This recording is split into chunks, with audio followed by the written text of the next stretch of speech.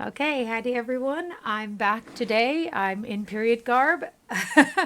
As I indicated to you yesterday, this is more 1100s. I will show you real quick. The one I had on yesterday, I will have on again. You have your... Welcome to my channel. Hi, you have your underdress, okay, that you wear for weeks on time sometimes. And the overdress, I need to have the overdress taken in. I haven't done, like I said, we were going to have a gathering right before Corona. I bought all my garb. And then Corona came and there was no point.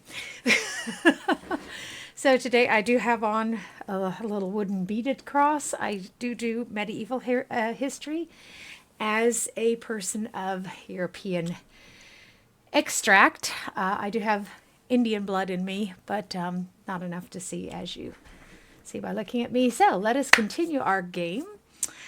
I did, by the way, put the streams together yesterday and post them. Oh, that's the shadow of this. I'm like, why is my face black on that side? That's really weird. And post them on my YouTube channel. I'm in the process of adding... Hi. Welcome to my channel. And welcome everyone. I hope you had a wonderful evening yesterday evening. Channel. We are starting a little bit later today, but we will stream 5 hours again. We streamed 5.5 hours yesterday. Hopefully my computer will hold out and not get stupid with us. But as I've said, I put the stream together. I'm in the process. I just finished editing it, and I will finish adding the chapters to yesterday's stream after the editing takes in YouTube. So let's go to this final battle here in Echocall. I feel a little bit more confident. Hopefully this will work out the way it did for me. I started a new character called Jonathan yesterday after I played with you and tried this through again, and I saw where my mistake was. I should have had the Tidecasters killed rather than given over to the Voices of Narot. That was our mistake in this one, but let's see if we can do it anyhow. They're here! Weapons up, and remember those no longer with us. Honor them with your courage and prowess. Fatebinder. We are proper warriors, are we not? This battle should remain between those of us specialized in dealing with death. Let the villagers go. They did not ask for this conflict. Okay, so let's tell them. I'm not here for slaughter. I prefer to talk. Common sense tells me not to trust an agent of Kairos, but Captain Florian wouldn't have returned to us alive if there wasn't some sincerity in your words. Okay, so she looks at us expectantly. Her soldiers stand ready, and the muffled cries and sobs of villagers fill the air. We're going to pick number 5. Run, all of you. And you'll have to deal with my allies when they arrive in force. We're going to severely lose loyalty with Barik and verse, and that's okay. Tarsai. Welcome okay, to so my let's channel. pick. Hi, welcome. Let's pick, and I did get my camera adjusted so you could see my garb a little bit better today. Let's pick.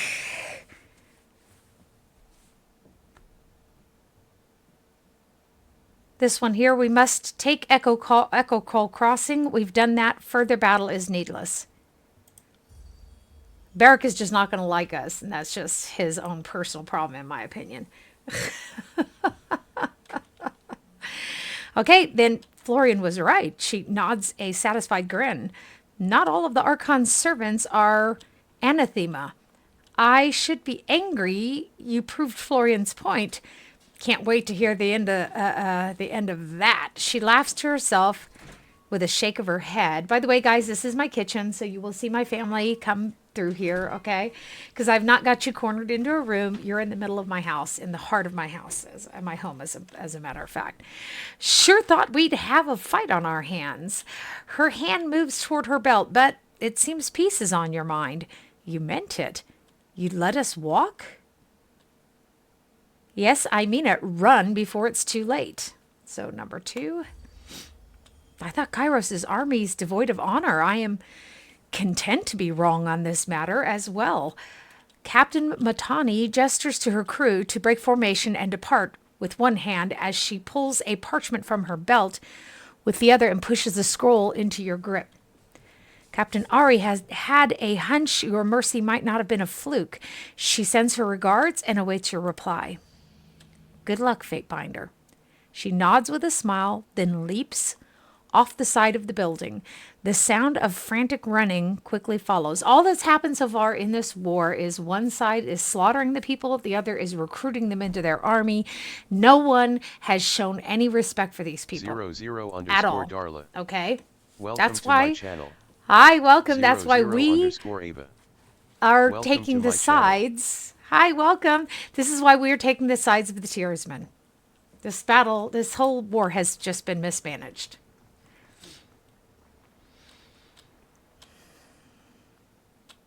Well done, Fatebinder. You bring honor to the court with your valor. Antonio slowly nods as he looks across the village. The captain, what became of her? She still draws breath. The voices of Nerat would be most intrigued to speak with her in detail. We're not going to lie. I let her go. Told her to send a warning to her friends that I'll be coming. That's not strictly true, but they don't give us a chance to tell the actual truth. Really? Bitterquip lifts an eyebrow, at first with a scowl, then upon reflection a smile. While I would have liked to take her back as a prisoner, perhaps we will be better served by her returning to her nest. There she will speak of what happened, tearing away at what little hope remains. We may have lost several of our number at the river, but we picked ourselves up and made this work. Antio nods to Bitterquip, a reluctant smile across his face, and then bows to you. May we always triumph. And what of this village? The locals could have trapped the houses. It's too risky to commandeer the site. He shrugs, his tone becoming matter of fact. We should burn the town. It'll cut off support, send a message, and the smoke signal will give the others a visible rallying point when crossing the Mittani. Did we just waste all of that blood and time capturing this place only to torch it all? Now, I adore the mystical power of fire in ways none of you could possibly understand. But even I think there's a time and place for arson. He's so funny. Fatefinder, kindly tell Antio he's free to burn his half of the village. The Scarlet Chorus would like to keep our half. The settlement should be preserved. That would only prove our point. These are competent fighters who are better put to work in Kairos' army. No boss who falls to a simple villager deserves to live anyway. That's a good point. The edict looms overhead. We have nothing better to do with our time. The disfavored warrior shakes his head in a huff and turns to his squad. Hear that? The chorus just made this town their headache. Now, start rounding up our gear. There's a lot to do before we rest. We still need to deal with the iron situation. A sensible decision, dear Fatebinder. If we hold the disfavor's pogrom of raised soil, that's a word I actually don't know. What will remain for us to rule? Okay, so seize this place. Search the homes. Take all that you can carry. Give each survivor a chance. At the voice's mercy, but to the ungrateful, be brutal. Unfortunately, I can't mitigate it more than that. Okay, Fatebinder, you've helped enough. The Iron Marshal has sent word to the Archons that the Archons are meeting at the Disfavored camp, and your presence is requested. You should make haste back to the camp. We'll take it from here. Okay. Now, some of you were with me the other day while I was streaming a completely different game. Well, it was Tyranny, but it was a different character. And I was showing you some of the amusing things that happen when you side with the voices of Nerat without equivocation. So here is, we found this box here. It says the crates have a small series of notches on the top left corner of each box. And scruffs on the ground suggest they were dragged from a nearby home. We have the ability to come here. Let's break the lock. I waste my lock picks. Now, you already know this, Sigil. So, we found iron here. Now, we want to be, again, we're trying to court the Tiersmen, so we want to be a little bit nicer than we would normally be. So, number one, I found forge buyer, you motherless monger. Get out. I found forge-bound iron in one of these barrels. You have a great deal to explain, old man. It's always the young pushing the old. I had no choice in the matter. Strange men appeared here a fortnight ago. They claimed to be supporters of Vendrien but I've never seen them before. He stamps his foot in a fit. I had no choice. These so-called freedom fighters threatened my life if I didn't comply. Then Matani showed up for the iron? Not exactly. She stumbled upon it, just like you did, when she was helping fortify the village for an attack like this. Now, that's really weird, isn't it? She was just as surprised, but she happily took it. So, the villagers forcing you to help the Vendrien guard, that doesn't make any sense. But the Vendrien guard doesn't seem to know that the iron was there. Have you been listening to a damn thing I've been saying, or have you been, or do you have shit for ears? That's exactly what I said. I don't want any part of this foolishness. Okay, so we'll just let them go. Like I said, we're trying to court their favor. They're really, these people didn't ask for Kairos to invade their lands and start killing their kin. It's just, Kairos just showed up and said, I'm better than you are, and so I'm going to take your land. I was like, the fuck? Okay, oh, we have quite a bit of stuff here we haven't collected yet, don't we? Let's collect this. It's not worth a lot, but, you know, hey. This is in the back corner of this building. I should have switched my brain on. No, yeah. We can't all be perfect. I sure as hell ain't. So, what I love is the people who treat me as if I think I am. And you're just like, just because I know something. And what I know, and what I don't know, I don't know. And I'm the first one to go, I don't know. That's not my area of expertise. Or I can't give you an intelligent answer to that because I just don't have enough information. But if I insist on what I do know, they get upset and go, you have to know everything. You always have to be right, don't you? You're like, go fuck yourself. Oh, yes. So just a second. Before we go do that, I have a missive, friend or foe. Okay, Fatebinder Kirsten. If you are reading this, we have lost the River Matani. Surrounded and without escape, we will fight to the death, but the common refrain we hear is Kairos wishes not to rule over a wasteland. Is there truth to this mantra, or is it another of the Overlord's lies? We wish to meet under the truce of a blue flag to discuss how serious the Overlord is in his mercy.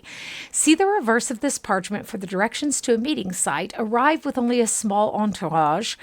Asking you to come alone is hardly fair, but if reinforcements are shadowing you, we will know. Okay, fair enough. And we will go to this secluded grove. And I am cutting the videos up into chapters, okay, to make it easier. The tree still smolders from the unquenched embers beneath the ground, no doubt due to the chorus's efforts to render the land unfarmable. Does this seem like the smartest way to conquer a people? To make the land where it can't sustain anyone anymore? This is just incredibly brutal. Now we have to make a decision also, folks. We need to decide, are we going to conquer these people in the name of Kairos? We haven't used our reputation points yet either, have we?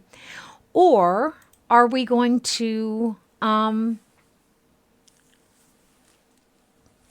make competition for Kairos, in essence? So what do we have here?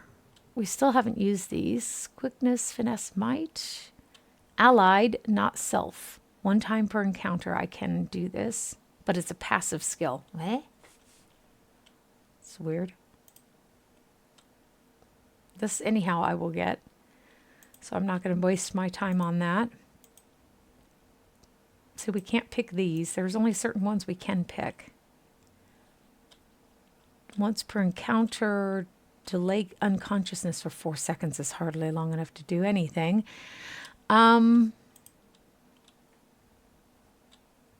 Unnerving presence. +1 armor. That is a truly passive bonus thingy. Minus 10. Okay. Cooldown 45 seconds. This one is...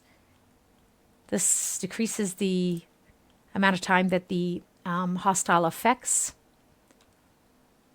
work on you. And again, I don't understand when they say passive, but it says once per encounter. I find that to be a wee bit confusing. Those are graven, the bled and marks things. We took him off his dead body, if I recall correctly, in the last playthrough. This is a new game plus, by the way, guys. So, okay, well, I'm going to wait on that anyhow. So that is the decision we need to make is, are we coming in Kairos' name or are we coming in our own name?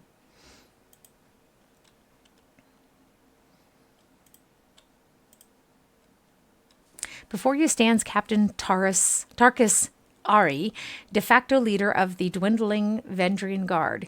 Short, sunburned, and agitated, even when standing still, her body is a compact sculpture of muscle and bone. Her face is short on symmetry thanks to the scars and dents of a dozen brushes with death.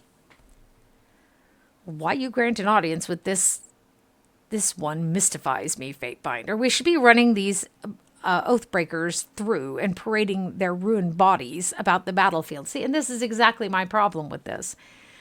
That's sheer brutality.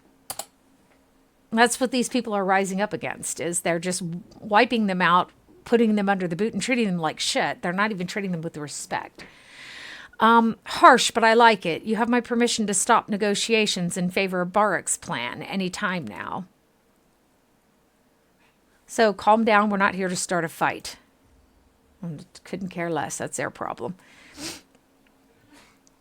God bless you, Fatebinder. A Peacebinder. Thank you for accepting my summons. Is such a... What a word. She points to a tattered swath of blue fabric hanging from her belt. The one tailor amongst us was too busy mending armor. I apologize for the tears, most underwhelming blue flag. Just a second. Take care of this for a second.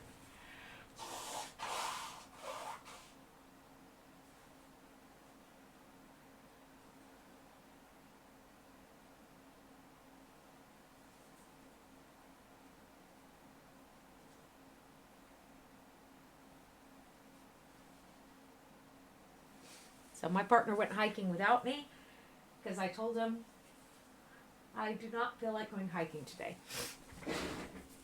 Besides which, I already scheduled a stream, so to speak. Okay. I am Captain Tarkus, Ari of the Vendrien Guard, Fatebinder. You may work for the enemy, but your actions are tinged with honor, mercy, and even a shred of respect for the tears. After much debate, we agreed that we should take the risk and meet you in person. I'll be impressed if this is some clever ruse. Less so if we truly mean to steer our loyalties away from the two indomitable armies that support us. And more importantly, pay well. Just a second, I want to see something. This seems to have reset the desktop audio a wee bit. It's not desirable. Okay, in accordance with ancient customs north and south, I offer and request a delay of blades. Okay, I think that what we're going to do is we're going to have them surrender to us, and I think we're going to fight against Kairos because I'm not even remotely impressed by turning your eye to a people who have done nothing to you and then brutally oppressing them. I really don't think that that's okay. So, spare the formalities. Why have you called me here? This is the only one that is just... See, I'm as emissary of Kairos. No. Now that I have you here, perhaps you'd like to surrender and make it easy on yourselves. No. So, what do you want? Our little stand is nearing its end. Had we been taking wagers, I'd have given us 2 weeks at best. Miraculously, we have lasted 2 spans. Though I doubt Kairos's historians will mention these details, no doubt the record will describe us as a footnote. But we never assumed we'd successfully carve out our own free realm out of Kairos's claim. We're brave, not stupid. No, we did this knowing we'd all perish, but in doing so, set an example that might catch on like wildfire. The captain clears her throat, turning red as she speaks. However, now we have a chance to send our message of resistance throughout the tiers. You are the missing thread in the tapestry. Okay, I think we both know where this is going, so just say it. Brutal but effective. Fine. The captain clears her throat. My feet are cold, so put my house slippers on here. My house slippers are beautiful affair. Those are my normal house slippers. The Vendrien Guard would like your help in ridding the Disfavored and the Scarlet Chorus from our valley. Or ridding our valley of them. We know of Kairos's edict, and we know it to be a death sentence hovering over all currently sealed in the Vendrian's Well Valley. How could they possibly know if someone hadn't told them? I blame the voices of Narot. Well, he would, wouldn't he? Nothing requires us to stomach his treachery a moment longer. You've grown paranoid since I last saw you. Is that helmet adding too much pressure to your skull, perhaps? And we've since learned 2 important details. We know Ascension Hall must be taken by an agent of Kairos, and we know all in the valley will perish if this doesn't happen. She shakes her head, turning pale as she does. We were right to fear the Overlord. If Kairos's armies kill us, we die. If we kill Kairos's armies, we die. Charming dilemma we've been given.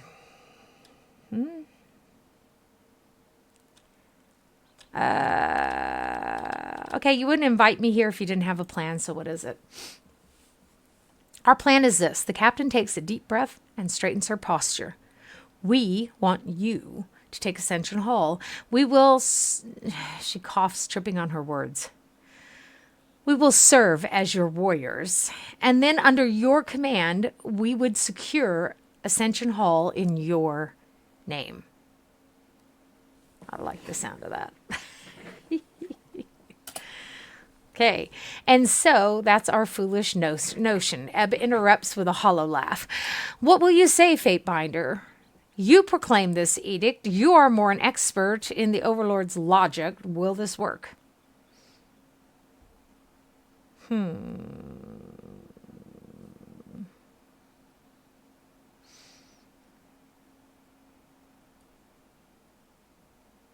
So I just proclaimed the edict. The Overlord does not share such secrets and details with me. I see. The color drains from her face. Then what hope have we? Hopeless or not, it's a plan better than no plan. And then I guess the next question is the all-important one. She takes a deep breath, straightening her posture. Fatebinder, you have shown us mercy, the likes of which we haven't seen since Kairos's forces crossed the gates of judgment. It is wrong to say join us, but rather, Fatebinder Kirsten, will you accept us as your vassals, your sworn deputies? Officers? What does one call a servant of the Fatebinder? The term is yeoman warder. The modern court uses deputy or officer. Either way, I will accept your vow of fealty. Okay, I asked total dedication of my warriors, and so it's only fitting I be willing to offer you the same. She nods with vigor. If the worst comes to pass, I think we would all be happier sworn to you than to the voices of Narot. I, Tarkus Ari, pledge to you my service, loyalty, and life. The captain falls to her knees and bows with a flourish. The other warriors present follow suit, each supplicating themselves before you, reciting their names and pledges of fealty. By the way, I chose this route because anybody can play this siding either with the Disfavored or with the Scarlet Chorus, but this is a little subtler route that you kind of have to know how to get to. Once all the soldiers have bowed, a hush comes over the gathering, and only the Tidecaster remains, standing apart from the soldiers, her posture diffident. I'm not going to ruin this little lovely party. I'll offer you my aid, but the secrets of the Tidecasters are understood by the voices of Nerat, and I know you could have stopped it. You will have my aid, but never my forgiveness. That's because we've screwed up during the conquest. Because my character Jonathan that you saw, he didn't do that. So. Okay, if that is all, await my arrival at Ascension Hall. Excellent. Return to the camps, see what sort of chaos you can ferment, and meet us back at the Citadel. Hard to miss. She points to the vertical line in the horizon, or on the horizon, the mountain spire at the center of the valley. Just walk toward the giant, obvious landmark. Until we meet again. The captain nods to you, bowing slightly. His quill finally comes to rest. Lantry looks up from his scrolls of notes. Oh, thank you. Now I have their side of the story. A good chronicle chapter has as many of those as possible, which usually means one. Okay. A gesture as strange as any I've seen. You received their loyalty, but they aren't fighting for the Scarlet Chorus yet. I may have a thing or two to learn about compromise. Don't place too much faith in the hands of these Southerners. I think that as a Southerner myself, from the United States, that this game, it rubs me the wrong way when that kind of shit comes up, you know? They will turn on us as surely as they did the last time they bent the knee. Well, he can kiss my derriere. Okay, so here's there's where we are with Barik. So pretty soon we'll have this one. I've had it where I've had maximum fear and loyalty from my followers. It's actually pretty fun to do. And Eb's probably going to be one of those cases, but yeah, we'll see. We're doing pretty well with her. We've just got to get this up higher than this. And we will do that. So, let us go turn in our various tasks that we had to perform. And I think that the opera has like a gazillion processes. Obviously, that's an exaggeration. But it has an awful lot of processes running in the background. And so I think that when I have my text-to speech on, which requires the opera to be open, that is a lot of the problem. Ooh, bodies strewn everywhere. And primarily disfavored, right?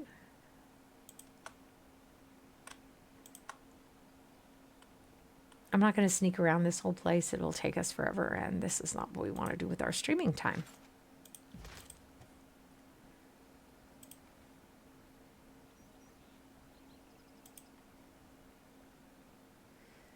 So the bunny rabbits, by the way, are still locked up. My little girl was very bad. She's probably going to end up going back downstairs. She just pissed all over the place during the night. She didn't used to be that way. I'm trying to decide how many chances to give them. Let's go turn in our tasks at the Scarlet Chorus Camp first. Because it makes sense. I just want to see something. Do I have the random encounters turned on?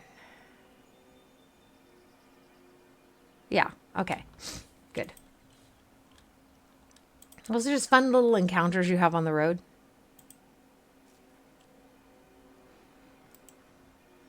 I definitely, in my stream, when I was going back, redoing things in my stream, I saw specifically that I changed that formation. But it must have crashed and we had to reload, I guess. Did we get to punch her yet? Fatebinder. Okay, I guess we've already punched her. And told her if she ever does anything like that to us again, we will end her life. So this little feller here, you want to talk to him? Excuse me. Let me get a part of an allergy pill here because my allergies seem to be going absolutely incredibly haywire this morning. As I said, I have to have my overdress tailored. So taken in, altered. It was made for someone approximately a foot taller than me. Which, to be fair about it, my girth is more suitable for someone about a foot taller than me. But I am working on that. Okay. Hike my skirts up here to get back. And anyone who does wear a dress, don't forget, no matter how long or short your dress is, if you don't want to rip it at the seams or put a lot of wear and tear on it, you need to hike your skirt up slightly when you sit.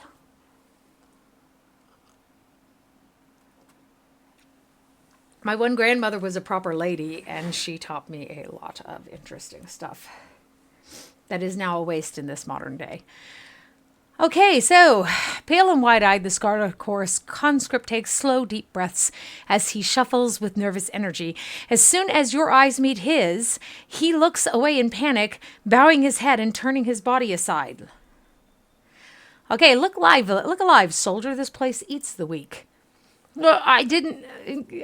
He turns to face you, but refuses to meet your gaze. His body tenses, his chest puffing forward. Yes, Captain.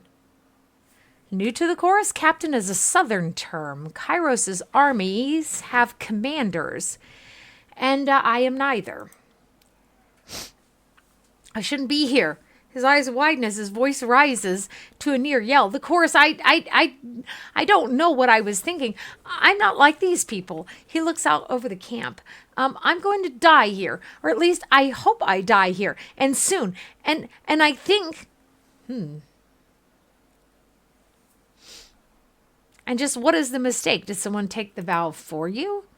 No, but I was forced to take the vow. They slew my paw right in front of me and then told me I was next if I didn't join the chorus. I've never served in the village watch. I didn't know it'd be like this. Whoa. Never served in the watch. How old are you, boy? How old? A startled look crosses his face. Paul said I was born in 418, so that makes me... He lifts up his fingers to count, though the gesture seems entirely an act, and he trails off, mumbling incoherently.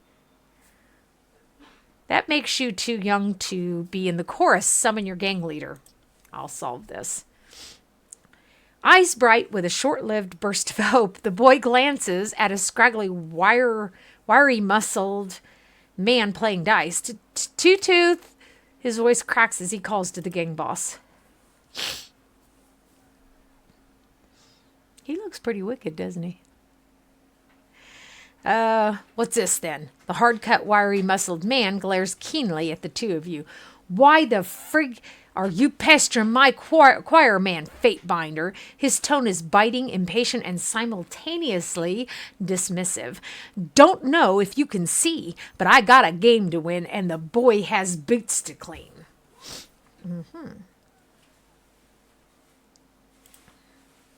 Vittles shrinks in on himself, and there's nowhere for him to go. But there's nowhere for him to go. He looks to you pleadingly and says nothing. This boy, is he of proper age? Proper fighting age? The gang boss grasps the lad's shoulders hard and pulls him closer, ignoring the boy's stifled cry. The boy's strong enough to swing a sword, so he's old enough to fight. You are aware that under Narat's own law, honor and guard the young. This boy is exempt from the battlefield. I'm aware of the camp rules, but the age of majority is 15. Take a look at this brat and tell me he's not. Just because he's a lily liver doesn't make him a babe. Okay. Southern tradition requires all non-seafaring men to take arms for their village watch at 15, upon their 15th year of their name. What?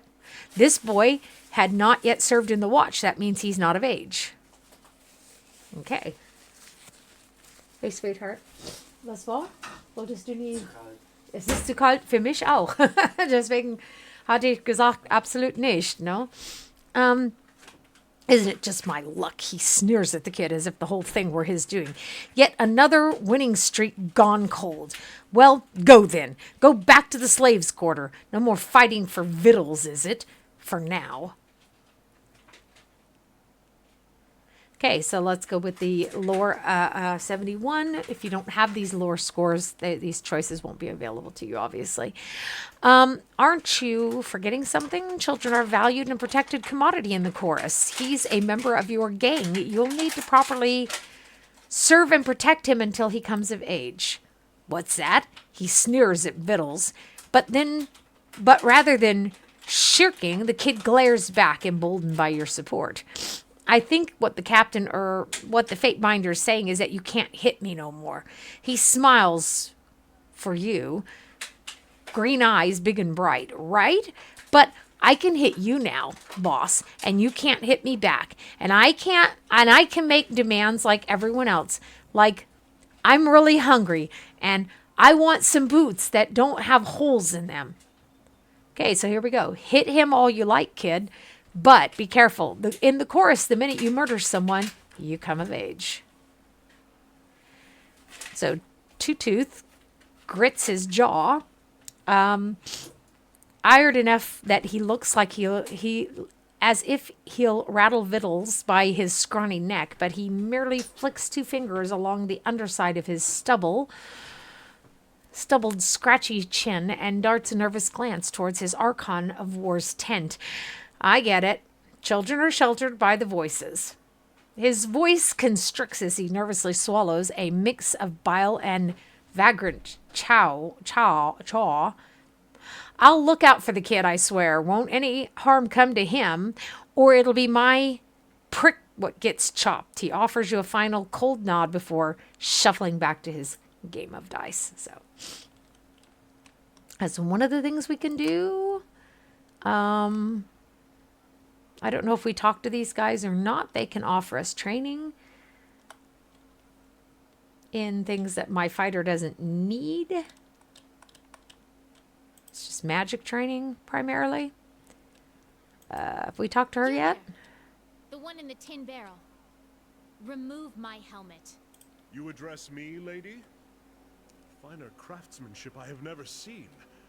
You wish the helmet removed?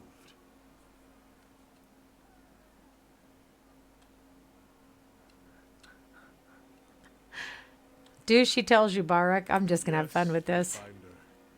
I am the Archon's instrument, the devoted envoy of her beautiful song.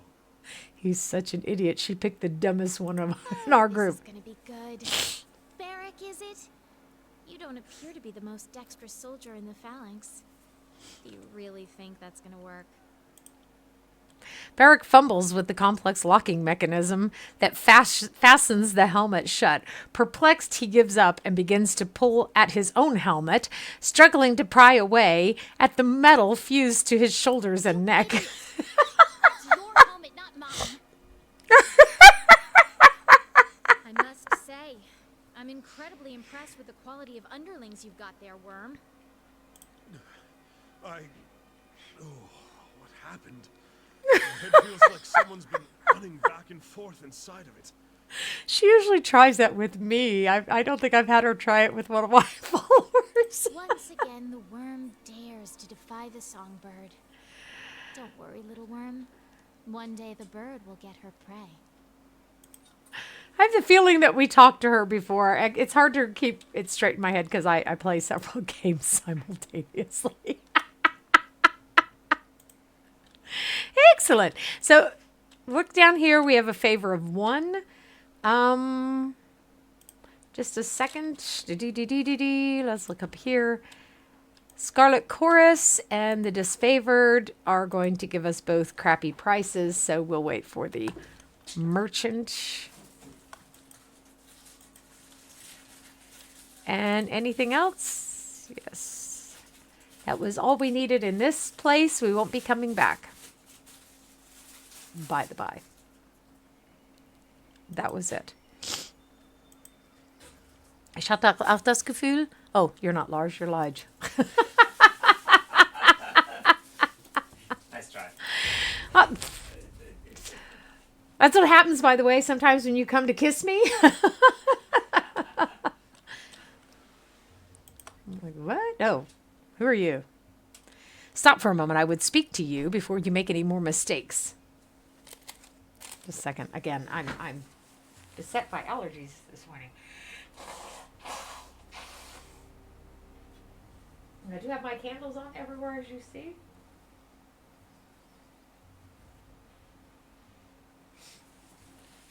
So, I apologize. Does this dress make me look fat? Yes, it does. So, Barik rubs his helmet roughly over the bridge of his nose. And we've just seen he's not the brightest bulb in the patch. Something on your mind, big guy, or has all that iron and bronze finally tired you out? Fatebinder, I can't claim to understand your motives or your reasoning. The Oathbreakers and the Scarlet Chorus are to blame for the problems of this siege. And you seem to think that sponsoring this chaos will somehow solve it. He sees it from a very, very different perspective than I do. And this is what happens in real life. And I've seen this over and over again. As you get older, you will start to recognize this too. You think everyone sees things from your perspective and they just don't. Okay? He thinks that this is all about taking the Vendrien as well. And for me, it's about their utter lack of respect for these people that they are claiming to want to bring their laws to, you know. I would strongly urge you to turn your back on these friends of yours and throw your support behind the Disfavored. So, right here. Don't presume to tell me what to do, Barik. Let's move on. I'm telling you to remember what you were sent here to accomplish in the first place. How is that? Barik trails off, shaking with subdued rage. Hey, careful there. You'll pass out if you keep breathing like that. Verse has a playful tone, but there's genuine concern behind it. You know what? Forget I said anything. You're blind to wisdom and deaf to good advice. If by random chance we happen to survive past the Day of Swords, I'll be sure to report you to Ash, Tunon, and any other soldier who will listen, because your recklessness and treachery cannot be allowed to pollute our mission. Barik crosses his arms and says no more. So, see, it didn't take much to reach this point. A powerful attack that traps nearby enemies in a twisted spire of rock, petrifying them for a short time. Sadly, we won't have Barik in our party long enough to enjoy it. Because Ebb is worth 500 times more in my not so humble opinion. Not even remotely humble opinion. So let's go talk to him. Oh, Pop-Tart smell. Here it is. Good thing the Oathbreakers didn't get their hands on much. Okay, I can't tell you what this means to have it back in our hands. I'll make sure to tell my superiors about what you've done for the Legion. Okay, so we gain average favor with the Disfavored. Okay, we're not really... All he has is a bunch of junk in our... It's not really... We're the New Game Plus, we have a lot better stuff. So we already spoke to him. Yes, no, maybe?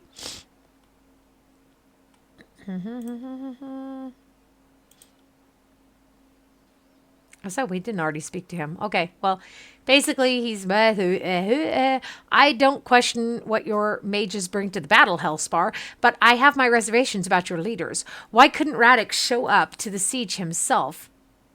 I haven't touched my... I think somebody's might be same frequency.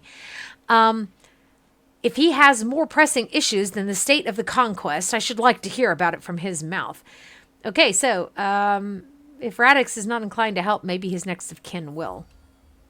I hate to upset the chain of command during a time of war, perhaps Radek's brother can convince him to remember his duty. Fatebinder, I thank you for your part, the part you've played. You didn't have to risk yourself, but you did all the same. See, we're gaining a lot of favor here with the disfavored.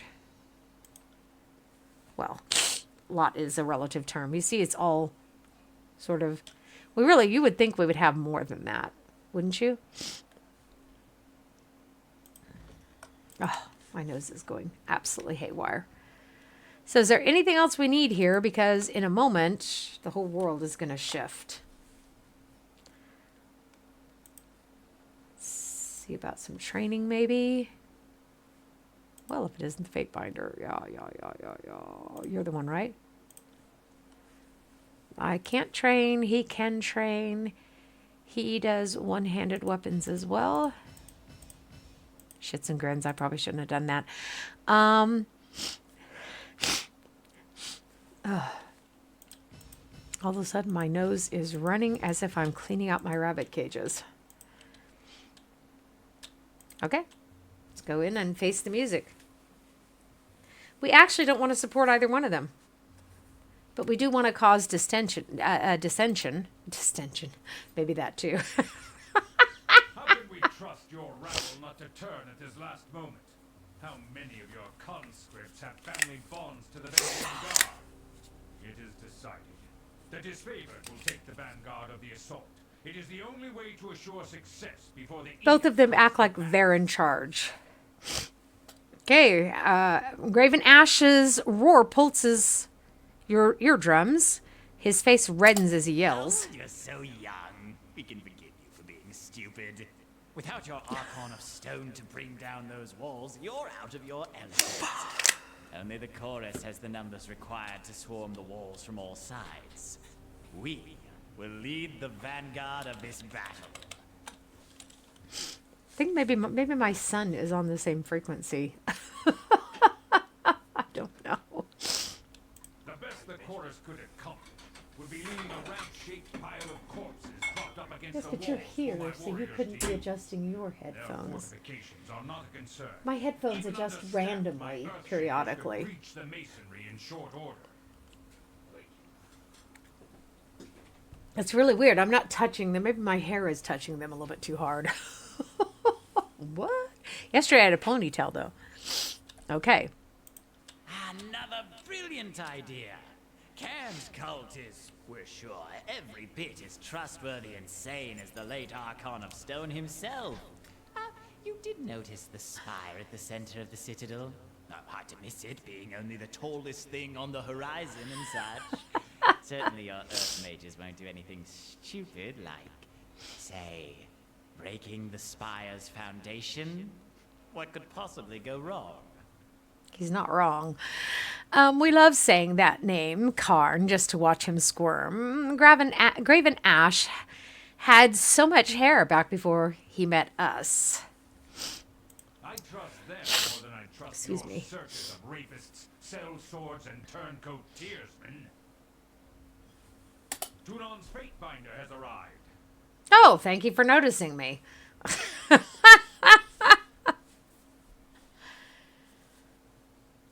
So, done bickering? Us? Never. How else will we keep each other at the top of our crafts?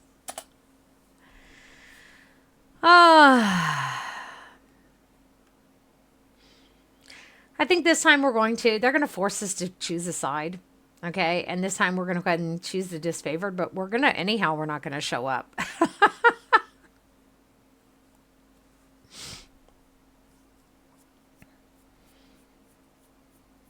So,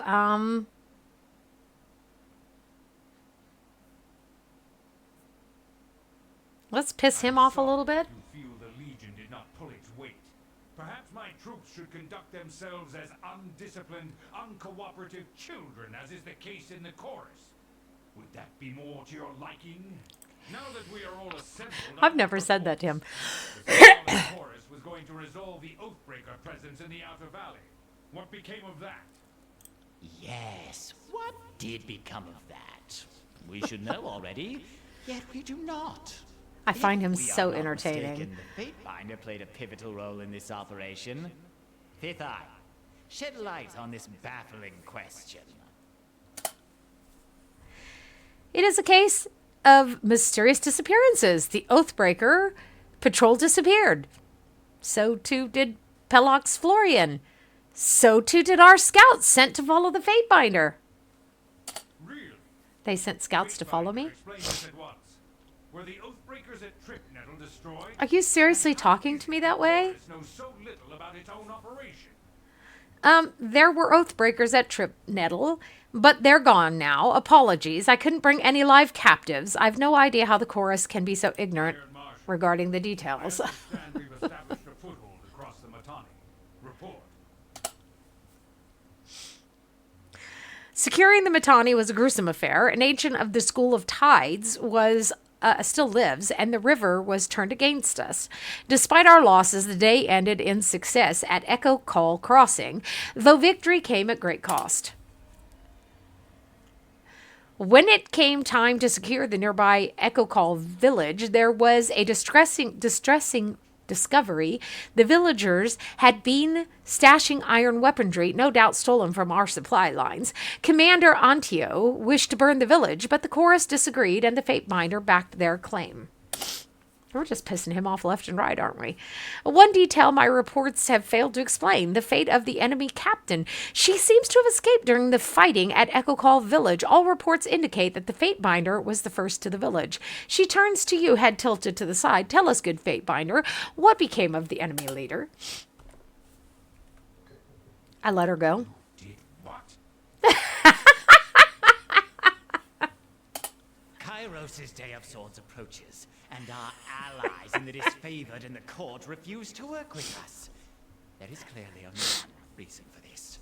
Graven Ash and Tunon have allied against us. You conspire to rob us of our deserved glory. Let's see what he says now.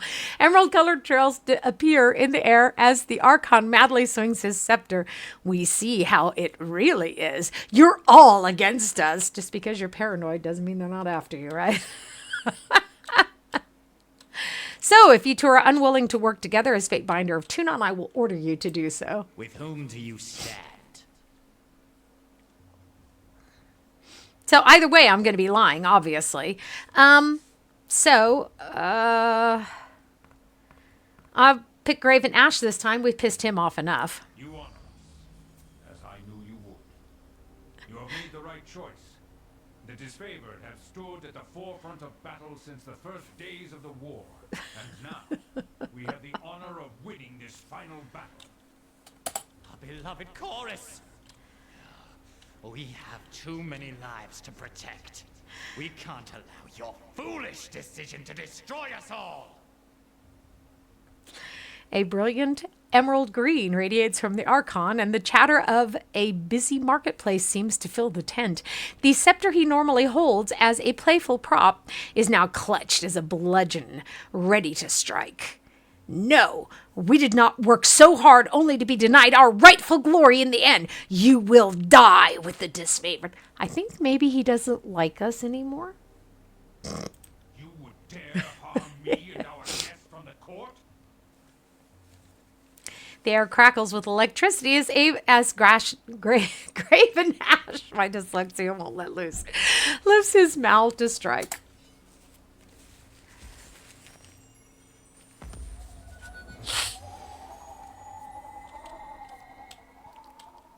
By Kairos' word, this Oh, good gad. is war. How Who did did he it just come kill? to this?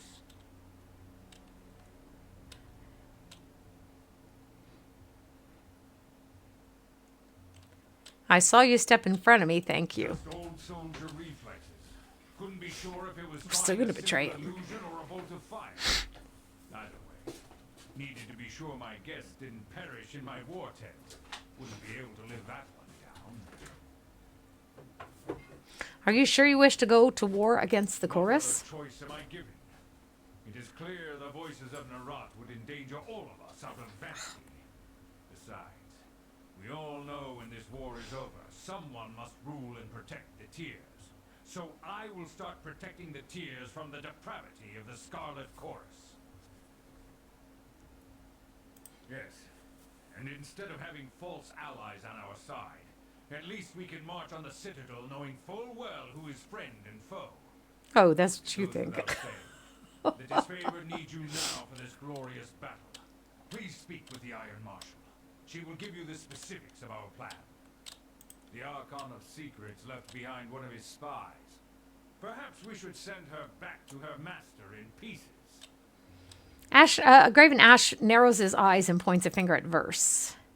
Barik's armor makes a discordant sound of iron bending under pressure. Everyone assembled in the room looks at him. Something to say, Barik? Ash passes his stone shield a confused look. Nothing at present, Archon. Forgive the interruption. Barik looks to you with a vague hope in his otherwise impersonal stare.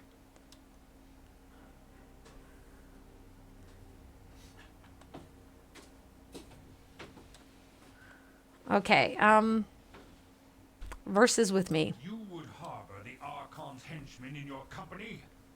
This is She's a very useful ally. I cannot stand for it. Okay, you can and you will. She's necessary to my work, which puts her under the court's protection.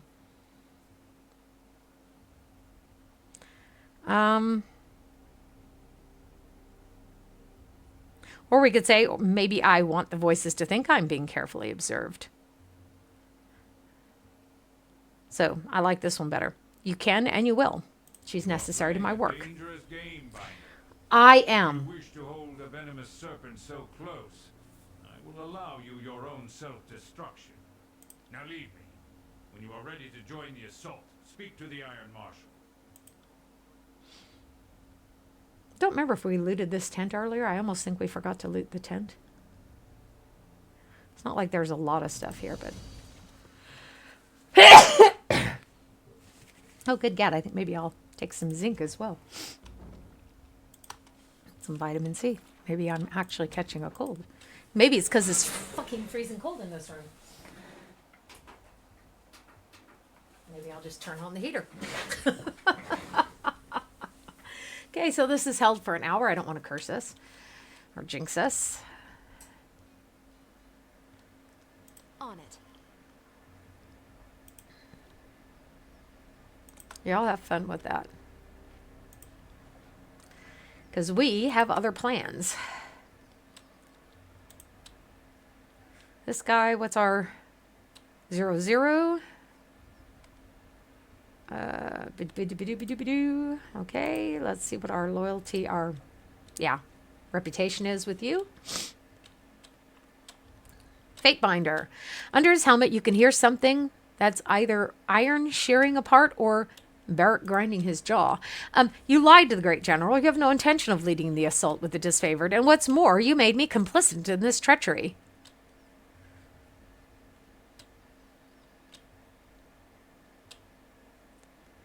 I have a war to win. I don't have time for this. Or what's the problem again? How can you... A flurry of rust escapes one of the many seams in Barik's armor. You betrayed the Disfavored to our faces, and you expect me to join you in a fight against my countrymen.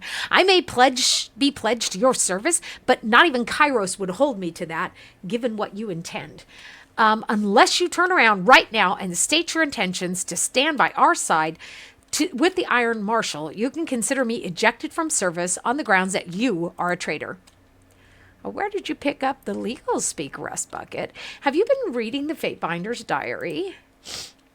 He regards you with an intense glare, awaiting a response.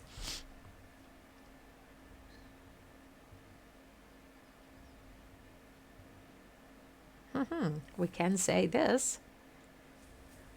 We fought in Stalwart together. You trusted me then.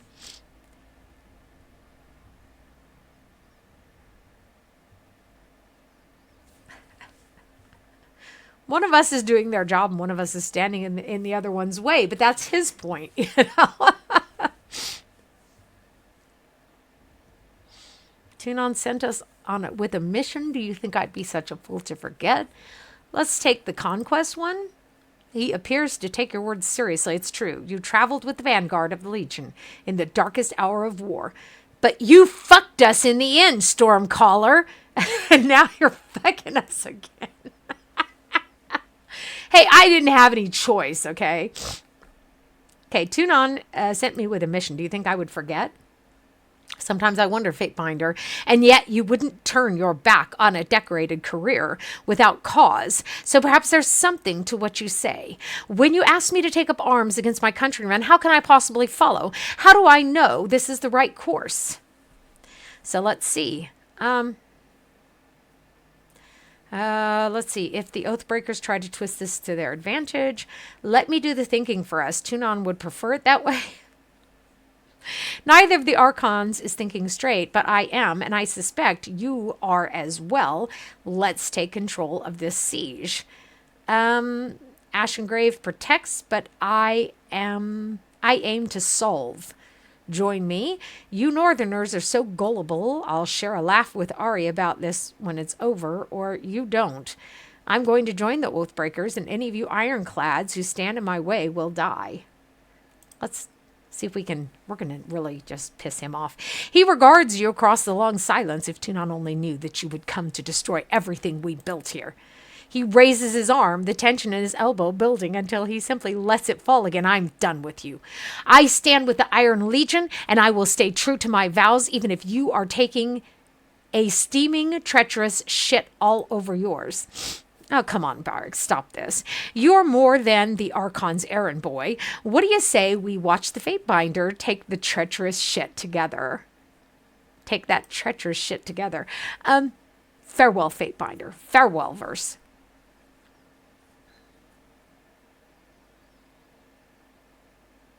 Say nothing. We don't really need him anyhow. We don't want him either, to be frank about it. The guy's a fool. Okay, so be more subtle in the future. So let's see your wares. What's our thing with him? It's better than the other guy. I want to offload some shit here. Seriously. Okay, so we just keep picking up more and more junk here. Eventually we will get rid of all of this, but for the moment, let's just get rid of some of the more obvious junk. What was that?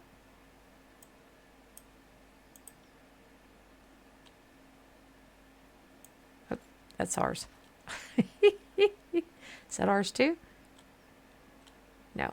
Okay, everything else is not ours. That's cool. Usually I leave our stuff on our characters so that I see it. I have failed to do that this time.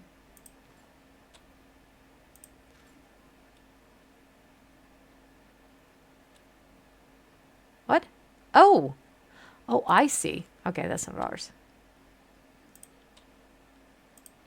Especially this broken stuff here. We don't need to carry that around. All right? This is not really worth anything. We already know this one. We already know this one. So.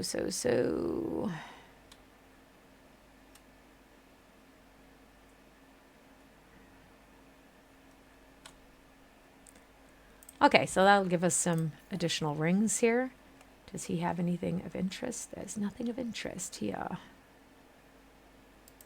Hero's insignia.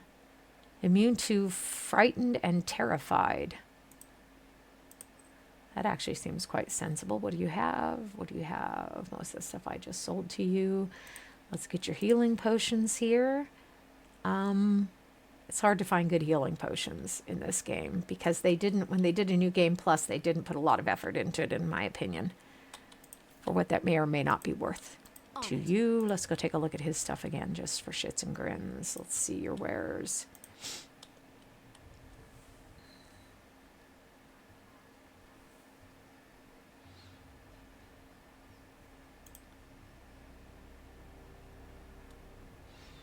Her Gut Seeker is just... Bloodthirsty is good. Maybe not. Okay, so let's move on. Don't forget, we will not be able to come back to this place.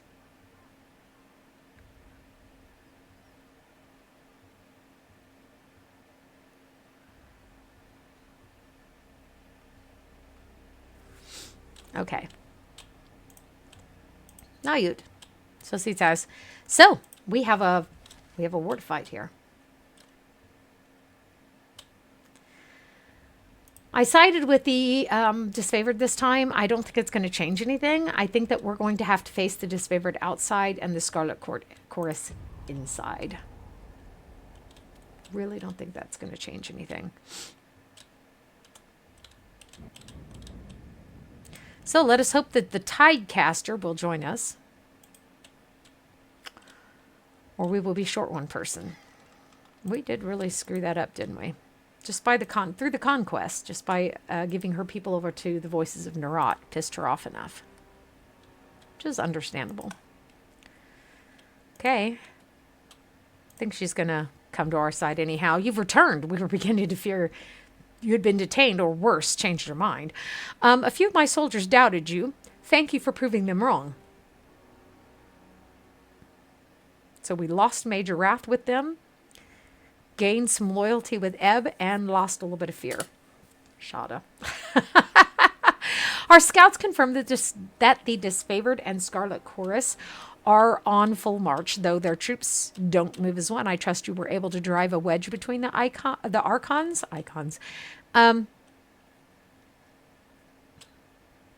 So neither Archon would let the other have the glory of killing you. They declared war rather than work together. Ha!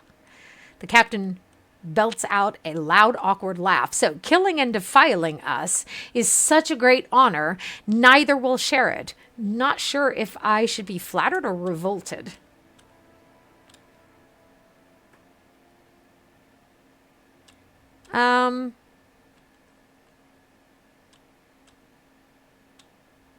What?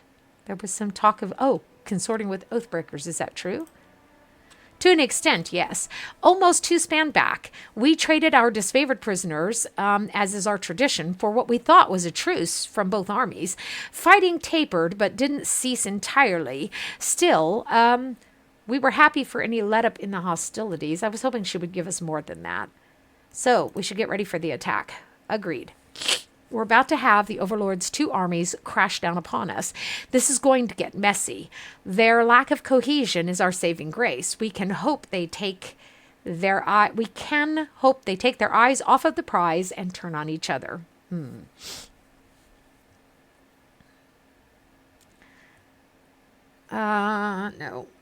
Let's not get ahead of ourselves.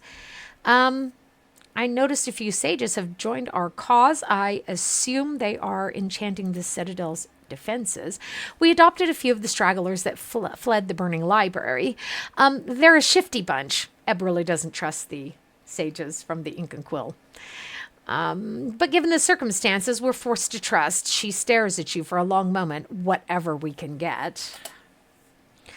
The sages have earned their keep by helping us mend the walls of this old joke of a fort. She points out to the Citadel's masonry. This place looks even worse before they started working. Their little signals. Okay, sigils, darling. They're called sigils.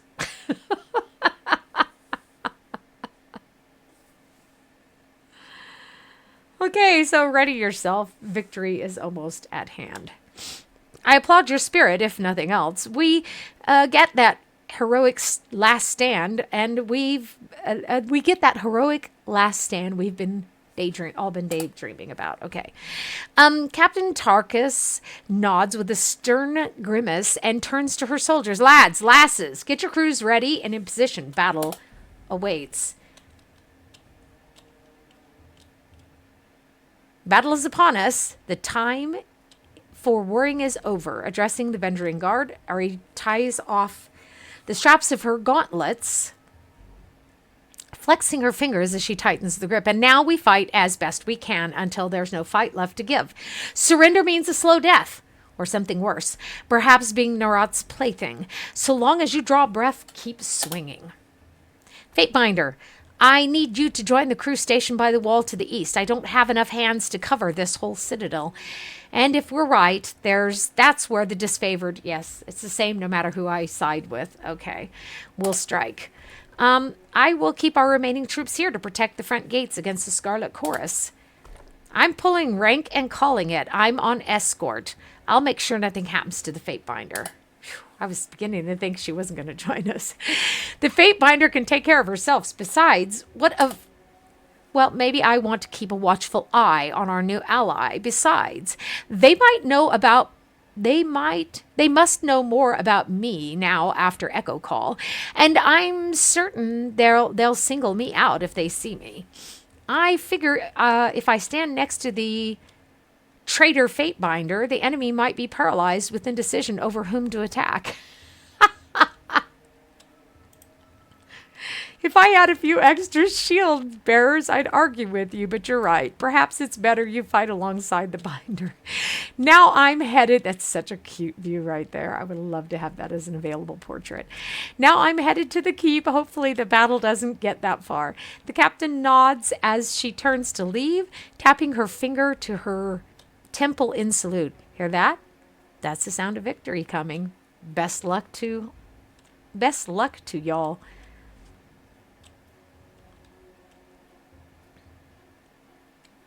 Good.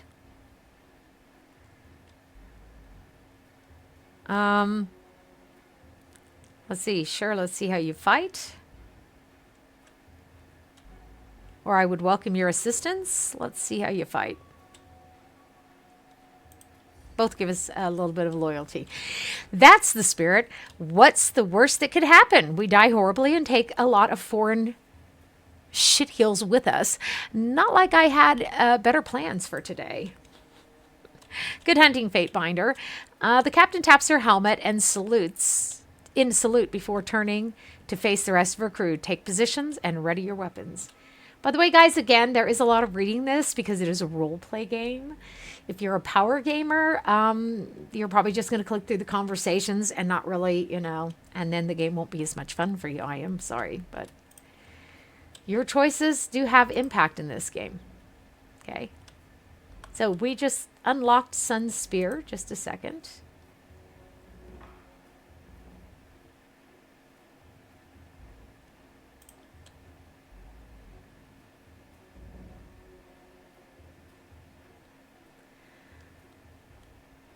Looks like that's not something we're going to be able to. Oh, we can. What do we want to replace? Warrior's Respite, Shadow's Embrace, Energy Shield. Wow. I guess we'll just have to keep in mind. We just don't have enough slots is the problem. Okay, let's bring Ebb up. She has 13 points. So she was first level. We'll be bringing her up to 14th. How wonderful for us. So one of the most important things is her ability cooldown, her spell strength, her accuracy. This is nice to have. Her strength is not really even remotely important, to be frank about it.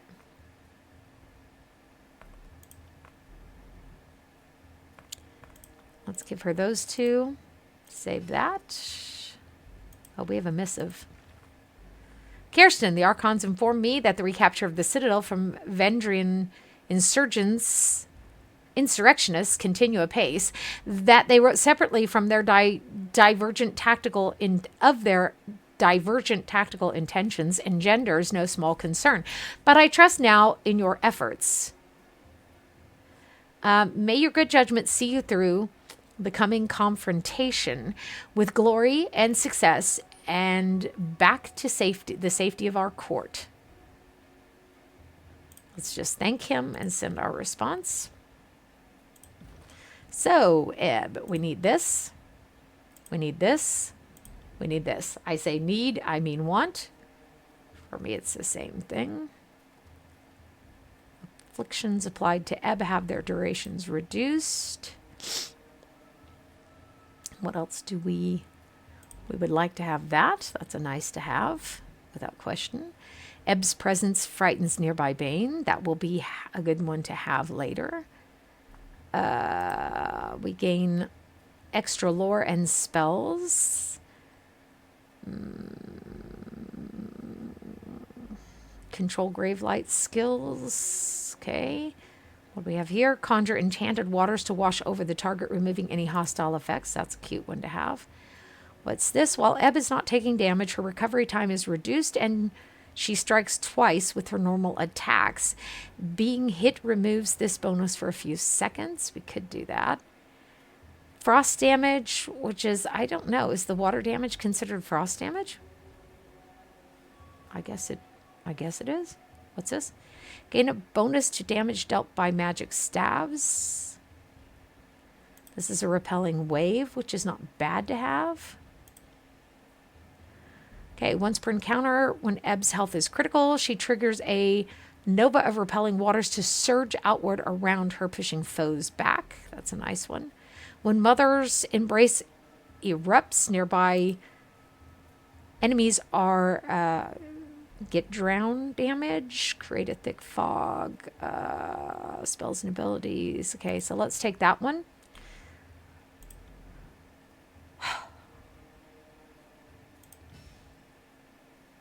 You see, that makes Eb a force to be reckoned with. Now, I need to put these into a certain order because I'm used to having them in a certain order.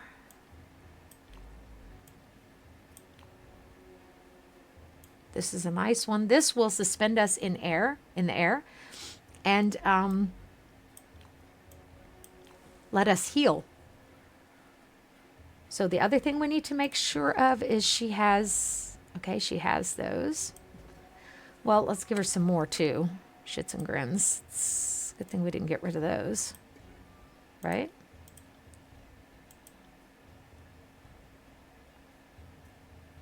Six, two, none, and... We'll give her... You know what? Just a second. She has... Oh, she has 6 of those. She has 2. Let's give her this 5, and we'll give... Eb the other 3. And then we need to come here and we need to pull this here, okay? So that she has that available while we're in battle. Let's check the spells real quick. She has a ton of other spells she could have. Let's see, what does she have actually? See if we can create something better than what she currently has.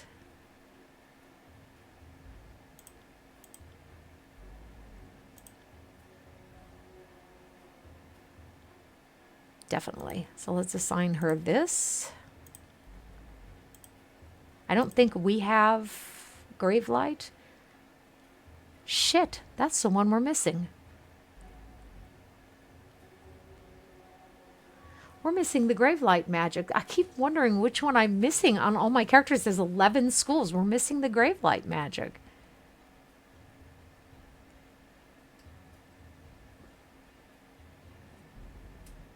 Maybe if we bring her up high enough, we can get her to teach us.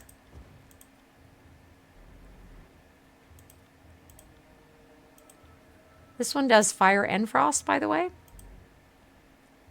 Which is how come me to choose that. Now, there is healing. We want her to be able to heal herself if no one else. 95 will make it where she cannot actually range it. We could make it range it, and then she would be able to heal other people with it as well. Okay. And what else? The stone is a lot of fun.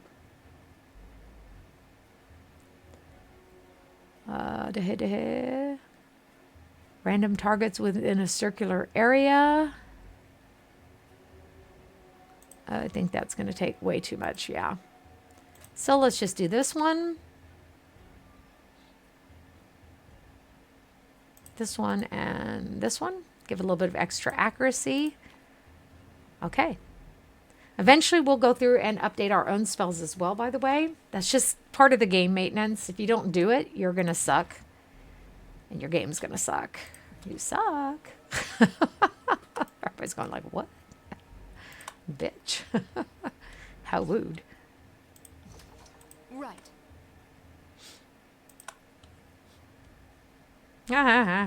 Sucker. Sadly, it doesn't help us to do this. What's going to happen every single time that you do this? You'll go and you'll fight the Disfavored. And then when you come back, the Scarlet Chorus, I don't like this about games, by the way. This is to any devs out there who might happen to see this. It feels like force. No matter, we're not allowed to do anything. The Scarlet Chorus will run through. We can't attack them at that point. They'll run through and run into the fucking fortress. Okay? And it's something that really annoys me about games is you have no chance. You just have no fucking chance. And every game does it. They force shit on you. Because it's part of how they've conceptualized their own storyline. Because Windows doesn't actually give a fuck about us. Okay, so let's move on. Microsoft really doesn't they don't care about their customers. Most of the corporations don't nowadays, and they show us that. This is going to be a bitch. The Iron Marshal is who we need to take out first, by the way, in this fight. If we do anything else, we're going to be, it's like masturbation. And actually, I think at first we don't have that choice. Who's this? This is Iron Walker. So let's take these guys out first. Oh, shit. We didn't do Ebb yet. So as I said, this is one of the most important things here. Spell strength, accuracy is also of interest to us. We'll put a couple more here. Save that. Go over here. We gave her this for sure.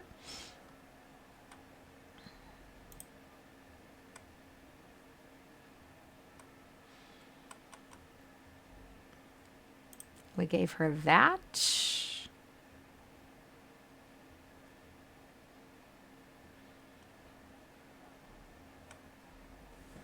Shit, all the spells we gave her is gone too.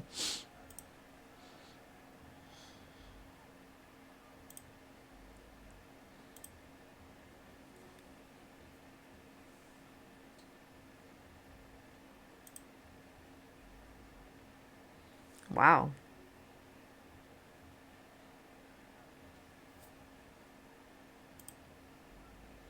That's probably different than what we did last time, but we'll just do that. And as I've said, that's kind of frustrating for me because we did all those spells for her too. Let's see if we can even do the spells because technically we are in battle. That's what I thought. See? Shit. It means we're going to be doing these entire battles without the benefit of those spells. Again, I need to rearrange these or I won't be able to find anything. I don't know if y'all are like that, but that's exactly how I am. If the order gets changed, I can't find anything.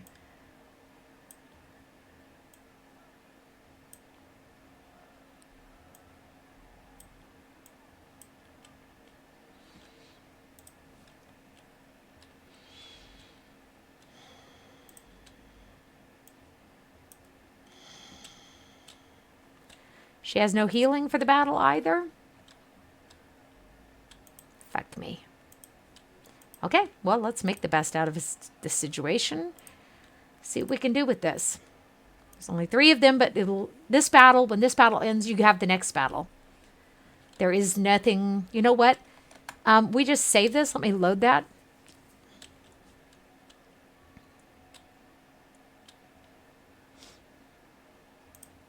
Let me load that because we really need her spells. She needs healing. We're not going to be able to do that like that.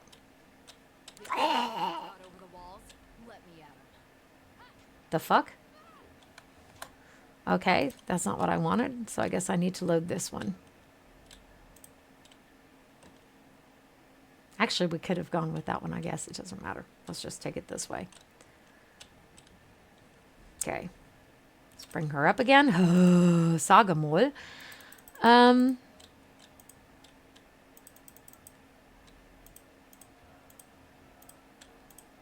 Looks good.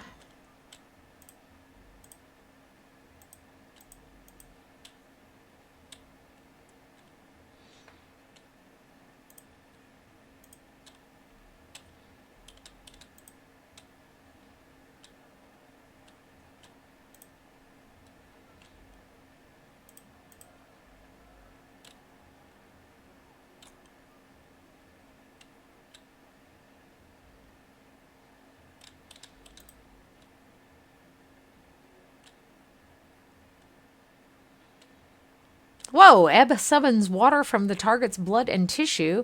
It then erupts out of them. Oh, I like that. Oh my goodness. Seriously? We'll take that instead. Answer the missive. Thank him. Yes, thank you, thank you. Thank you very much. We want her to have a healing spell for sure.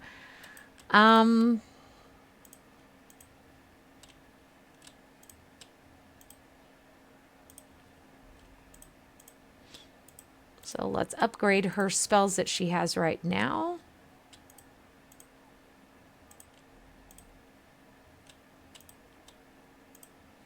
We don't have this one, so we can't upgrade it. We need to see if we can get her to teach us that. That's what I was saying before.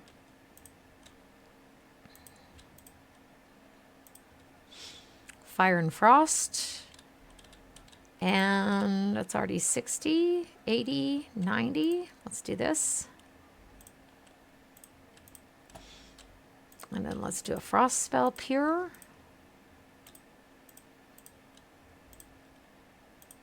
Okay, so that at least gives her spells. We gave her Stone last time. That's okay. So it's going to save as soon as we walk through here. Oh, we still need to make sure she has healing. Again, let's take this here. This here. Put this on her. Oh, yes, and I forgot about that. Regenerating. So let's take this off. Give her the regenerating. This is purifying. What does she have? Nothing. Sagamore. Okay. Is that everything? Yine. That's everything. Okay, let's go. Vamos. Давай. Loose gates. Yes, I see that. Thank you. And when their Earthshakers come through, the Iron Marshal will be with them. Oh, fuck me.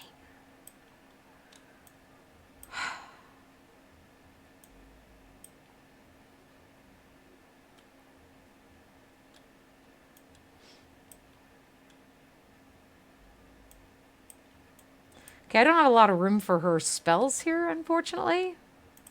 Or maybe fortunately. But we know she has spells, so that's okay. Let's get them. Okay, we need to... Oh, hi! Thanks for the follow. Hi, and welcome everyone, by the way. I don't have my text-to-speech reader on, so I can't see when people jump in. Hi, thanks. That always gets me. So glad you've joined us. Oh, wow.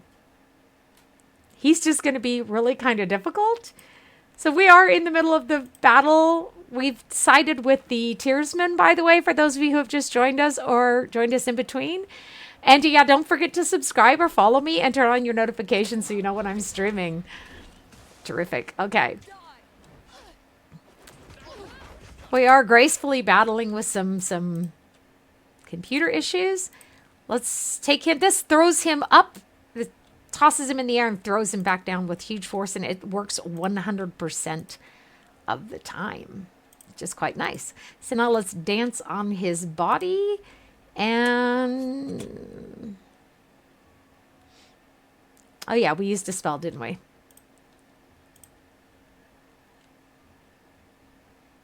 So let's take him down first.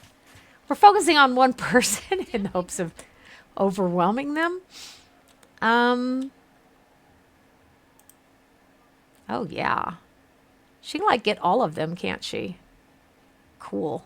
Okay, let's go for that.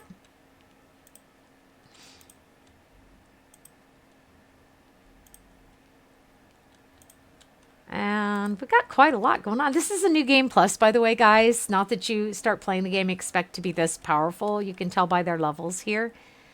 Okay, that they are much more powerful than what they normally would be. She hasn't quite...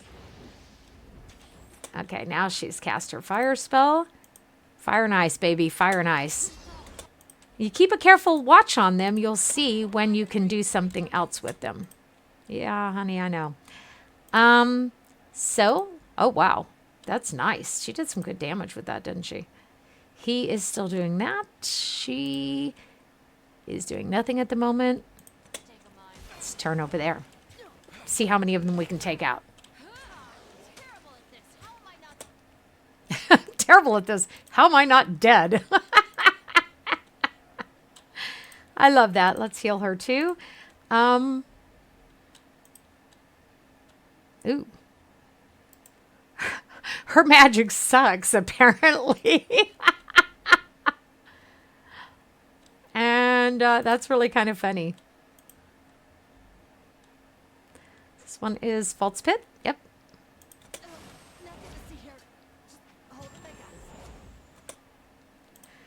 Well, we got her guts back in. There's that. Let's use this. Oh, excellent.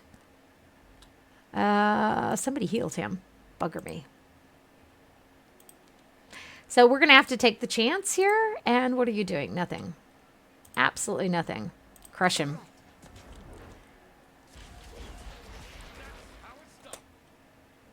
We're going to end up killing her before we kill anyone else, it looks like. So, Phantom Bolt. Excellent. Okay, so let's get this going. Let's dance on his head. We seem to keep fighting against him, and yet we don't seem to be. Somebody is healing them. Excellent. Okay, there we go.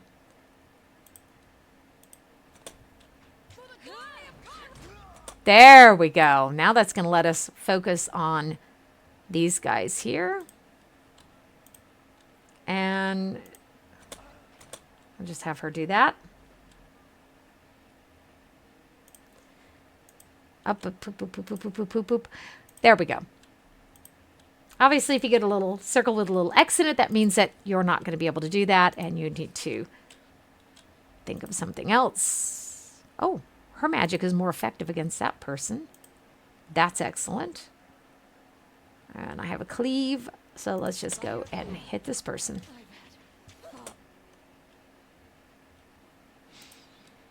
You know, I feel like she is just doing nothing, but they're just all attacking her. And so, we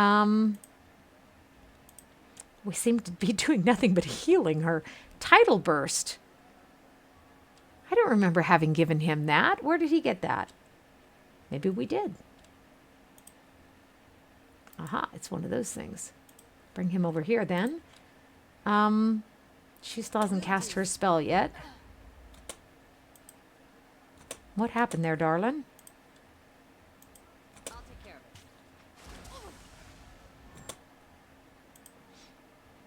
of it. I wanted him here for a reason. Okay. Let's use this again.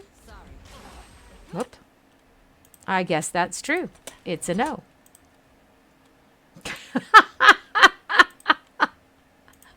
No means no. It doesn't mean maybe. It doesn't mean take me, I'm yours.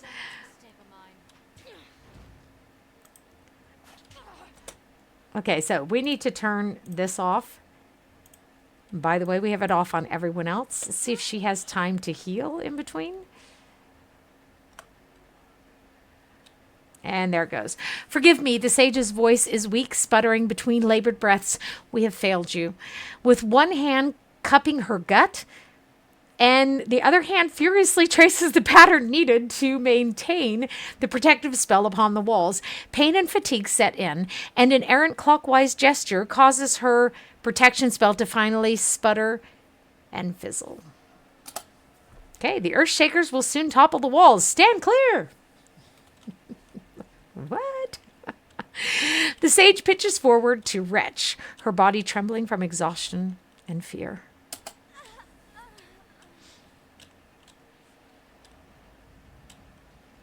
So I make 4. There's the Iron Marshal with her sword on her back.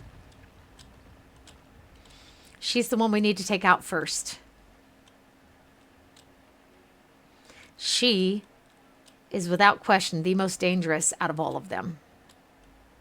The Fate Binder, siding with the lowly Tearsman. What in the name of Kairos are you thinking? Okay, so the Tears aren't as savage as you think.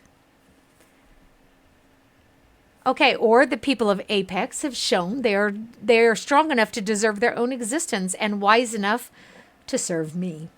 I like that one. Let's pick number 4. So, the Tearsmen have seduced you to their hopeless cause. Well, why didn't you just tell me you were a sucker for primitive half-wits and their sob stories? Bitch.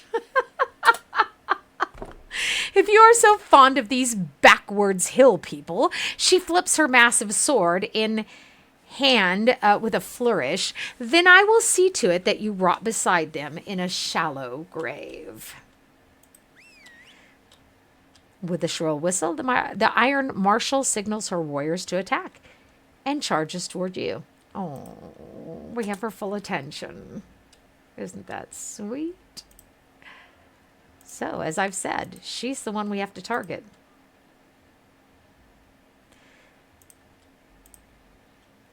Let's let them get settled. While they're getting settled, he can throw some quills at her, and I will throw a poison dart.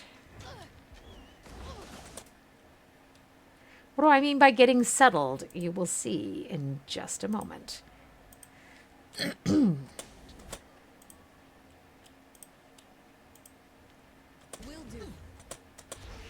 Got your places, boys? Excellent. Now that they have picked out their places, we will throw a round of quills at them. So she is going to, like I said, we are focusing on the Iron Marshal herself. It would be foolish to do anything else, in my opinion. Once we get her to her knees, then we will be in excellent shape. So let's do a cleave here. We've got them both right here where we want them. Ebb is a terrific ally. Really incredibly terrific. So we're not going to be able to get that one. That's okay, though. See Lantry? He's right there, so let's do the judgment thingy here. She is going to put an arrow toward her skull. And seriously, this is the way you play this game, guys, okay? You just watch for who's done with their action and give them new orders. It's not really that hard. There are a lot of people objecting to the fact that they can't make this turn-based. Hi! Hi there, how are you? If I don't see your message, I apologize. I'm very often very focused here. I hope everyone's doing great today, and thank you for joining me. I am showing you Tyranny, and we are binging, so that means like a 5-hour stream. My system keeps crashing on me about every hour or so. Just hang in there with me. It's so frustrating. But I don't want to set the stream quality down too far, and I have a feeling maybe I have to replace my motherboard. I just don't have the money yet. Let's put a boulder on her head.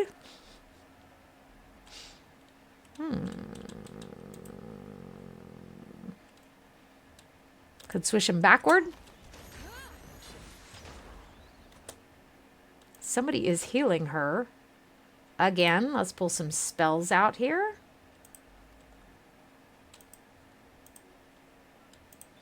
He's got some nice spells too. Oh, she does rather. Her spells suck though. You suck. Oh, who was that? Oh shit, I wasn't paying attention to that. Okay.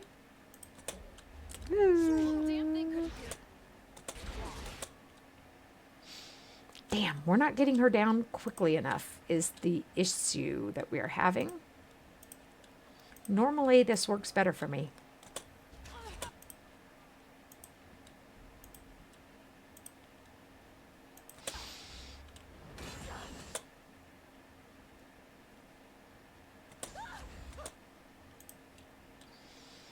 Okay, if I get a little bit quiet, it's because I'm focused. And I am not doing enough damage is the hugest problem.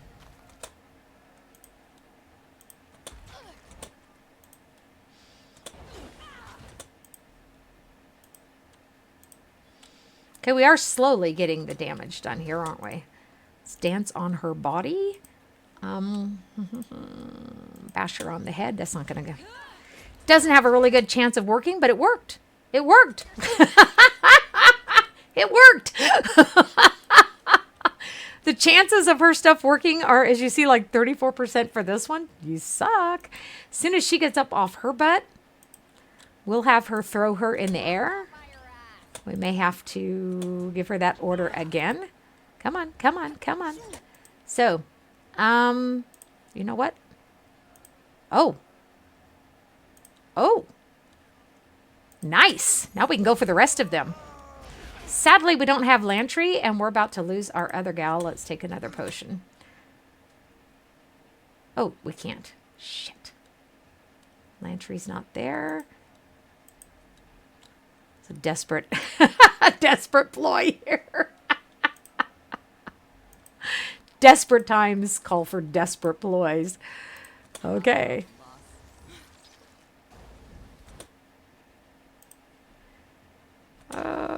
We have no choice but to wait until she can take a potion and hope that she lives to tell about it.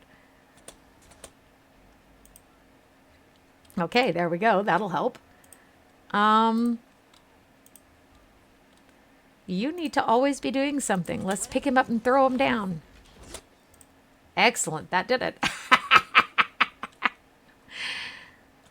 Okay, let's see if we can. If we do our cleave, we can get them both. Wunderbar, darling. Einfach fabelhaft. So let's concentrate on this person.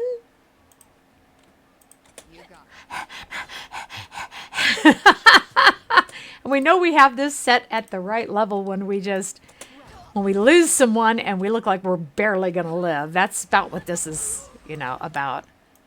Babe, you're done. Fight it all you want to, but you're not going to live to tell about it. Let's do this and let's dance on her body. Come on. Who's? Oh, that was them. I was like, whose voice is that? You hear the sustained peal of a hunting horn blare from the western courtyard. Okay, but I want to loot bodies first. See this here? That's mine. Yeah, baby. Make haste? No, I want my loot first. Because nothing's going to change. I can tell you all if you go rushing over there, nothing's going to change. So,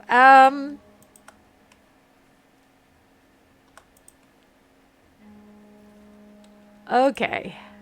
Yeah. Oh, and we need to sleep real quick. I know this is bogus in this game, and I really don't care, but Lantry is badly injured, so we're going to sleep.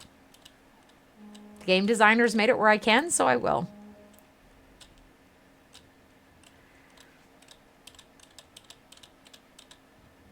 And this is where the Scarlet Chorus goes running in front of you. They just right over the top of those guys, and you can do nothing about it. Sadly. While this is going on, I'm going to make myself some more cappuccino. I am quite thirsty. So, my butt goes numb from sitting still too long. And all you can do is just stand there. It sucks. So, okay, let me get my powder in my cup real quick. And then I will come back and we will continue.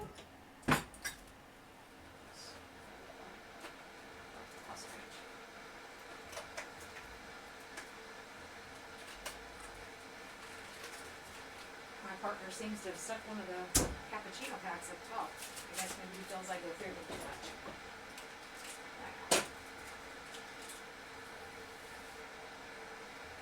Okay, I will take care of that later.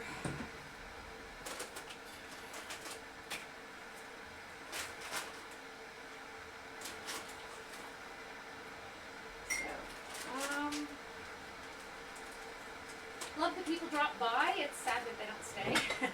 There are a lot more people in the stream, by the way, guys, than what it seems. If you click on the little man in the chat, you'll see that there are actually several people sitting in the chat. They just like to lurk. What's really weird is I don't know how they know I'm on because I can't see that a lot of my lovely lurkers who come for every single stream, I cannot see that they're actually following me. So I'm not sure how they know when I'm streaming, but there it is. Okay, so now, how interesting. They're just standing there waiting for us. How lovely.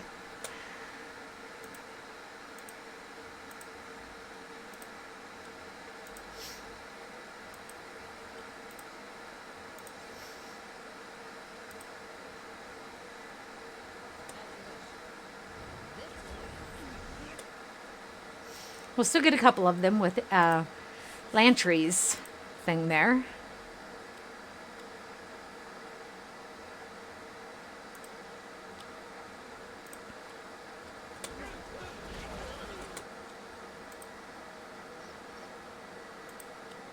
Okay, we need to get some shifted around here. Because Ebb should not be up front. Oh, seriously? The fuck are you thinking about? Okay, we only got one person. That's sad. Come and stab him then. And you, I want you to...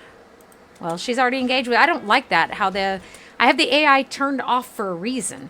And it's primarily because I don't like what it does. It's not doing what I want it to do. And even with the AI turned off, it'll trap your people and make them attack people who are right next to them. And that's not who they had orders to attack. But the game, even with the AI turned off, the game has a bad habit of doing just whatever the fuck it feels like. There it is. You would think the devs would fix that, but they won't. That's just all there is to it. Beautiful. Okay. Put her over there. Have her do that, and you do that too. Why did I put her there? The reason is because I want to do this now. Actually, after he throws his quills, which he has done, I need him to heal her. Everyone's after her. Do y'all notice that? Everyone goes after her, which makes you think that maybe she's a lot stronger than people think she is. So let's see. That has a good chance of working. And everyone else has their orders.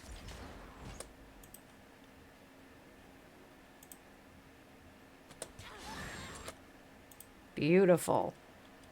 Beautiful, beautiful, beautiful. What are you? Storm Wheel.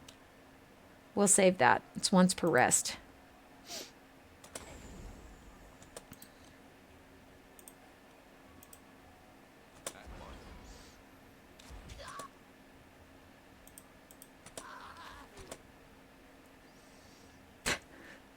No idea what she's doing there.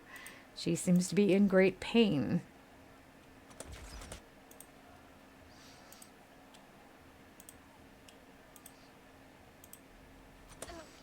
So we're going to teach this archer a lesson. Okay, let's have her do that. She can now go and dance on this person's body.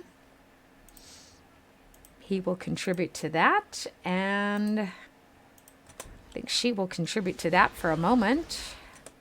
Then she's going to bash him on his head.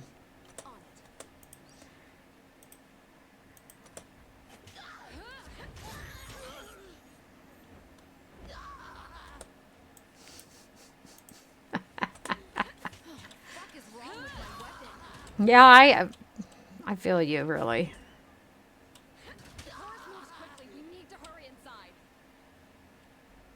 Always trying to create this sense of urgency, you know? Didn't we already... Maybe I'm hallucinating. Okay. And of course it will save for us when we go inside, which is terrific. All we have to do is beat up all these massive number of chorusmen now. Oh, is that all? I know that's what y'all are thinking. So, and yeah, the dress is, like I said, the dress was made for someone who's like at least a half a foot taller than I am. my girth is fair enough. I need to get my overdress taken in, get it tailored, and I will do. I just need to find someone who will also take the job seriously. So I would have thrown the job to my eldest daughter, but she is being pissy because that's who she is. She's just looking for a fight. Her whole fucking life is about looking for a fight. So here we are. Just a second, my Strumpfhose is not standing up. My knee highs. I have knee highs on. I have to keep myself warm. It's still cold in Germany. Kind of weird. It got nice and really very hot for the time of year, and then just suddenly got cold. Fatebinder, if you're still in one piece, perhaps we have a chance. The guardsman grips his side, clenching his teeth in pain. We clipped a few of them, but they overran us. They're headed deep into the keep. I have more confidence in the Scarlet Chorus than these idealists. My rings are on them. My rings are on them all wearing red before long. Captain Tarkus is making her stand deeper in the keep at Ascension Hall, but the horde is too numerous. She'll be overrun. Our group here won't be able to make our way back in there. There's too many of them. You'll have to go ahead. Oh, yeah. Little old me, you know. Couldn't you at least join me and help me? Fucking A. Clear a way for us and we'll meet you when we're back on our feet. Chicken shits. We're already doing the heavy lifting for this uncoordinated excuse of an army. That sets a shitty precedence by any standard. He offers Verse a severe glare. This Fatebinder has pledged to aid us, and you are under no obligation, Fury. Feel free to return to the chorus at your leisure.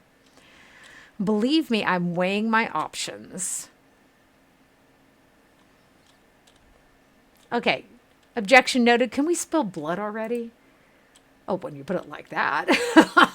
Then yes. I'll see if I can nurse my crew back into fighting shape, but you need to press on. Good luck, Fatebinder. Oh, fuck you too. Okay. Seriously, I'm the one doing all the work. You'd think they could at least just join me to help. Peons.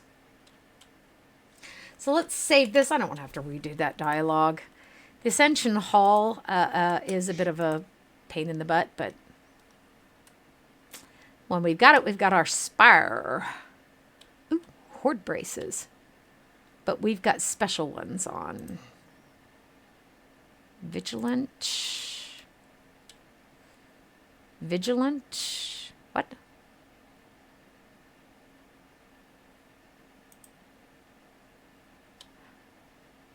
Okay, so nobody needs it. We'll just stow it.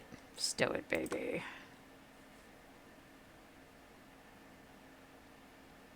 Yep, find your places. Just keep fighting with each other. That seems like an intelligent thing to do. Let's do this. Let's do this. Landry's going to wait on his attack until everyone gets their places. Pick your spots. Okay, there we go. Because Lantry's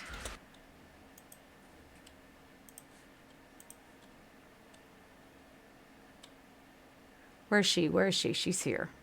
Crap, is she going to be able to get through is the next question.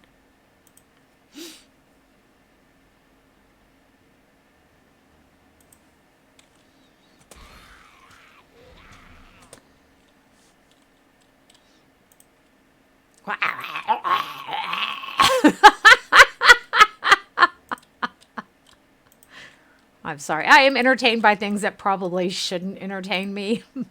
And yet they do. I'll take care of it. Ooh, nice. So she was actually aiming at that chick. So now we're going to have to sort of change horses in the middle of the river, so to speak. And Verse, baby.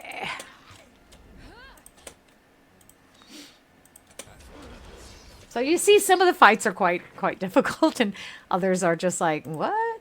Did we just have a fight? I don't think so. Are you sure? I think we were fighting. Just a gnat that flew in front of us. I really, really love that ability on Lantry's part. That is so cool. That swirl of quills, that is the last one in his tree, by the way. For those of you who aren't familiar with that, let's go over here for a second. Here's Lantry. See, that is the final one in the quill tree. Very worthwhile. I prefer to concentrate my efforts in this tree primarily, or at least firstly. Wow, there's a lot of bodies laying around there. Did I do all that? No. Shh. There's someone in the next room as well. We have 5 days. Do you think we'll make it? Even if we have to sleep twice in between, we would still have plenty of time. And we are not on the easiest mode. They used to have that you had 8 days, you had 5 days, you had 3 days. And now, as far as I can tell from playing various characters on various levels, they're all set at 8 days. Just like, what? Okay, so he's the one we want to focus on, by the by.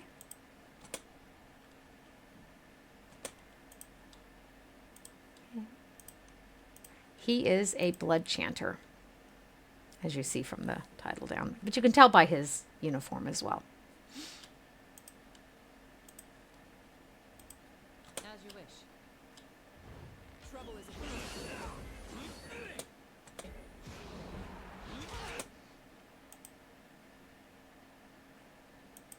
She's trapped on the other side. That is never a good thing.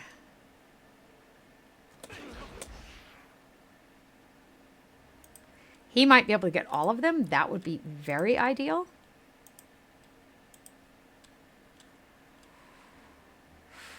This sucks. This sucks. by your command. Okay. She got trapped on the wrong side. Oh no. Okay. We need to try to... Fuck me. What is going on here? We're being overrun by these little pissant pieces of shit.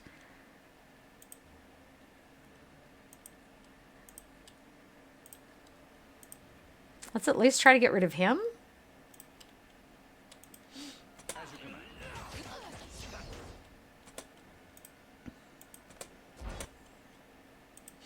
Can he not reach him?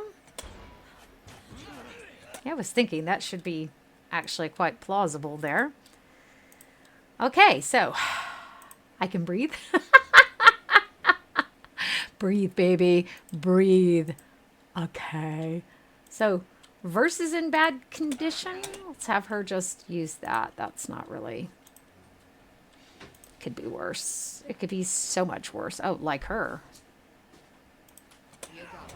Okay, excellent. Excellent. So, our efforts are way too divided.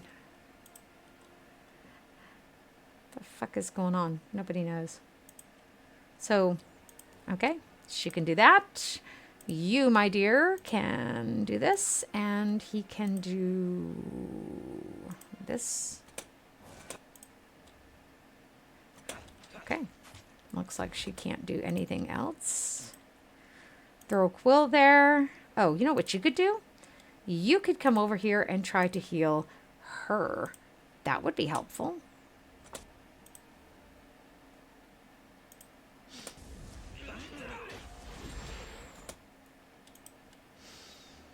Let's cast our spell on him. Don't give me that.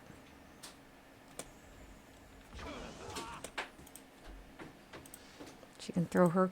Oops, watch. When you hear that sound, it does generally mean that you cannot... I don't know what was going on the other day. We kept hearing that over and over again, and we were like, what?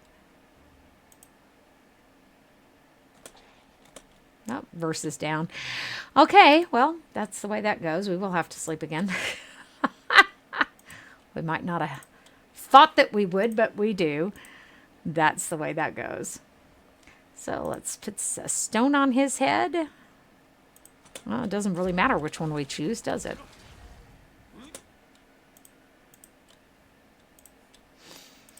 Let's throw that one up in the air.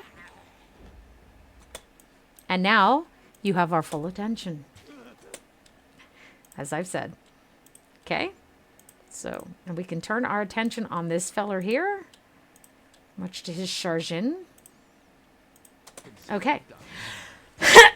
Wow. I just really get all tight, don't I? So, there we go. Oh, my butt is going numb again. So, we got nothing off of any of those bodies. You suck.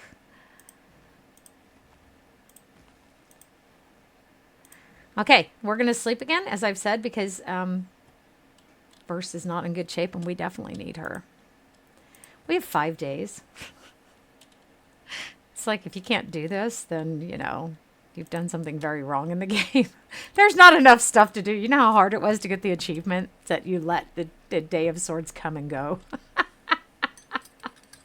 You're like piddling around and just sleeping and sleeping and sleeping, just trying to let it go. You really have to be bloody incompetent to not be able to do that. Or you've got it set up too high. The difficulty is too high. That could be too. Okay, so the Oathbreakers. Go to Ascension Hall, fight your way through. That is our intention. Yes, that's what we were planning. Cut the banter and stay. Shh. Shh. Got a couple more over here. 3 of them, as a matter of fact. And I think there's like 5 or 6 of them up here to fight.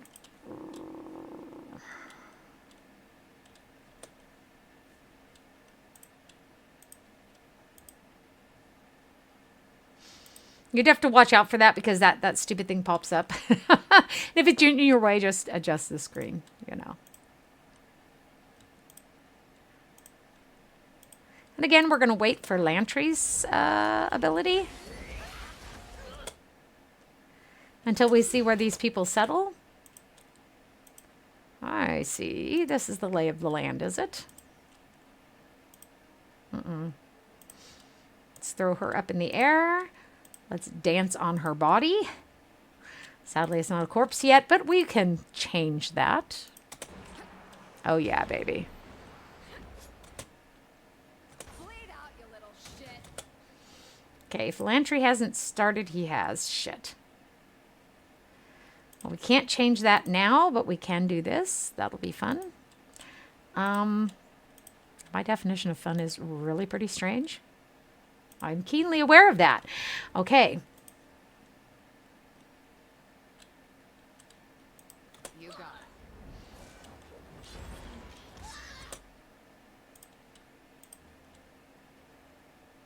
it. And everyone has stopped doing anything. Sagamol. What universe is that a good strategy? That's just weird. By your command.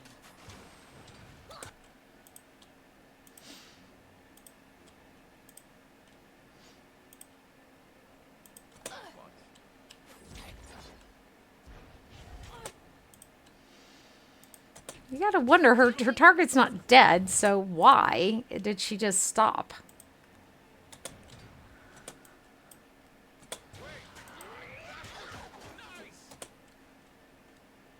Okay, whoever she just hit, it really didn't do very much to her.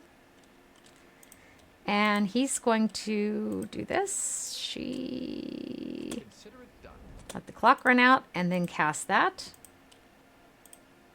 Okay. You got it. And the reason, of course, that I am saving this fairly frequently is in case the computer decides to die again. We don't want to lose all this progress. It's so fucking depressing. Let's throw her in the air.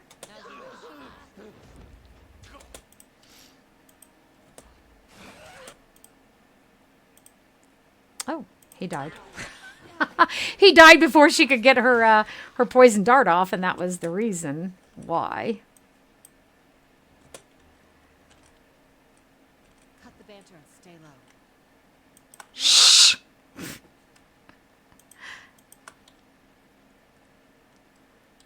And I still am really entertained by the people who, you know, will call this the best role-playing game ever, and others will...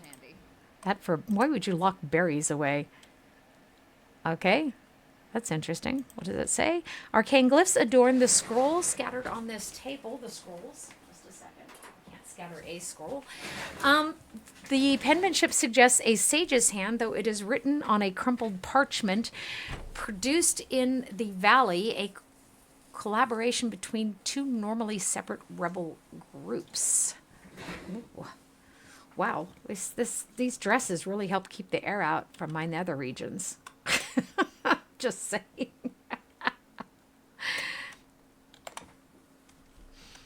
They are quite warm. They're quite heavy too. You wouldn't want them to get heavy with drink, as the saying goes. 6 of them. We're fucked. So now let's make a battle plan. This guy looks like someone we should take out first, but he's probably going to stay in the back. Sigh.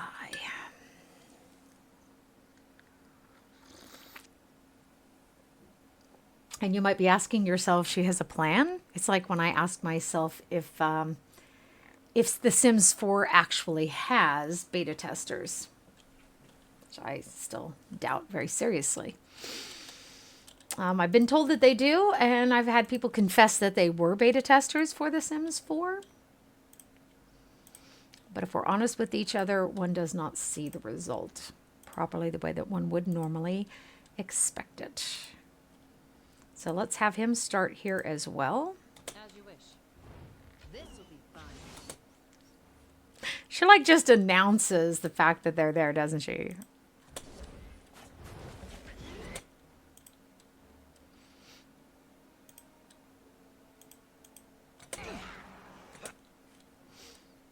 Why didn't she... Did we kill that one gal?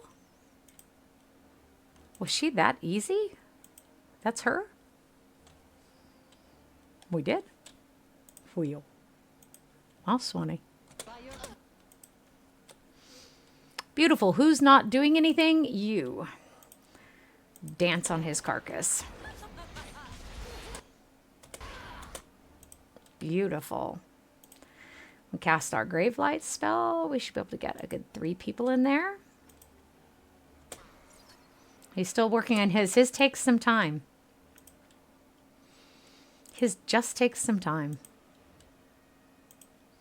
Okay, so let's cleave here. And by the way, for those of you who don't stream, it does take a lot out of you when you stream for, you know, like 5 hours. It's not, was this nicht ohne?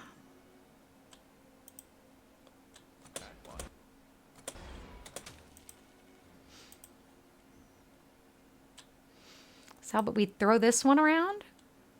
Give them a chance to do their thing here.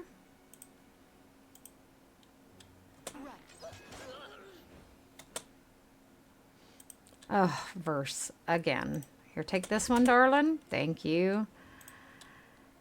And then you can deal with the rest of them. You can do this. She already took care of that, so let's do this. And you throw your knives. Good. Now we're starting to even out the odds here. Which doesn't bode well for them, quite frankly.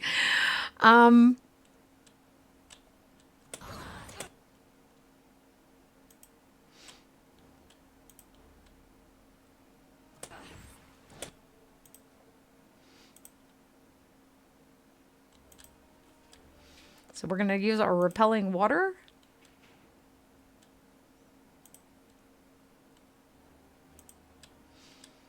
She is going to heal. Oops. What?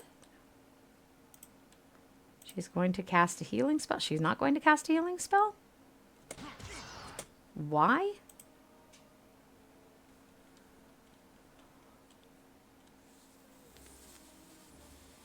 She's silenced. Tweel. Well, Swanee. Well, let's just kill someone then. Is he silenced too? He's silenced as well. That didn't help a lot, did it? I think she's silenced as well, but these are innate abilities she's using, and not spells per se.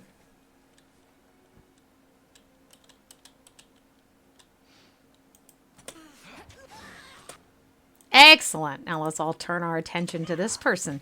Since you've silenced us, we are more than happy to use other means at our disposal. We might lose verse. That would be too bad, so sad. She is an excellent fighter, which will mean we'll have to sleep again. You got it.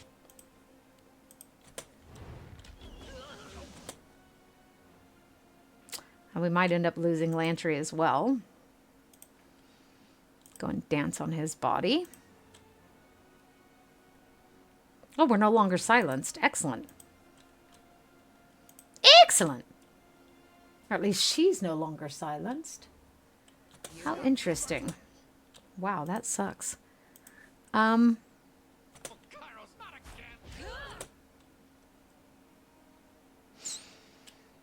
Okay, so she's no longer silenced either. That means that she can now cast a healing spell on Verse. He can now cast a healing spell on himself. Let's see what she has available. And she can cast this on him. Will do. Lay it out, you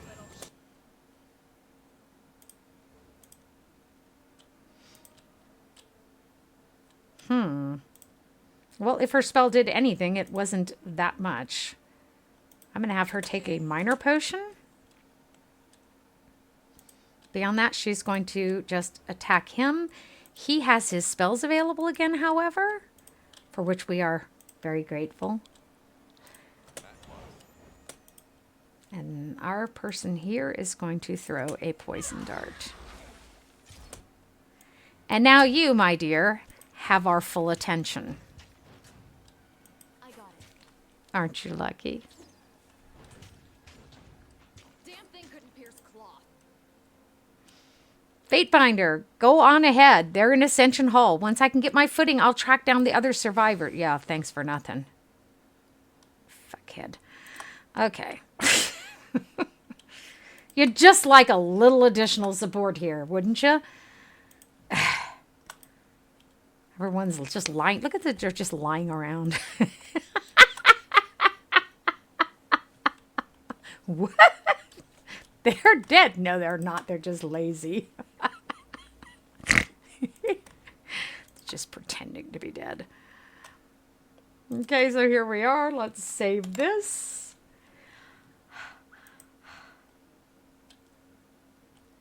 And here it goes. Now we can, there's a couple of different ways we can.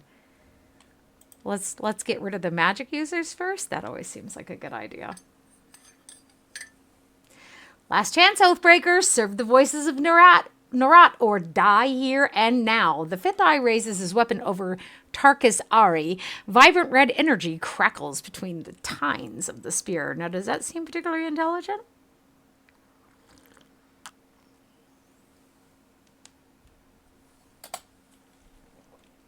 Tell the voices. And I don't want to read this part. She's just like spitting at him and stuff, and it's really disgusting. It's repulsive. It's gross. Grody dude. Garode corrode.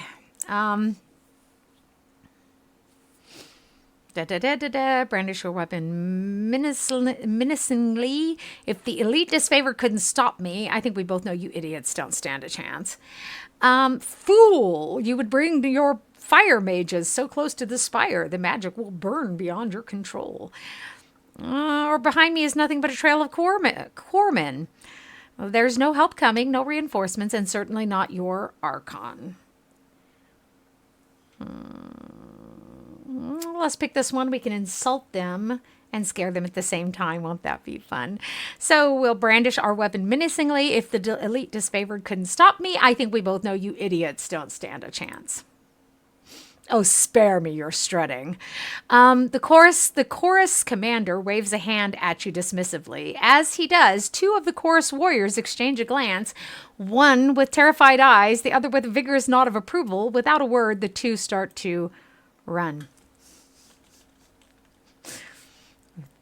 Thin out the herd here. There's still, I make 4 still. Okay. Stand down or show me your strength. Fatebinder, your betrayal of the chorus is the most delicious turn of events. He whirls his spear, ready for combat. Come, I will enjoy flaying you in front of your new friends. Yep, 4. So we've got a nice even odds here. Even odds sounds very strange. I want them to get settled before I use his ability, but he can still anyhow. Let's do this. I don't like that guy. Let's burn him. On second thought, you know what? And let's throw him around. That is 5th eye, right? Should be. No, that's 5th eye.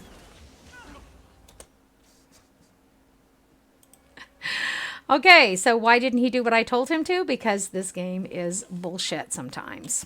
And it really is. It is a crock of shit. You saw me give him instructions, and yet he's standing here playing with his member.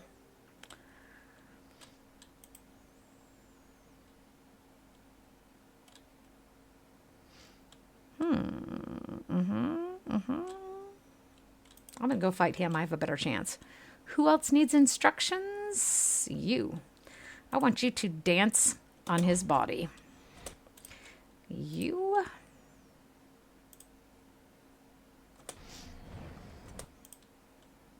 It's like her brain just empties out. This is what I'm talking about. I gave her very specific instructions, and her brain just emptied out. What disengage? You never engaged. You can't disengage. It is really very frustrating about this game that you're just going, no, that's not what I told you to do. Oh yeah, he's not done yet. There goes his. Let's try to take care of this guy, and she will cast her grave magic. Who else? Who else? You. Just pound him on his skull. Nice. Nice, nice, nice. Well played.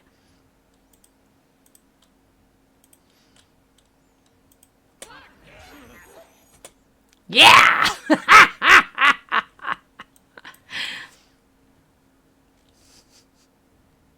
Well, she's pretty evil, isn't she? Yeah, I am actually. Those of you who do watch me game frequently know that I love playing an evil character. This is not an evil character, but it can be so much fun. I think it's much more fun than the, oh, look, it's a hero. Oh, we need you. You're the only one in the universe who can help us. People strutting around, stroking themselves.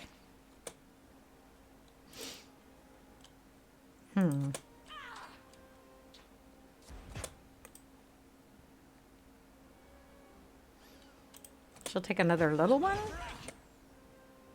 Nobody's breaking me. You wipe yourself off. I really thought I was going to need this here, but I haven't done. Just quite interesting. And Ebb. Heal yourself as well. And I think he is down, isn't he? He's not. He was supposed to heal himself, but that doesn't seem to have worked out the way we wanted it to. Wah! Just kidding.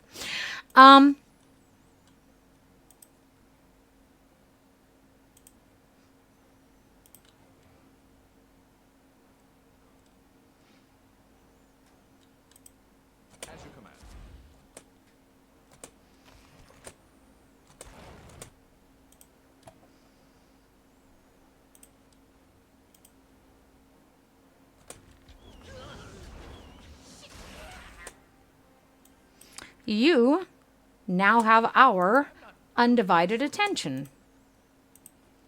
As well, you'll live to tell about it. Don't worry about it. And we will soon be in control of this entire citadel. Consider it done. What do you have? We'll bang on their head a little bit then. Some of the noises in here. Seeing an awful lot of red. Yeah, you'll live to tell about it. What? It worked perfectly.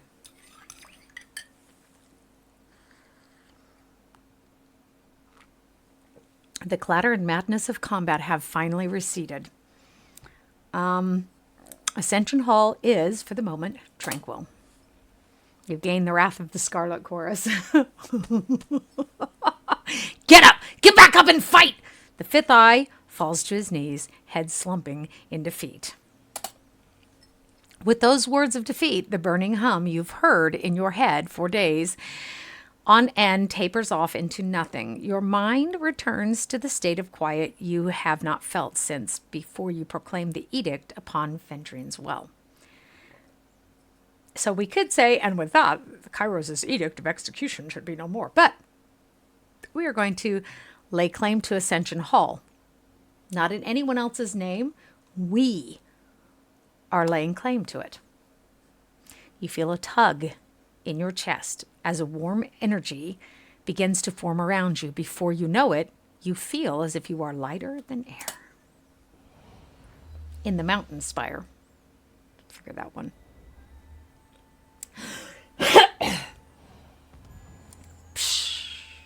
And we shit fire. That's always nice.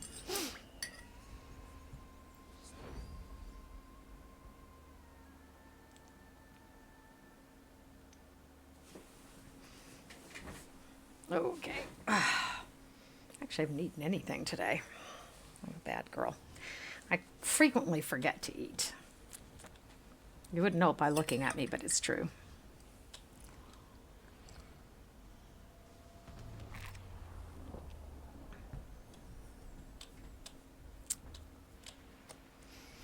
So we did offset our binge stream so that we are streaming at a different time of day. Mayhap getting other people in here as well. You blink away the last of the luminescent trail in your field of vision. The masonry of Ascension Hall is replaced with wide open space in every direction, save for the slab of ancient stone beneath your feet. High winds shove you, pushing you off balance. The wind is cool and thin, unsatisfying to your lungs. Now, there's a lot of reading in this part, folks. Just a warning. Look out at the mountains. Ebb points to the distant peaks. That's the apex ridge. That's the haven line. Judging from the sky, we haven't moved far in any direction. Kairos be damned. This is remarkable. So, is this... Lantry looks out to the horizon, wide-eyed with excitement. Yes, this must be the mountain spire. When was the last time? Lantry's eyes looked down over the ledge, dumbstruck by the vertical plunge. Lantry backs away from the edge. I may need to retch. Well, this is certainly a change. The wind ruffles the feathers in her hair and bursts quickly smooths them down. A damn cold change. She peers over the edge. Think I could land on my feet if I jumped? Not that it would matter for long. Every way you look, mountains rise up along a distant horizon. The rivers and forest below bring to mind maps of Vendrien well, and you quickly trace the Mittani, the Iranev, and all the numerous waterways of the region. Higher than you imagined it, this is indeed the pinnacle of the spire at Vendrien's well. Neurot, help me, somebody! The fifth eye staggers about in the high winds, looking in every direction. Is this some sort of illusion? Well, I've lived in the shadow of these spires for years and always wondered what was atop. But hey, it could be an illusion. Leap off the side and tell us what you learn. If we could all feel the edict passing, the Archons sensed it as well. While the edict didn't kill us, I'm sure that any number of soldiers down there would enjoy the honor. Okay, so we have three choices. We can actually say, I hereby claim this place. It is now, this is now a Fatebinder's court, and all combatants must leave. We could do that. Ascension Hall is ours. We must demand the Archons withdraw, or enough bloodshed for one day. I demand the blades be sheathed. I'm not sure if I want to claim this in the name of as a Fatebinder's court. We can just say that it is ours, and we demand that the Archons withdraw. Let's do that. We think the Archons will just withdraw. Ari covers her mouth, stifling a grimace. I doubt Graven Ash will rest until all of us Oathbreakers are dead, and I doubt the warriors of the Scarlet Chorus even know what it means to tactically retreat. Tactically reposition yourself. So, the Archons are feuding with the Edict resolved. They have greater problems than us. See, because I don't want to claim this as a member of Tunon's court per se. Okay? I don't want to be dependent on that. I'm not happy about the way this war has been run from front to back. They have ignored these people as if they don't count for anything. So, let's pick number 1. If that lie comforts you, so be it. But the Scarlet Chorus have no mercy for those who would betray the Archon. When we've heard the last screams of the Disfavored, we will come for you. That'll give us one less army to worry about. Well, it's just a matter of time until they find their way up here, right? We can start throwing down javelins, but I didn't really bring enough, and my aim's not that good. So, this is my favorite one now. The first time I tried this, it was so funny. We attach a note to the voice of Narot's minion and push him off the edge. The parchment should survive the impact. I had my reservations about getting involved with you, Fatebinder, but this puts them all to rest. I couldn't be more pleased to stand at your side right now. I have a ruthless streak in me. You wouldn't. The fifth eye holds his hands out in front of him. I have surrendered. I am your captive. You would kill the Overlord's precious servant. Precious is a bit overstated, I feel. In cold blood. So we're going to inspire some fear in Lantry. Fear will keep you honest. Does anyone know where that quote comes from? Any fans out there? If you're watching this as a past broadcast, write it in the chat. Where does that quote come from? Does anyone know? Fear will keep you honest. So let's tell Lantry to take a dictation and inspire fear in him. If you so require it, a quill disappears in one hand, or a quill appears in one hand, parchment in the other, and Lantry writes in long flowing hand your declaration of control. Once it is done, he hands you the parchment with a stern look. I'll spare you the comment about wishing my work made an impact. His work is about to make an impact. That's good. Tuck the note into Fifth Eye's gauntlet. Push him off the edge. So we gain loyalty with Ebb this way, and we gain wrath with the Scarlet Chorus. That is what we intend to do. Love this scene. The Fifth Eye's childish squeal becomes an outright shriek. The Horde will take you. We'll see each other again, Fatebinder. No, we won't. For I can be replaced. Do you hear me? I can be replaced. With some gentle encouragement, the Fifth Eye tumbles over the edge. The infantile screams grow somewhat louder as the figure falls downward until half a minute later, the scream ends with a sudden silence.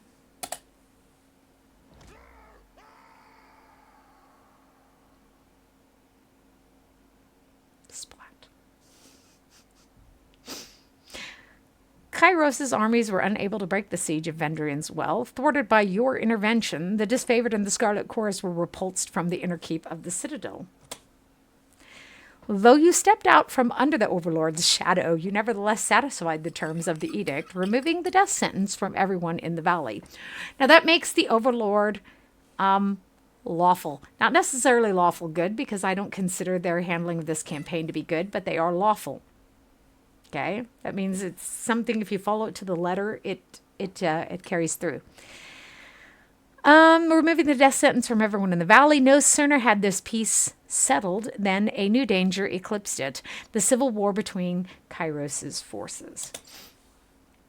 With the threat of execution no longer looming overhead, the Overlord's armies turned their attention away from the Citadel and toward each other, as we had predicted.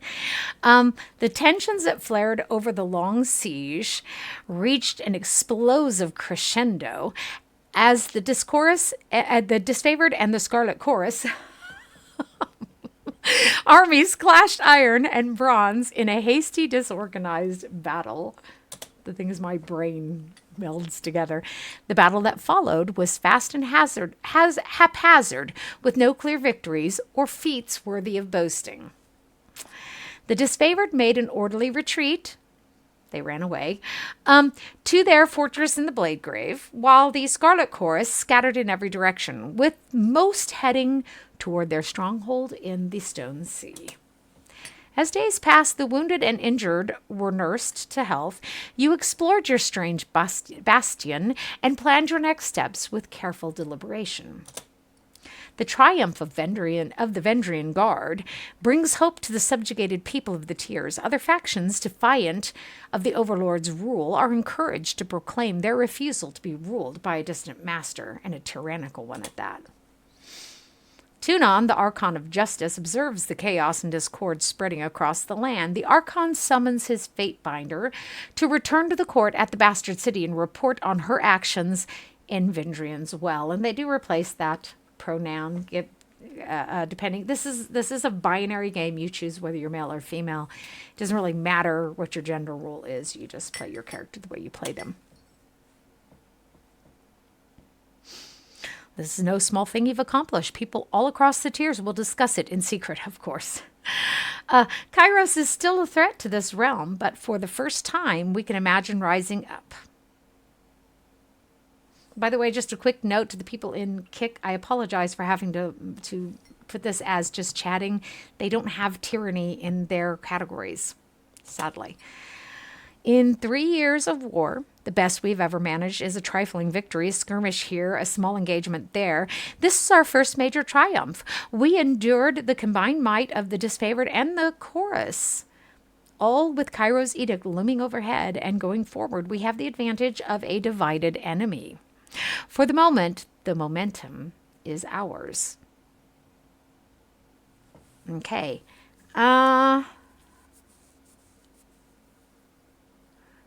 We could tell them I'm not your liberator, I'm your liege, but that's not really but it could be someone's intention, you know. But our intention is to liberate them. We feel that this war has been run in a very tyrannical manner.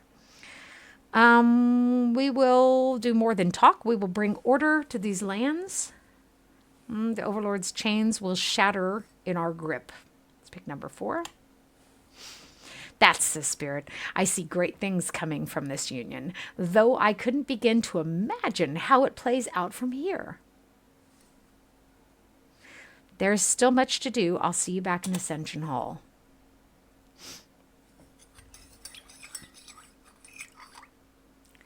The dizzying energy from the Spire falters. Whatever force awoke the power that resides here gutters and fades, though a faint hum persists in the sculpture at the center. Strange. The portal was here a moment ago. Okay, let's just look for a solution, right? The humming from the curious sculpture pulses and builds in volume, as if to draw your attention.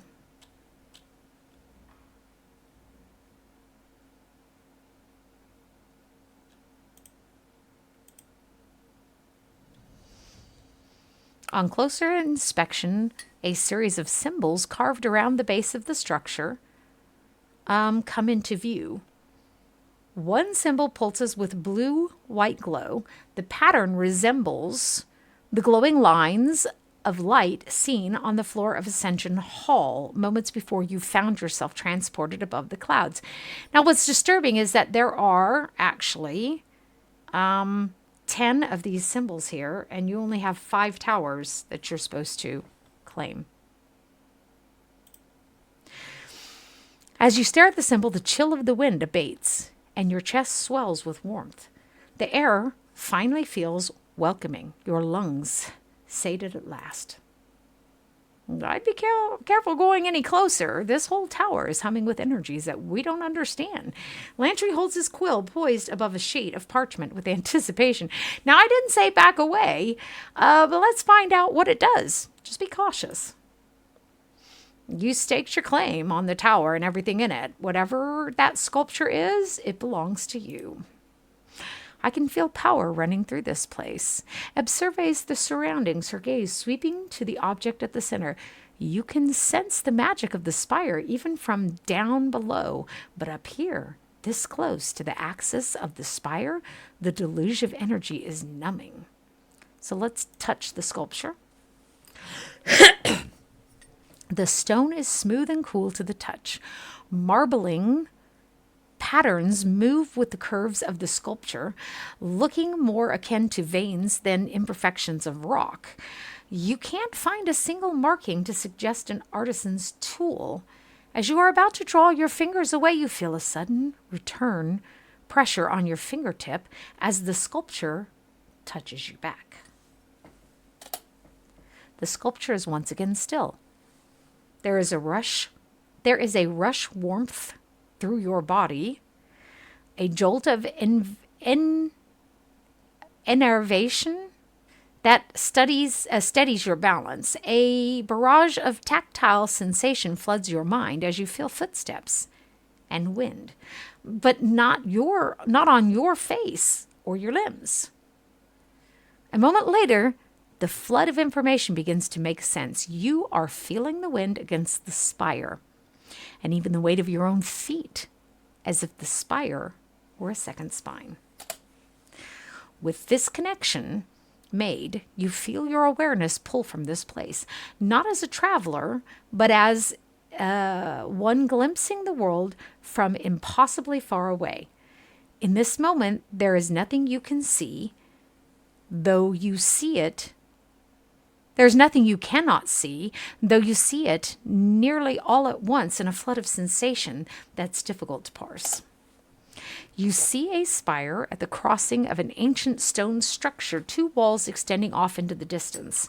At the base of this eternal spire, settlers and merchants act in every way unconcerned, toiling under the observation of unforgiving taskmasters.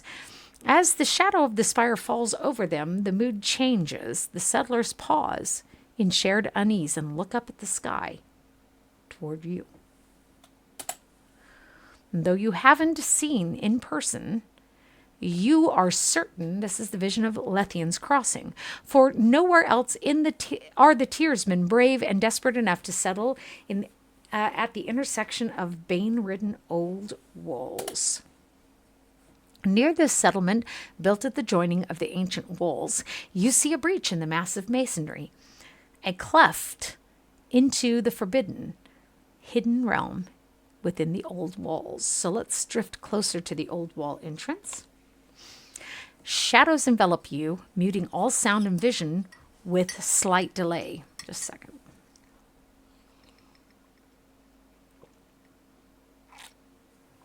There's a feeling of perversion, of wrongness. Whatever arcane power is allowing your senses to drift free of your body seems to falter in this place. Figures haunt the stone halls, drifting emanations of cloud, claw, and fang. They pay you no heed, but you fear them all the same. In the depths of this forbidden place, the deepest chamber is bathed in light. An arcane symbol illuminates the floor, though the details hurt your eyes when you focus. With a gentle tug, your focus pulls back to a new horizon, though it takes you a moment to recognize it as Vendrien's well. You've returned to the awareness of your immediate surroundings. The effect leaves you unsteady on your feet. So let's drift closer to the spire. Excuse me. The spire feels similar to the one you now occupy, though instead of radiating arcane life, it reeks of dust and crumbling stone, a branch withering once pulled from the tree. It reaches for you with a barely perceptible tug. The link between you and the Spire recedes. The arcane bond is still present, but the mystical energies, for the moment, are quiet. Your body flooded with excitement and fatigue. It's unclear whether the mystic connection is strengthening you or siphoning. The tower offers nothing by way of answer, and you know that asking would only yield more silence and mystery. The deluge of sensation is over, but the positions of the other spires still linger in your mind. From your vantage point atop the mountain spire, you can easily spot the mysterious structures, each of them rising high above their distant surroundings. Oh, we got through that, didn't we? Yay! As I said, do expect the computer to freeze again at some point. I do. But the longer we can stream at one time, the more satisfying it makes it. Did you sense that? Lanry signs a long sigil in the air, squinting at you as he works his cantrip. The ripples are everywhere when you move. The magic of this place stirs and churns. That portal over there, those burning braziers, they all glow more intense as you approach. I think it's responding to your presence.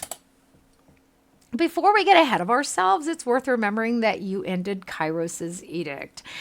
That's no small feat. Maybe your connection to this place is related. Either way, sounds like something for the arcane-minded to investigate. Okay, no doubt you have much to report to Tunon. While you meet with the Archon, Florian, Sybil, and I will tend to the wounded and salvage what we can from the Archon's war camps. We'll meet you back at Ascension Hall, provided the Archon of Justice doesn't execute you for assisting us. What a happy thought. So, we have control. We have control. Let us save. We will have to save frequently so that we don't lose our progress. So at the moment, there's nothing here. Okay, let's go out here. So we have this many rings. We don't have enough rings to hire these two here. Okay. Oh, he's the one we met at the crossroads. We want him. Def.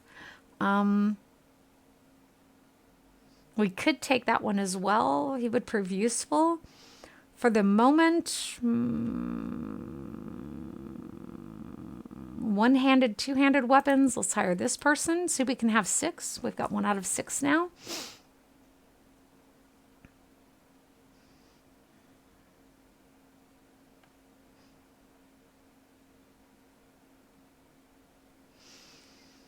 A merchant with a motley collection of items for sale will also create camping supplies periodically.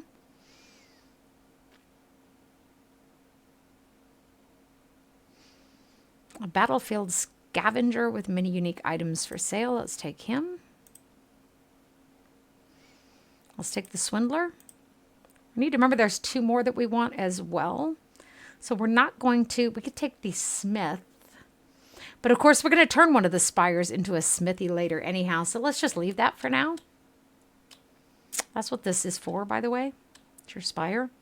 So our story says we must go, we need to investigate the other spires, and we need to report to Tunon in the Bastard City.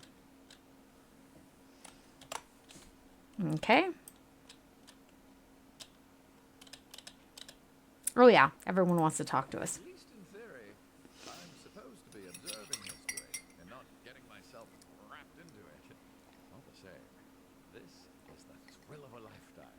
Rarely does one stand so close to monumental moments in the making. Second, I want to check something that my desktop, I think my desktop volume pushed itself down again. That's really crappy.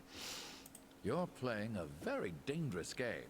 Or maybe toying with your food. By adopting the Vendrien God, you've bloodied the waters with the chum of hope. I must ask, did you help the Oathbreakers to suit your own plans and whims? Or do you genuinely wish to protect them?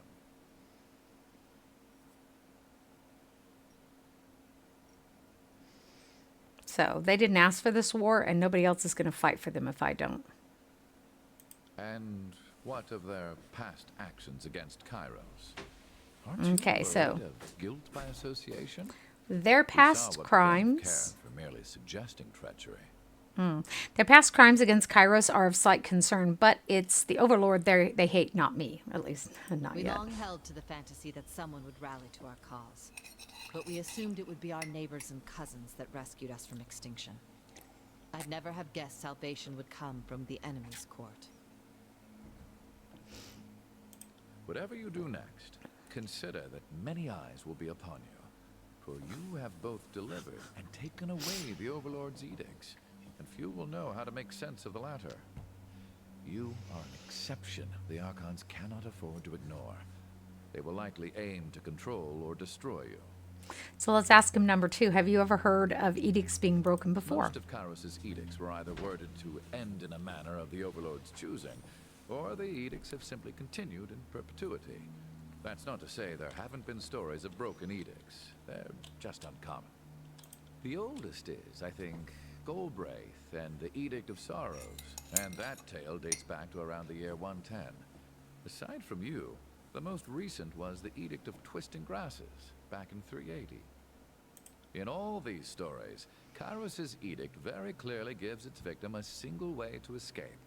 But it gives them a way to escape. What's never happened is the pure abatement of an edict, like using a spell of warding or cancellation. No, you have to fulfill. The way that works is you have to fulfill the requirements, the exact requirements of the wording of the edict. So, okay, so let's go. Salutations, Fatefinder. Or should I now call you Lady of Vendrien's Well? The Spire Queen? Princess of the suggestive vertical slab? Sadly, I can't tell her Spire Queen will be fine. Captain of the Vendrien Guard Yes. seems suitable. Welcome once again to our... Well, in light of your intervention, I can't rightly refer to ourselves as a lost cause. Oh, thanks, Fatefinder. Now how am I gonna get off on righteous indignation? Eb rolls her eyes and shakes her head with feigned offense. So if I might ask, what is your plan now? The edict no longer looms overhead, and Kairos' conquest of the Tears seems to be slipping. What with the armies in civil war.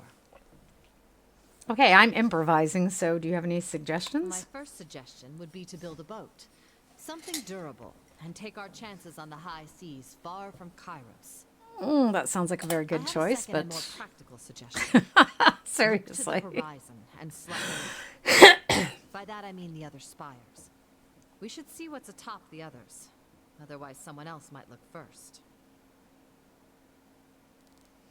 So I don't suppose you've heard of anyone else awakening the spires the way I have. Queens and kings of past ages have claimed the spires in the sense of, hey, look, I put up a scaffold and hung a banner 1/10 of the height of a spire. But that's nowhere near the same thing as what we all just saw. By the way, this is my emblem here, my So I heraldry. say, let's see if the other spires react to you the same way this one does. If we don't, I'll take that as your way of saying you suffer from debilitating acrophobia. Okay, I'd like to find others willing to follow me. Kairos' armies made short work of the Tears. There's still plenty of anti-Kairos sentiment, And I helped. but not a lot of folks with any fight left in them. But we have a few options. The classic option for a land war in the Tears is hiring Free City's mercenaries. Most of them were slain in the war, but the Bronze Brotherhood is still alive and strutting. Strutting. They're right. stationed in Lethian's Crossing. Okay. The idea I was pitching to the Vendrien Guard. Let's arm every Beastman tribe that'll join us. The Stone That's a good Sea is suggestion. home to a bevy of tribes that were freed during the war, and neither the Chorus nor the Disfavored can seem to tame them. Maybe they're not meant to be tamed, but just taken as allies. We really want to hate ourselves in the morning.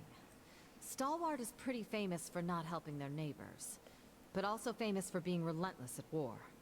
The Disfavored have their leadership surrounded, but the people in the storm-blasted countryside are still fighting. Okay. And while I don't endorse this, I must list all the options. The School of Ink and Quill. I'm sure there's some logic to working with them. She just really doesn't like the there's some sages. logic in cutting out their own head to prevent all future headaches. Okay, what about the less obvious options? Well, the court has a guild of mages, the Forgebound, right? They are your peers, seeing as you're all legally sworn to Tunon. We Maybe are. you can get them to be more loyal to you than to Tunon? This is the thing, is we would do well to keep Tunon on our side even when we turn against the Overlord. We could also try to drive a wedge between the Earthshakers and the Disfavored. The Disfavored are Titus family, but the Earthshakers are married in family? They were followers of Karen and got adopted in. Now, usually Barik chimes in about this point, but we actually managed to just permanently get rid of him. So if these Archon-less mages could be persuaded to rally to us, we'd tip things in our favor. Easier said than done, of course. Okay, so what do you suggest we do Bronze first? Brotherhood of Lethian's Crossing aren't necessarily good company, but at least it'll be quick and easy to find out where we stand with them. We can afford them or not. They'll take a contract or not. Okay.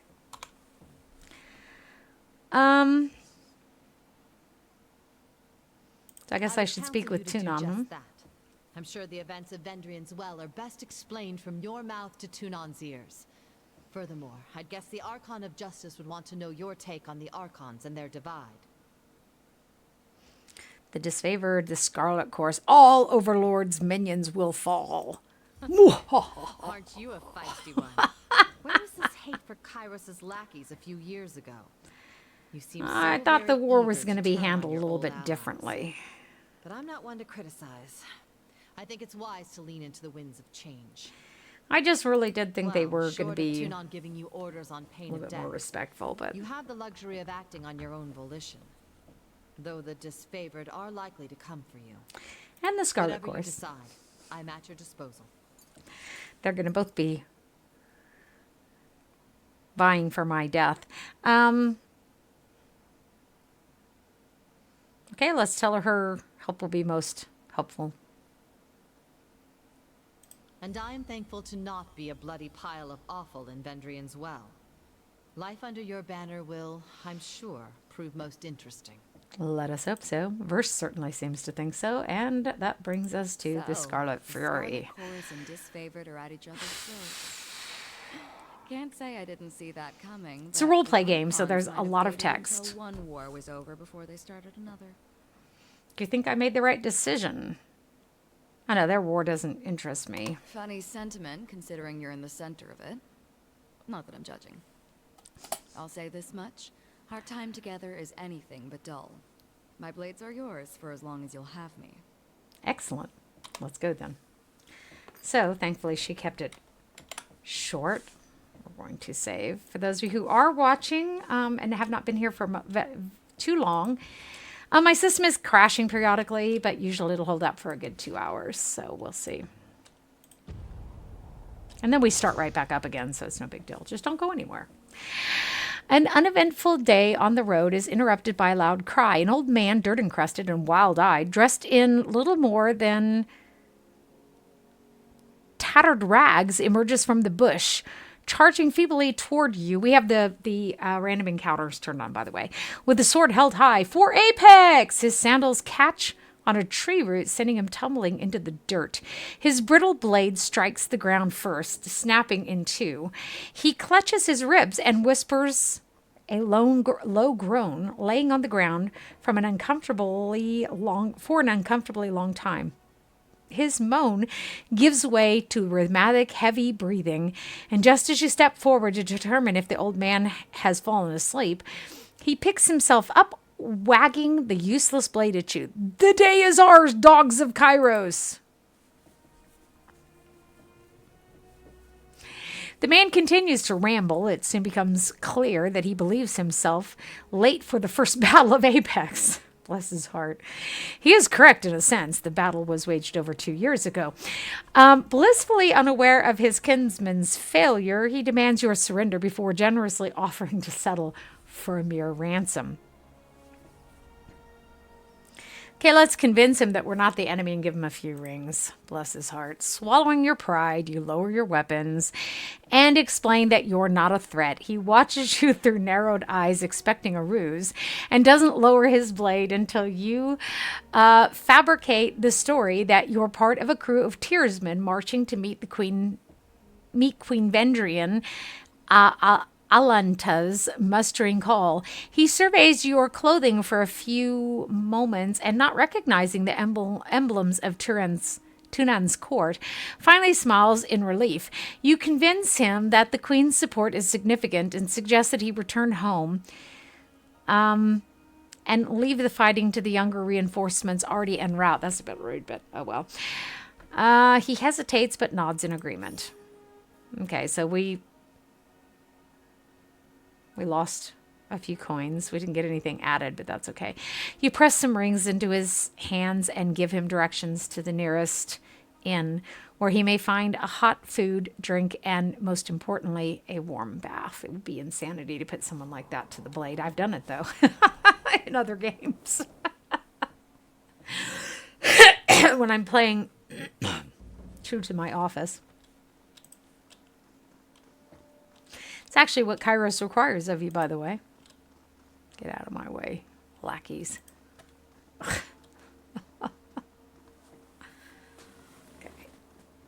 You call yourselves officers of Kairos' army, but your conduct falls short of my expectations.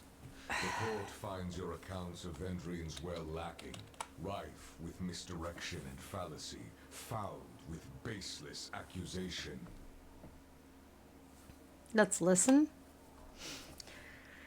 Your Honor, I have relayed the events as I experienced them. You can well imagine why my version conflicts with his. She makes a dismissive gesture at the Scarlet Chorus representative. On my honor and on that of the great general, I would sooner snap my sword than perjure myself before you, Archon. And so you imply that falsehood comes easier to my lips than yours? You're a fool if you believe the Archon of justice won't see through your lies because the disfavored think themselves better than an honest gang. Silence. The contradictions in your statements will be examined, and falsities threshed from truths. If we find you have perjured yourselves, Blood and Mark will see to your fate. Oops.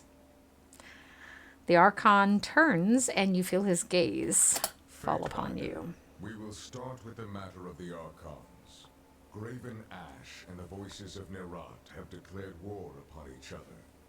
In addition to violating Kairos' peace, they have thrown the conquest of the Tears into disarray. By all accounts, these hostilities began shortly after your arrival. Tell us what transpired.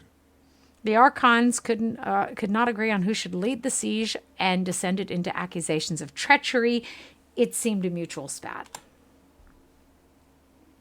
The disfavored were more deserving of the honor. Our tactics and training outmatched the Vendrien Guard at every turn, and yet it didn't, did it?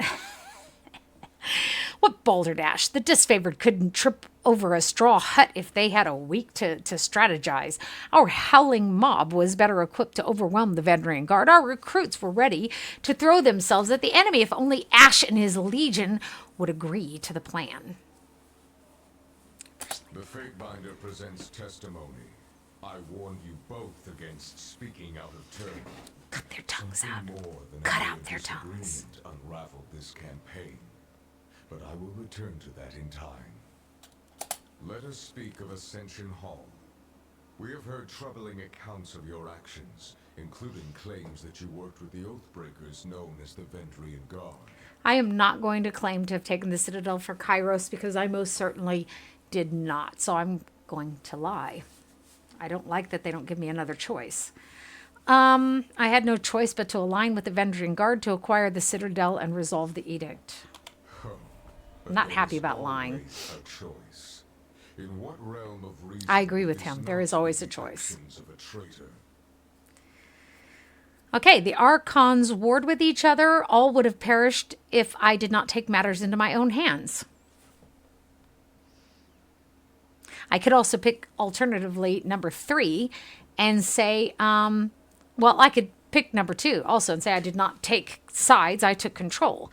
Or I can pick number 3 and say if my actions were not true to Kairos' will, they would not have satisfied the Overlord's edict. So I'm going to pick number 3. Yeah, let's pick number 3. Continue. The edict stated that Kairos' servants must claim Ascension Hall. The resolution of the edict proves my loyalty. It's Machiavellian, isn't it? Kairos' edict would not have been resolved if my motivations were untrue. Let's pick that one. For a while, the agitator hovers in silence, shadows trailing from behind his robes. I will consider this testimony at length. The court thanks you for it. Is there anything you wish to add at this time? There is, but they don't give me the Your choice. testimony is accepted by the court. The statements of our guests raise questions in my mind. There is much about this campaign that has caused me to wonder. There's much about the way this war has been waged that has caused me to wonder as well. A shipment of iron weapons was short on arrival. Where coveted iron is concerned, I don't believe it to be a clerical error. One of my agents recovered this seal in Echocall. It belongs to a merchant collective. Lethian's Crossing is teeming with their kind. If you Why didn't would I root out find it? I was right there. I would advise stopping there. Petitioners, leave us. I would have a private audience with the Fatebinder. Ascend and join me. You will find the way opened. You know, when my rabbits do that, they usually want to make sure that I see that they've turned their back to me and that they're dissing me. Just like cats do. It's no different. So we're going to go alone upstairs. Let's save. Like I said, you know, we're just being careful in case the computer crashes. We've been quite fortunate up till now. This maybe will be even more fortunate and it won't happen again. She jinxes herself. This civil war, this feud, is an insult to Kairos' peace. It should not have taken the better part of a year to silence the last vestiges of the Oathbreakers. Tunon regards you in thoughtful silence. Yeah, I agree, Your Honor. Our allies squabble while our enemies regroup. It falls upon the court to measure the extent of the damage and to execute the agents of disorder. I suspect that treachery, negligence, disunity, and greed have infected one or both of our esteemed allies. Until you are instructed otherwise, this matter is the court's primary focus. Graven Ash and the voices of Nerat must be examined in close detail. You are charged with observing the Archons and presenting your case that one of them has wrought chaos and disorder upon the tiers. And they do only let me present the evidence for one and not both. By the way, although I'm going to say, could they both be guilty? Possible, but the momentum of the conquest up to this point suggests otherwise. The failure at Vendrien's well implies a coordinated will behind the chaos. As always, you will be held accountable for what you do in the court's name. But you are free to conduct your investigation in the manner of your choosing. You must expect lies, misdirection, and manipulation. Suffer not such obstructions of justice. At first, we were not amused by your alliance with the Tiersmen. But there is a logic, a pragmatism to the situation that we are willing to entertain. You deputized our enemies to bring order out of chaos. So long as you keep them on a tight leash, we will permit this union to continue under your auspices. The opportunity to bring peace through collaboration rather than warfare is one we shouldn't ignore. But if these Oathbreakers trust you, then take advantage of the connection. If indeed Graven Ash or the voices of Nerat conspire with our enemies, this would explain much of the events in Vendrien's well and the feud ignited therein.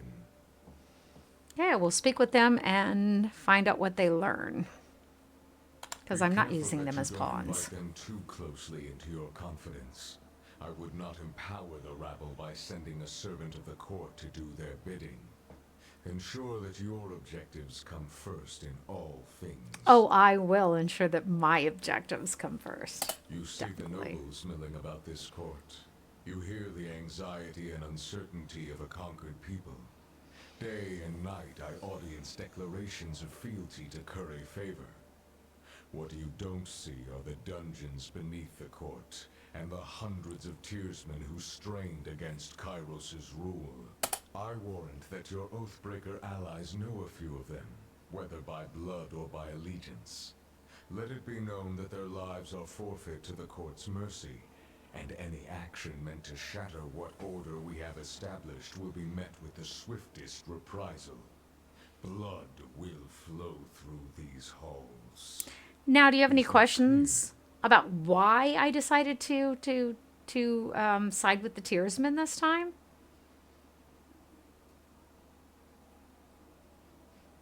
Abundantly clear. I'm glad we understand I feel like I'm speaking to my parents Be again as a sure your teenager. new friends understand as well. Do not toy with the locals. Subjugate them if they will serve. Destroy them if they have exhausted their usefulness. I will not permit them to vanish into the tears, there to gather strength with renewed defiance for the Overlord. Your fellow Fatebinders have been busy acting as my eyes and ears. I have a few leads for you to follow. You should, of course, speak with your brothers and sisters of the court if you need further counsel. Though the Disfavored were triumphant in the Blade Grave, I understand that their troubles within the region are unfinished. Talk to the Disfavored commanders serving in the Blade Grave. I doubt they're going to talk to me. Perhaps they can shine some light on the origins of this feud. There is a final matter to discuss. A sensitive topic. Though it's impossible to gauge from his expression, Tunon seems more wary than usual. Okay, what concerns the court, Your Honor? In spite of the many shortcomings at Vendrien's well, you managed to make a name for yourself. You proclaimed an Edict of Kairos, resolved its demanding conditions, and ascended the mountain spire. Any one of these feats would be worthy of recognition by the highest authority. You managed to accomplish 3. Tunon hovers in observance, awaiting a response. Okay, I really like number 2. I am in a privileged position to accomplish incredible deeds. It pleases me Because I that am. you grasp your role, as long as you temper it with a sense of duty. Whether by design or by accident, you have captured the attention of Kairos' army and the local Tearsmen alike. This is no small opportunity, and the court charges you with exploiting your new standing to its fullest potential. You have a title in our hierarchy. However, it's a little-known secret that one's standing in the world is determined by their infamy, their deeds, and how they come to be known. Mind this notion as you bring justice to this lawless frontier. There may come a time when your deeds speak for you louder than any title. Whatever you did to It's already capture come. the attention of the masses at Vendrien's well, I would encourage you to do so again. Okay, I like number 1 in this case because I am going to become a champion of justice, and I don't think that they are just in their Good. methods of It conquest. falls to us to set a new standard for these southern barbarians. Just smile and bow. You are dismissed. Should the court have need of your presence, you will receive word. Go forth and do my bidding, and bring glory and honor to the tears in Kairos' name. Tunon wraps his gravel against the floor, the singular note resounding throughout the hall. Okay, guys, I need to go pee real quick, so I'm going to put this on Be Right Back for just a moment, and I will be right back. So let's put it like that.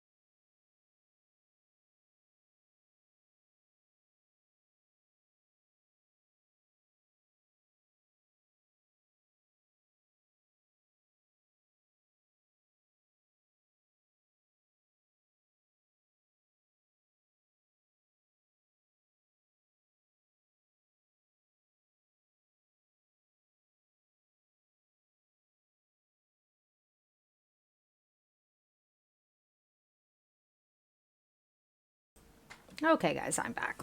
So I grabbed myself some cheese and a hot dog to snack on. As I've said, I haven't eaten anything yet today.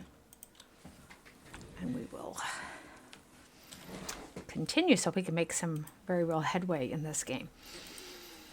Of course, this will go more quickly when you're playing by yourself because your brain, my brain at least, tends to scan the text and comprehend it. It goes by a lot more quickly than me reading it to you.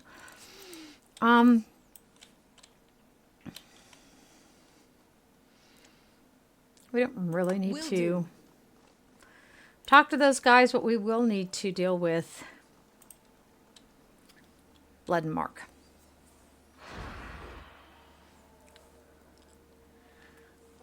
Welcome back, kid. Amusing as it would have been to watch the edict drop, I guess I'm glad you lived. Blood and Mark, Archon of Shadows, rouses from a far away stare, turning to face you with a wry smile. Though he stands still, he seems to shift in and out of the shadows that shroud him. But to draw blood from our allies? The Archon flashes his teeth, flat and pearly white, a sharp contrast from the shadowed depth of his face. He folds his arms across his chest, hands resting against the bandolier of blades that span his waist. Okay. So we can find something that's in his favor. The wording of the edict was clear. They were committing fatal negligence against each other by not cooperating. I didn't write Kairos's rule. I just enforced it. I like that. True enough. The Disfavored and the Scarlet Chorus brought about their own demise. Those that lived should be thanking you for your mercy. I'm not sure if that's sarcastic. What has me curious is your use of Tearsmen, the Oathbreakers of all people. You're content to cut down your allies, yet spare your enemy. Some would consider that an unusual choice.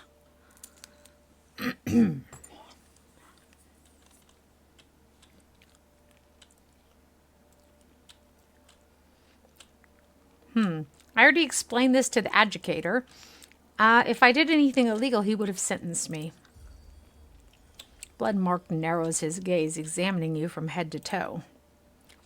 Before you go and conspire with the locals too much, you and I need to have a chat. Okay? I'm listening. Everyone's keeping an eye on you because you did something that no one else has done before. Gotta guess what that is? What that might be? There's a couple of really cute ones. I'm the first person to take an evasive stance against your rhetorical questions. Is a funny one. I'm the first fate binder to awaken a spire of the old wolves. We gain the same. Let's pick this one. I'm the first one to take an evasive stance against your questions. Second, actually, but no, not that. The Archon raises an eyebrow and his golden eyes glimmer with the briefest hint of amusement. Proclaiming an edict isn't new. Neither is surviving or resolving the commandments of an edict, but you're the first who has proclaimed and resolved the very same edict. And it didn't kill you. In one fell swoop, you survived your second edict, resolved the very one you had proclaimed, and woke an arcane structure that had slept for several centuries. Okay, and now I go on your short list of people who stand out as potential problems. More or less, mostly more. Okay, I don't care what you do with the information, but you should know the danger you're in now that you've put yourself on the map. If you want to drum up more support for the Tearsmen, being the binder that broke the Overlord's edict is a good opener for diplomacy. Not saying trusting them as the best course of action, but it is a better strategy than watching Ash and the voices muck around without consequence. Ooh, nice. Okay, thanks for the advice. The Archon of Shadows shrugs to you in farewell, but his golden eyes are alight with interest as he watches you. We want to stay on his good side, by the way. One of these days I'm going to ally myself with the disfavored, and yet I'm going to get on his bad side. It'll be fun, it'll be fun, it'll be fun, it'll be fun. What? So now we have to go back to Vendrien Well and Ascension Hall and talk to our ally. That's actually written in the stars. No, in the code of the game.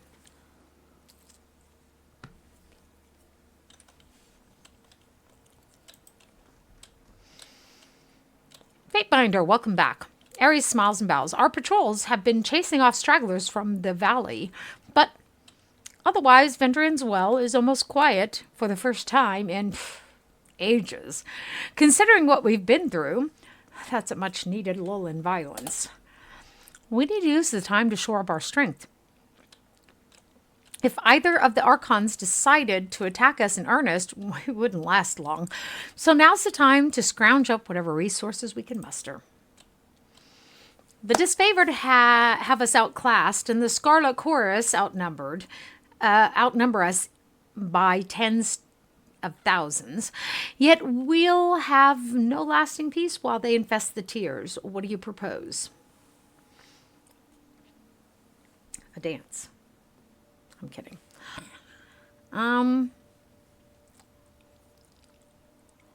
We're not working for Kairos anymore. From the way you talk, you're forgetting you work for me, which means, nope. We divide and conquer Kairos' forces, and the Archons did the division step of the plan for us. Or, here we go. The Archons are weak and fractured, while the disfavored and chorus fight will take the tiers out from under them. Ooh, I like your ambition. But what you're proposing sounds more like more than a little beyond our scope. I'd be happy if we achieved a position of strength on our home soil. She frowns in thought, though if we did manage to take back the tiers, it would send a message to anyone listening in the north. Yes, the Vendrien Guard are battered and bruised, but we're used to being on the losing end. Our enemy has been drunk on victory for years and is fresh off a major setback. The Fatebinder is right. With Archons divided, this is our chance, ready or not.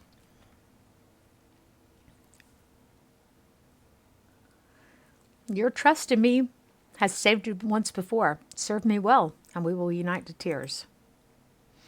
We owe you our lives, Fatebinder. There's no denying that. If you can stomach our nonsense, you might have what it takes to lead the Tearsmen under one banner. You'd be accomplishing what we've been struggling to do for some time now. We sent runners over the mountains telling the others to join our desperate little cause. We sure seem a lot less desperate now that we've divided the Archons, bloodied their minions, and even lived to tell about it, right? Let's go recruiting while we still look like we have the winning momentum. A coalition then. Her face warms with a smile as the idea takes root. It's madness, but it has potential. We won't know if we never try, right? You've already proven yourself better at organizing us than the queens and regents, who couldn't defend the tiers at our full strength. We've already tried and failed to unite the tiers, but you're the best chance we have to form some sort of alliance that can stand against the disfavored and the chorus. Fatebinder, any notion where we should start?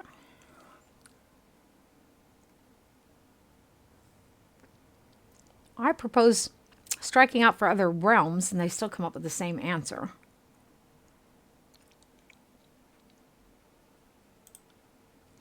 I think Lethian's Cross makes the most sense. It's not close to either disfavored or chorus strongholds, and more importantly, there are people there we could use. Whether we want to or not is a different issue.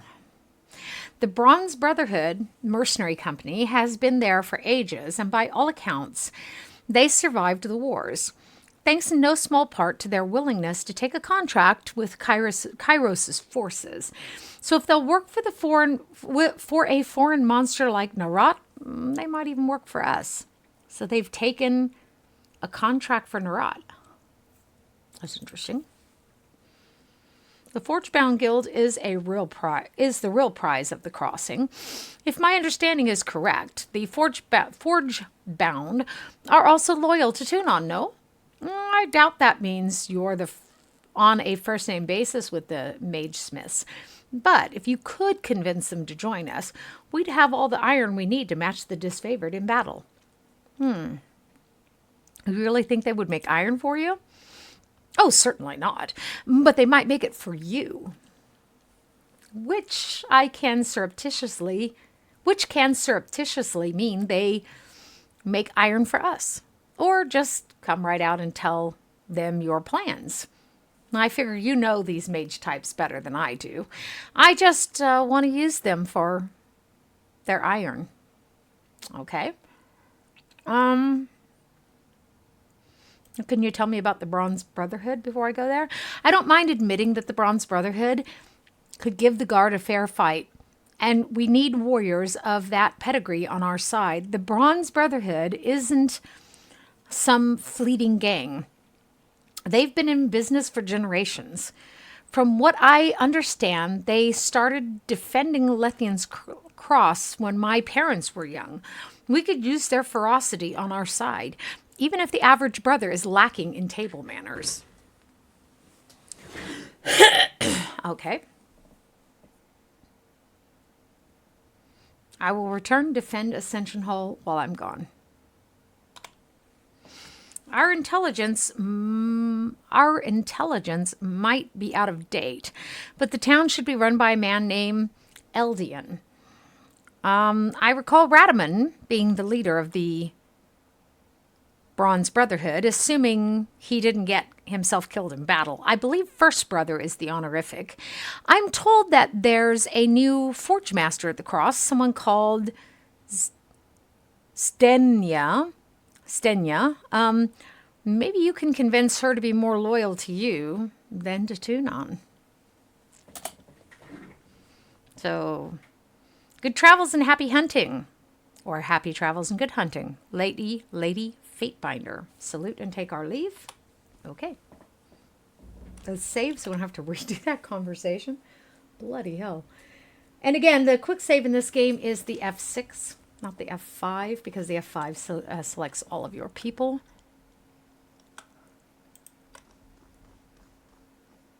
They cleaned up all the stuff I wanted to loot. Bastards.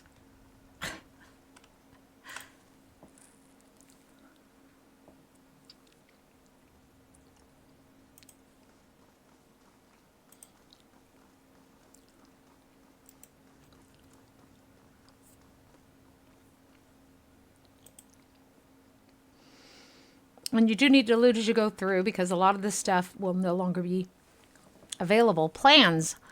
Locked Iron Gauntlet. So what it says here is, this old book is fragile and hard to read, but there are legible plans in it for locked iron gauntlets. This item can be created with access to a Spire forge, upgrade, and proper materials. Okay, so what they mean by that is when you unlock the other spires, you will be able to create a forge on one of them, a library on another, a kind of like a hospital on another. And let's see, forge, library, hospital, and training ground. Those are the other ones. Those are the things that you can create on the spires. I keep kind of glancing this way because I want to make sure things are still moving. And unless I hear something here, I can't confirm that the stream has not died. These small barracks are nowhere near large enough to keep the Vendrien guard comfortable and well rested. Sleeping occurs in short shifts with the soldiers rotating in and out of the beds, or maybe with more than one. So this is dagger plans. Again, we can use that when we have created a forge. So there's some training grounds for these guys to train. Let's go up here into the kitchen. Whole new set of stuff to take, so we want to explore all over again. Those scrolls are going to be necessary in creating things for you. Following Kairos' conquest, food has become far less plentiful in the tiers. Painful. The Vendrien Guard must make do with very little. Oh, we're about to change that because this is not okay. Seriously, this is not the way that you... This is the problem that in the 100 Years' War, this is the reason why England didn't win. Although England had conquered a great deal of France, by the way, for those of you who do not know that, they treated their French subjects like shit. And so the French subjects did not accept them as their masters. Had they been a bit kinder, they might have been more successful. Yeah, baby.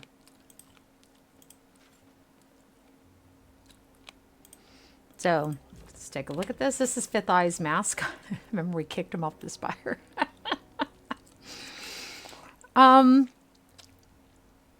This will do horrors for our accuracy and deflection.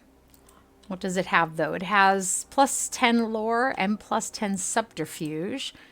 He could use that though, because his there's a little bit of deflection and accuracy loss, but by and large, look at that. That looks so cool. You look so cool. She has no helmet. We can fix that.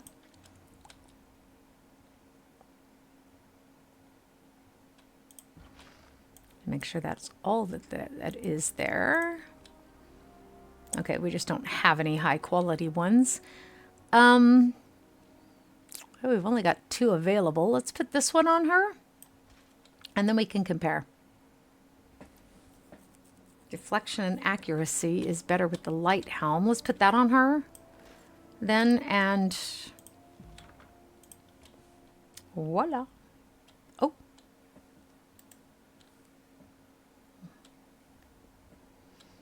We have a bow that explodes.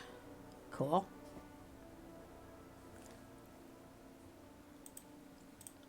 She gets that. Is this not the same thing? What? Oh, okay. Just a second, just a second, just a second. It's the exact same thing. How do we get 2 explosive bows? That's weird. Nobody else uses a bow? Not even someone that we're going to potentially take into our party, so I guess we'll sell that.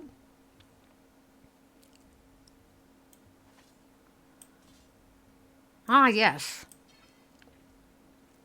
The Iron Marshal's sword. Oh, but this is an artifact. Bugger me.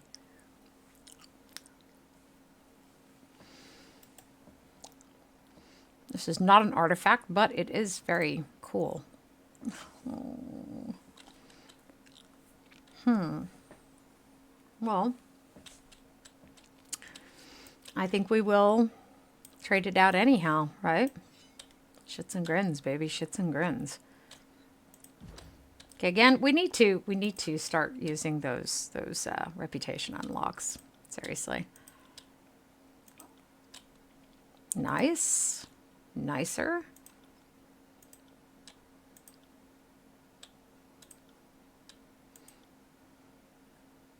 White. Okay, that's no longer a thing because he's no longer available to us.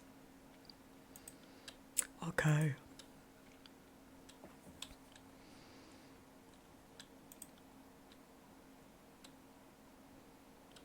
We're going to take this as one of them, but we don't want to confirm yet or we'll lose our potential to take the other one.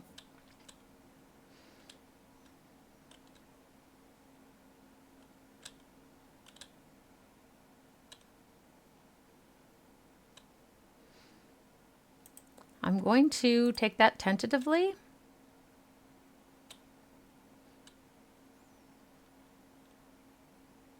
See, -2 accuracy for 3 seconds, but it's passive. So I don't really get how that works. +3 melee damage could be useful though.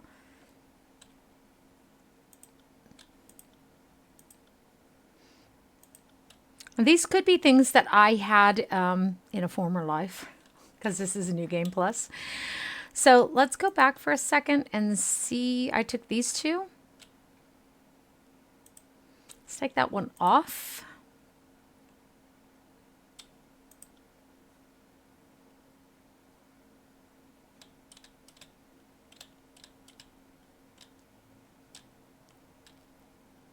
Let's put that one on and let us confirm. Okay, once you confirm your choices, you will be unable to modify them. Any unspent reputation unlock points will be lost. Yes, we understand. And this never goes away, by the way. It's very annoying. So, okay, we have a ton of stuff here. But our first order of business is to go and confront the Bronze Brotherhood. See if they will join us. So like I said, when you're playing this, don't forget to loot your stuff as you go, where possible. Sometimes it's just not possible, because you may not be able to get a hold of it later.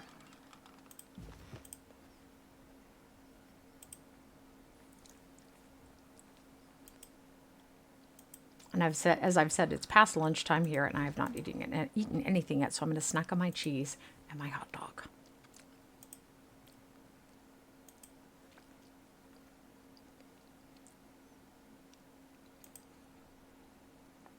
This will be available later, but I'm just going to go ahead and do this now.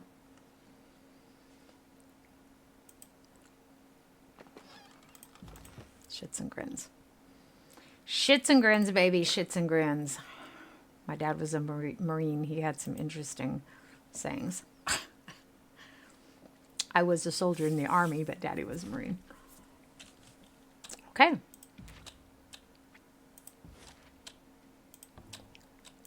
Let's accept.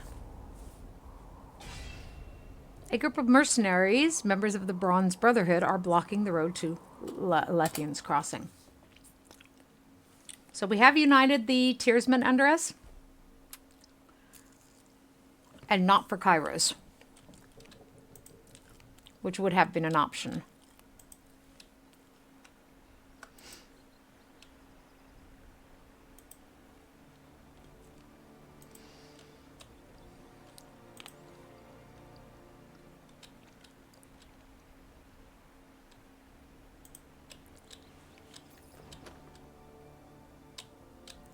Okay. To be fair, we know most of the sigils. Because this was a mage, by the way, the character we're playing, and we have turned her into a fighter without actually retraining her. A tall woman stands here, surveying the area from a small overlook. She glances at you and immediately goes back to watching her surroundings. Welcome to Ironhaul Trail, Fate Binder of Tunon. She salutes you. My name is Welby, first axe for the Bronze Brotherhood, though I'm not sure the title matters anymore. She pauses to gather her thoughts, then opens her mouth to continue. Instead, she exhales slowly, shaking her head. Never mind, you needn't be burdened with my problems. While I appreciate you coming to me before speaking to Raetommon, you will need to be careful. He has of late been acting out of sorts, and any perceived slight can become a problem for the one who offends him. Choose your words with him carefully. What can I help you with? Yeah, how could talking to you offend Raetommon?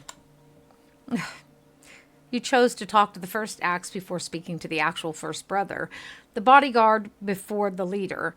How could this mean anything but collusion and treason? I know I speak out of turn, but I only wish to warn you. Tread lightly around Raetommon. And by the way, he's just as nasty to us, even if we go to him first. So tell me about the Bronze Brotherhood. Welby laughs a little. We're mercenaries, plain and simple. I'm not going to pretend like it's anything more. While it's true we have in recent years been a little more stationary than your typical crew, it doesn't change the fact that our services can be purchased for the right price. The voices made an offer to assure our cooperation, and we took it. If we had known Kairos would try to have us thrown out of our home afterward, well, I probably would have still taken the rings, but I would have been a little more prepared for the inevitable conflict.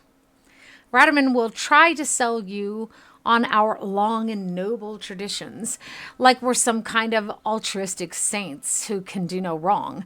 But that story is as old and smelly as Grandma Beastman's tail hairs. What a picture.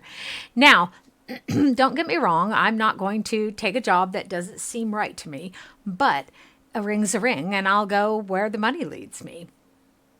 One point Raetommon and I agree on is this. We did a job for Kairos, but we were not treated fairly. The Brotherhood is strong, and we have the numbers. We will fight to the last man. I just don't agree with Raetommon's methods. Okay? What does it mean to be first axe? Not much anymore, apparently. I wish I knew, Fatebinder. The first axe protects and consults with the first brother. I'm supposed to be Raetommon's advisor, confidant, and guard. Lately, his behavior has become erratic. He's acting paranoid, manic, and distrustful. My duty as first axe is to protect the first brother, but I'm also sworn to protect the Brotherhood, and if that means the removal of Raetommon, so be it. He has too many supporters in Lethian's crossing right now to speak out against him. So, what do you think has happened to him? Honestly, I couldn't speak to the cause. The stress of leadership, the battles with Kairos' forces, his night in the old walls. Welby shrugs. Does it matter? His behavior is endangering the Brotherhood, and he must be stopped before we are destroyed. I fear people will be hurt far more than a simple toll. She points south. He is over there searching corpses, looking for information I know he's not going to find. He ambushed a patrol. He's going to anger the Archon. And for what? His pride? Okay, well, how would you run this group? Oh, I wouldn't waste time and resources on petty vendettas. That much I can tell you. I like battle and I like rings. With the Brotherhood, well, we used to get both regularly. Now all we have is fear, suspicion, and blood. I want the disciplined regiment back, and I intend to have it.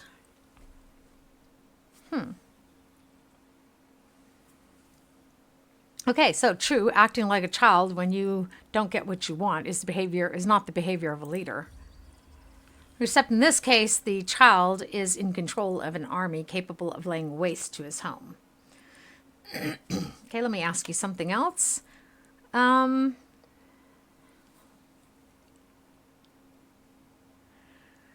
need soldiers. Have you ever thought of uniting with others against Kairos? That's our best chance. That's what we're doing anyhow. While I am certainly open to the idea, a world without Kairos' oppressive rule is something I've dreamed of.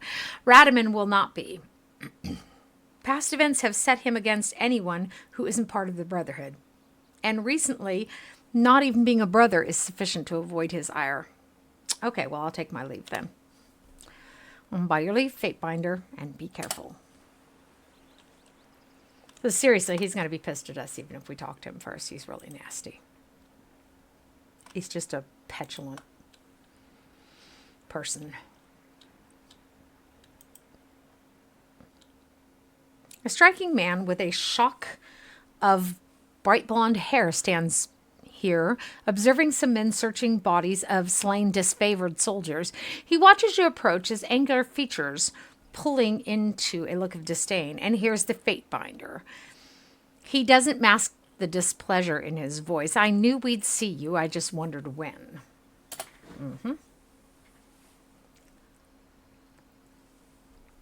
What brings you out where no one asked you to come? Are Kairos' dogs ready to be put down again? I won't surrender the crossing, no matter how many times you try to take it. We were hired to protect this city, and we will continue to do so. No one else will have it. He glances at his men, who have stopped to watch the conversation. With a start, they return to searching the bodies. Never mind. He waves dismissively. I don't care why you're here. My name is Raetommon. I'm the leader of the Bronze Brotherhood. Speaking of which, what did Welby have to say? He looks north where Welby stands, watching you both intently. Has she already started filling your mind with lies about me? She and I are going to have a chat.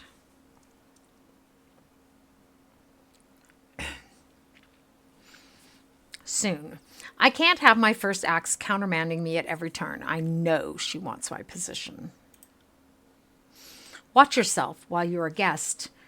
In my land, if you have come to stir up more trouble, we are well equipped and will not break down in the defense of what is rightfully ours. He sweeps his arm in front of him, gesturing to the surrounding countryside. Welby and I may not always agree, but that is one point we see eye to eye on. If you step out of line, we will both correct you.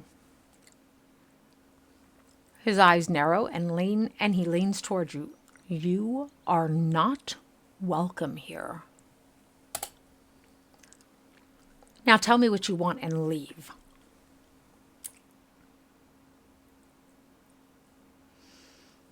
Tell me about the Bronze Brotherhood. We are a humble group with noble, long-held traditions. On the side of right and honor. Raetommon's voice fills with pride. If there's an injustice that needs to be rectified, we are called.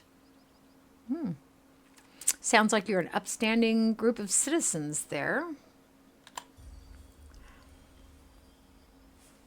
Tell me about Welby. No. Why is Lethian's Crossing so important to the Bronze Brotherhood? We were asked to do a job and we did it. Then what happens? Kairos attempts to eject us from our home. He makes an emphatic gesture to the north toward Lethian's Crossing. By all rights, that city is ours, and suddenly Kairos wants it. Well, I intend to keep it. I refuse to leave. We've protected the crossing for years, and even ensured Kairos' forces could do business here when Nerat asked us to. No, we did the job we were asked, and this land belongs to us.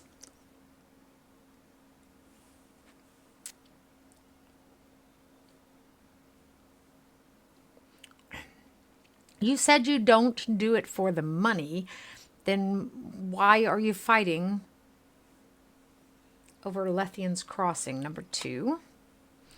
I don't appreciate your tone or the implication of what you're saying. Oh, fuck me. Fatebinder. Raetommon's eyes are hard and his voice is flat. This is a mere matter of principle. We performed a service and we're paid for that service. Don't try to glibly explain away a complex situation. This is our home.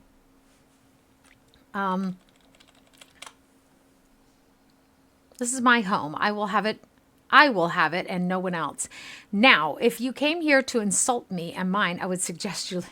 Jesus, you didn't say anything. What's so important about these bodies? They were undoubtedly scouts sent by Kairos to ascertain our defenses. And where one group is found, many others will surely follow. Why do my earbuds keep randomly turning down? It's really weird. We are looking for anything that will tell us how many there are and where they will strike next. They've tried to take Lethian's Crossing back already and failed. If the forces are too numerous this time, we might not be able to hold against it. Okay? I'm gathering an army. Would you consider standing against Kairos? If you were saying you would, but hey, absolutely not. I placed my trust in others before and only received the back of their hand in return, payment or no. I do not appreciate providing a service and being tossed aside. If they are not my brothers, they are not my friends. Okay, I need to get to Lethian's Crossing. Raetommon considers your request for a moment. I'll let you through. You must promise to behave. I have enough problems dealing with everyone else. I don't need the hassle of keeping an eye on you too. So watch yourself. This is my city, and I have eyes everywhere. If you intend to stir up trouble, go somewhere else. I don't need it here. He fires an arrow into the air and then makes a signal by waving his arms in the air in an intricate pattern. You may enter Lethian's crossing. The man is a lunatic. Not sure the first brother here has a full complement of oarsmen. His henchman is all of 5, 6 paces away. Why the theatrics? Seriously. When you get inside, check with my ring dropper, Karatha. She is the second brother and the one in charge when I am away. Okay, we'll speak again soon. I certainly hope that isn't the case. You too. Guy's a real dick. A small figure stands before some armor-clad soldiers, his arms moving wildly. He gestures in frustration, yelling at the man directly in front of him. Absolutely not. I've come through Ironhaul Trail more times than I can remember. No one's ever asked for a toll before, and I won't be paying one now. He noticed you standing nearby and turns to speak. Fatebinder, surely you of all people can help me. My name is Aster, and I must get to Lethian's crossing. I have goods to deliver. Tell this man I will not be paying a toll to him or anyone, and he is to let me through. It's actually illegal under Kairos' law to charge a toll for travel on the roads. Just a side note. He folds his arms over his chest and nods with a pronounced finality. So, we will do that. We will talk to Tunon. We should have already done that. He will explain to us all of Kairos' laws, but we're not working for Kairos anyhow, so. Greetings, Fatebinder. I'm sorry you have been drawn into this. What you've stumbled into here is merely a conflict of the changing times. I am Will of the Brotherhood, Bronze Brotherhood. Ironhaul Trail is under our protection. Anyone passing through must obey our rules.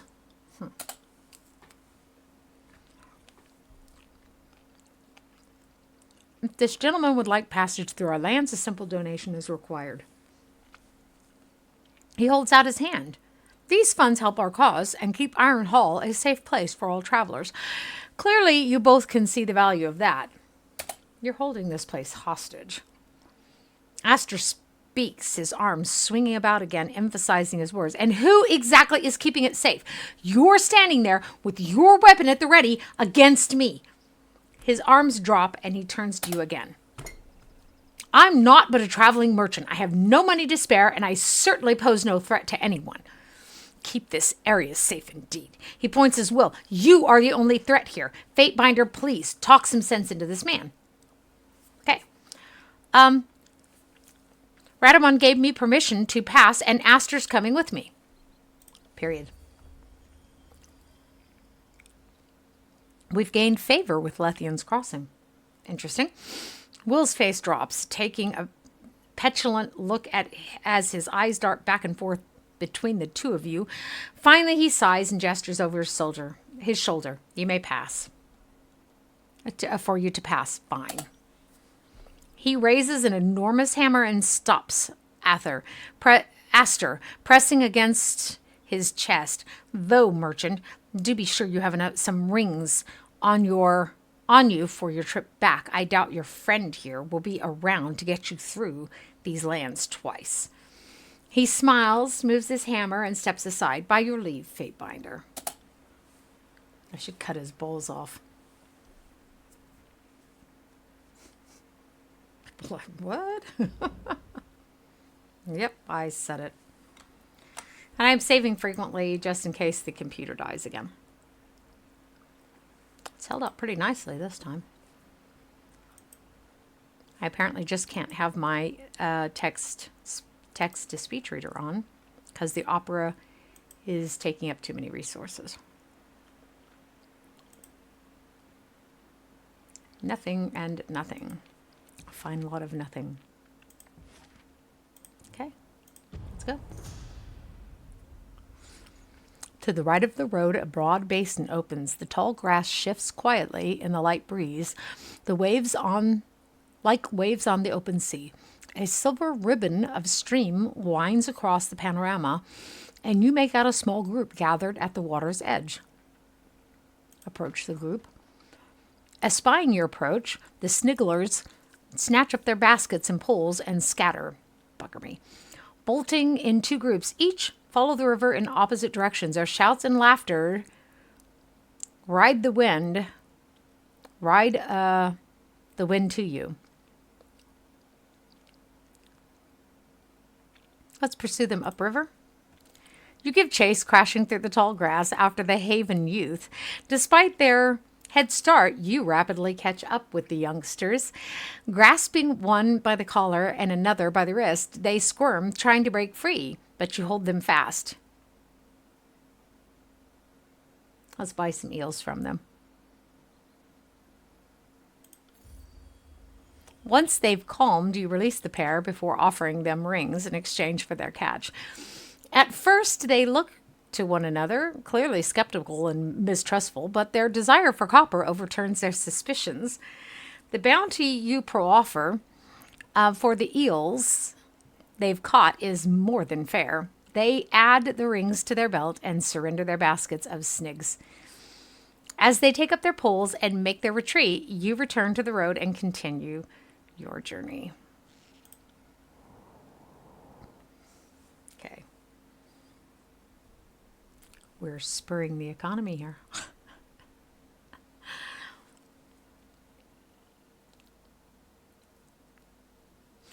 Now remember, we need to find out where these seals came from. Oh, you can talk to them. As you approach the entrance to Lethian's Crossing, you see two figures talking intently with each other. The woman points north as she talks. I don't know if we can afford to stay here. The region's too unstable and our business is suffering because of it.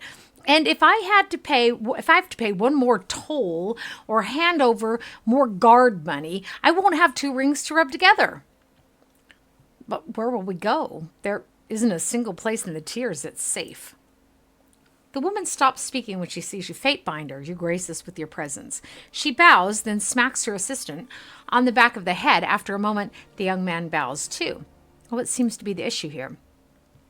Other than my desire to leave this town before its leaders cause it to collapse in on itself, I'm not typically one to trade in gossip, Fatebinder, but the Bronze Brotherhood aren't really the best people to be running Lethian's Crossing.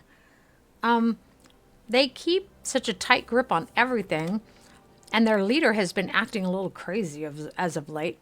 I'm surprised anyone still wants them around. By my rings, I wish someone else, anyone, was making the rules here. But if you're dead set on dealing with them, their current enforcer in town is ring dropper Karatha. She leans in, lowering her voice. However, if you need to speak to someone, I suggest you find Eldian.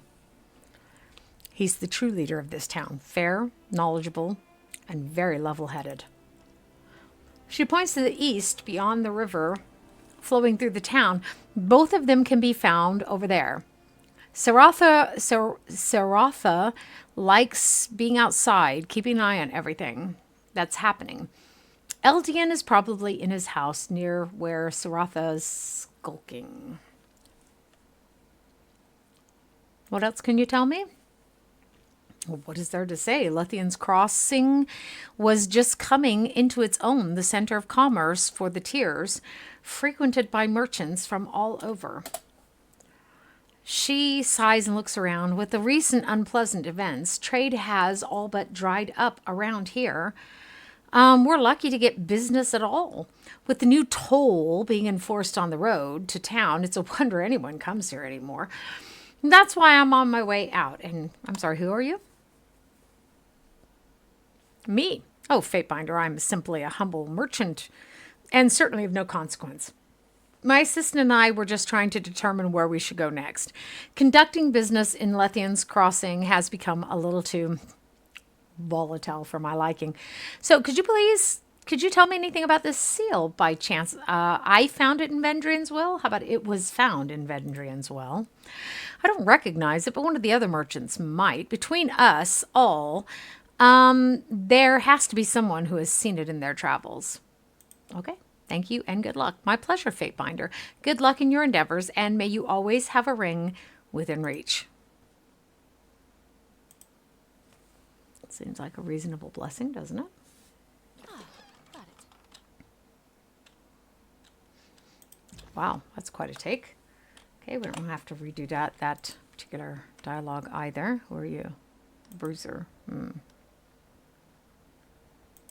a lot of them, aren't there? Sorry to cause disturbance, Fatebinder. Just making a point to my friend here about harassing me for rings. Get it, Krasner? Point? You stabbed me, you bastard.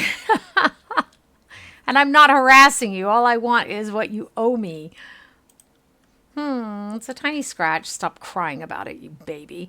If you want, we can get the Fatebinder to decide on who's right in this little matter. If if you think you have a leg to stand on, once you can stand up again, that is. He chuckles again.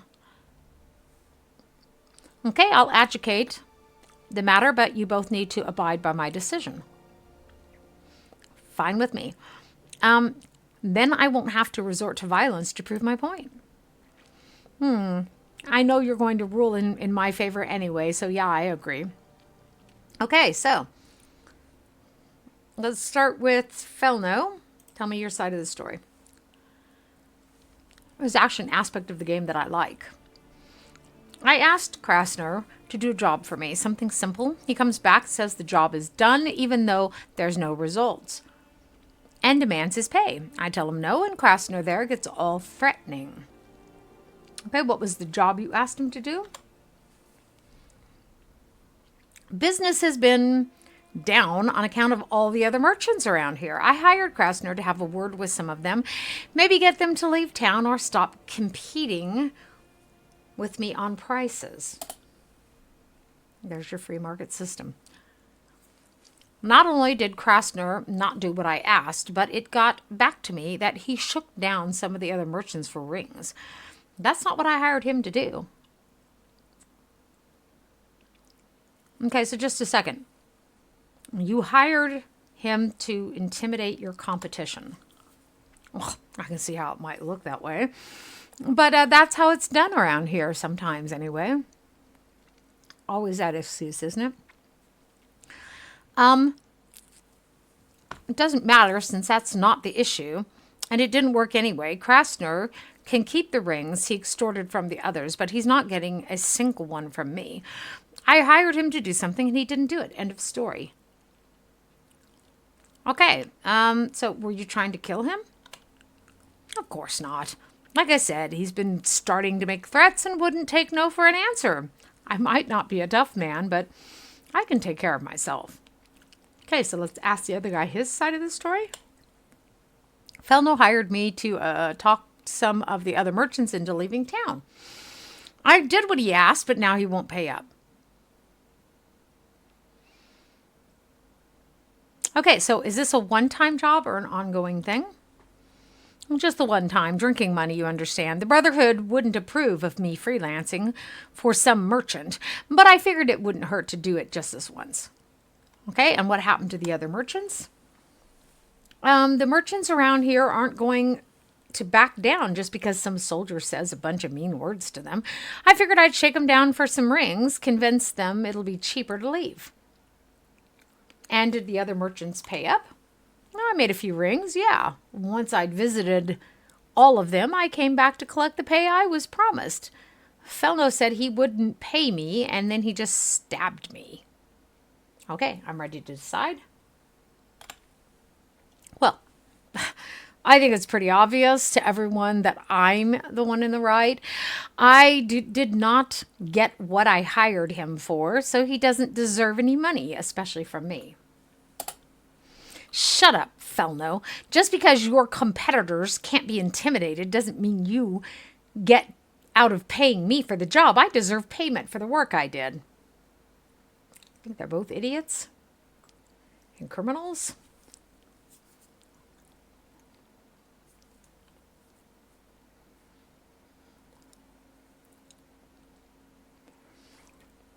There we go. Right there. I find you both guilty of intimidation and extortion. Fellow, you're banned from selling anything in Lethian's Crossing. Krasner, report to your superior to be punished according to the Brotherhood's laws. What? Oh, damn it all. Fucking Krasner. You screwed us both. Nicely done. Hopefully people will think twice about wasting your time in the future. They're both criminals. They should be ashamed of themselves, but they aren't. So, Merchant Praxis, good day, my fine friend. Could I interest you in all manner of provisions? There's no telling what may befall you on your travels. That sounds ominous.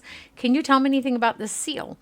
I don't recognize it, but one of the other merchants might. Between us all, there has to be someone who's seen it in their travels. Okay, what do you have for sale? Oh, no, there's some nice shit here. It's still basically shit, but it's nice. Oh, that's poisonous?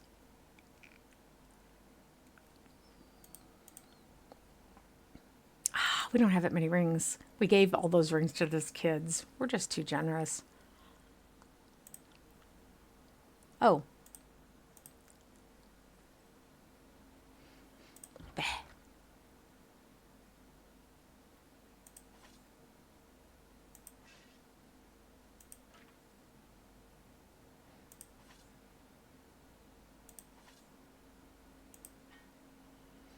I'm making sure they don't have magical qualities, by the way. In case you wonder why I'm being so slow about it. So there's those. That's a good start.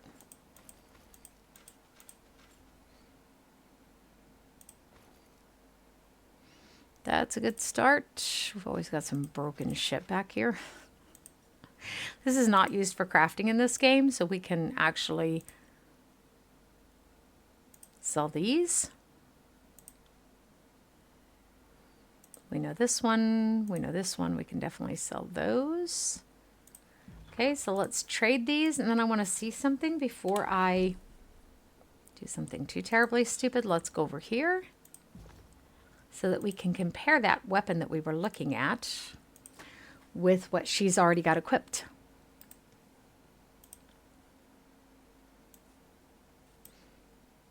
If we pull our head out of our rear end here.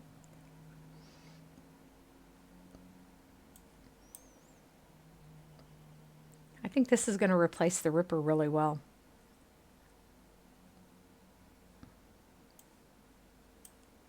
It gives us bleeding and poison.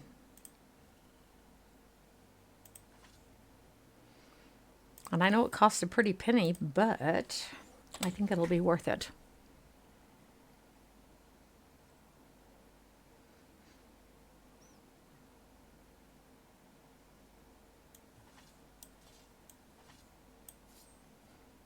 Nice.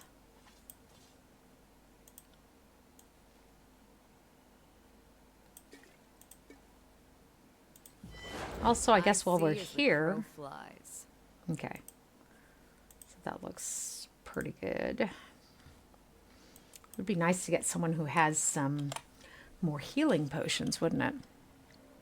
Yes. So we do have to go to the other side, and let's go ahead over there and talk to her. We're supposed to report to her if we recall correctly, and we do.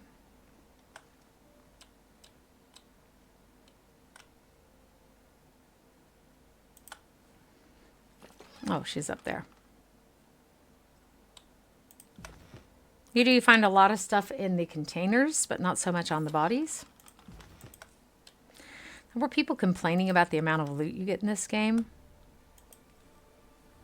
And most of it's just junk anyhow that you end up selling. Let's be honest about it. The Fate Binder of Tunon, yes. Welcome to Lethian's Crossing. My name is Ringdropper Karatha. And I am Raetomon's second brother. What can I do for you? Tell me about the Bronze Brotherhood and the Crossing. She raises her chin as she speaks. We're the largest and most battle-ready mercenary group in the tiers. Lethian herself hired us to protect the settlers when she first founded the town. And this group has been ever since. It's our home. Kairos' forces tried to remove us when they invaded, but they but we let them know we won't go quietly. So we have the ability to decide who would control this crossing, by the way. But we did not. We instead, to court the Tearsmen, we went to Apex. Okay. What are your thoughts on Raetommon? She sighs and considers her words for a bit before answering. He's efficient, she grimaces. He has become a little unstable lately, but so far he's yet to do anything to make me really worry. He's more paranoid than normal since there have been sightings of Kairos' scouts in the area, but I think anyone would feel threatened by that. Okay, I have to ask, where did the name Ring Dropper come from? She laughs. I earned the nickname during the night of my first victory with the Brotherhood. They decided to celebrate, and we drank a lot. During the drinking and celebrating, Raetommon showed up. I was so nervous and drunk seeing him that I tripped, and all the rings I just earned scattered everywhere. I was terrified he was going to be mad about the drunkenness, but he just laughed it off and called me the Ring Dropper. And the name stuck. Would you consider standing with others against Kairos' forces? I think that's a fantastic idea, but I have little to say. I have little say in anything final. As Raetommon's second brother, I can advise him, but that's as far as it goes. Welby, as first axe, has more sway with Raetommon than I ever would. Well, bye. Because that's not going to happen either. Okay. Come talk to this merchant. I know which merchant has our information, but as a player, but as a character, we don't. Fine day, my friend. Might I interest you in my wares? I have all manner of goods you might need. Okay, can you tell us anything about this seal? It was found at Vendrien. Well, we didn't find it ourselves, so that's misrepresentation. Sorry, I can't help you. I've never seen anything like it before. Okay, show me what you have for sale. Wow, it's just a lot of really pretty good shit here. I'll come back later and consider it. Let's see if we can find. So we'll go to a couple merchants over here. Let's go to the Chase. I believe he's the one who has our information.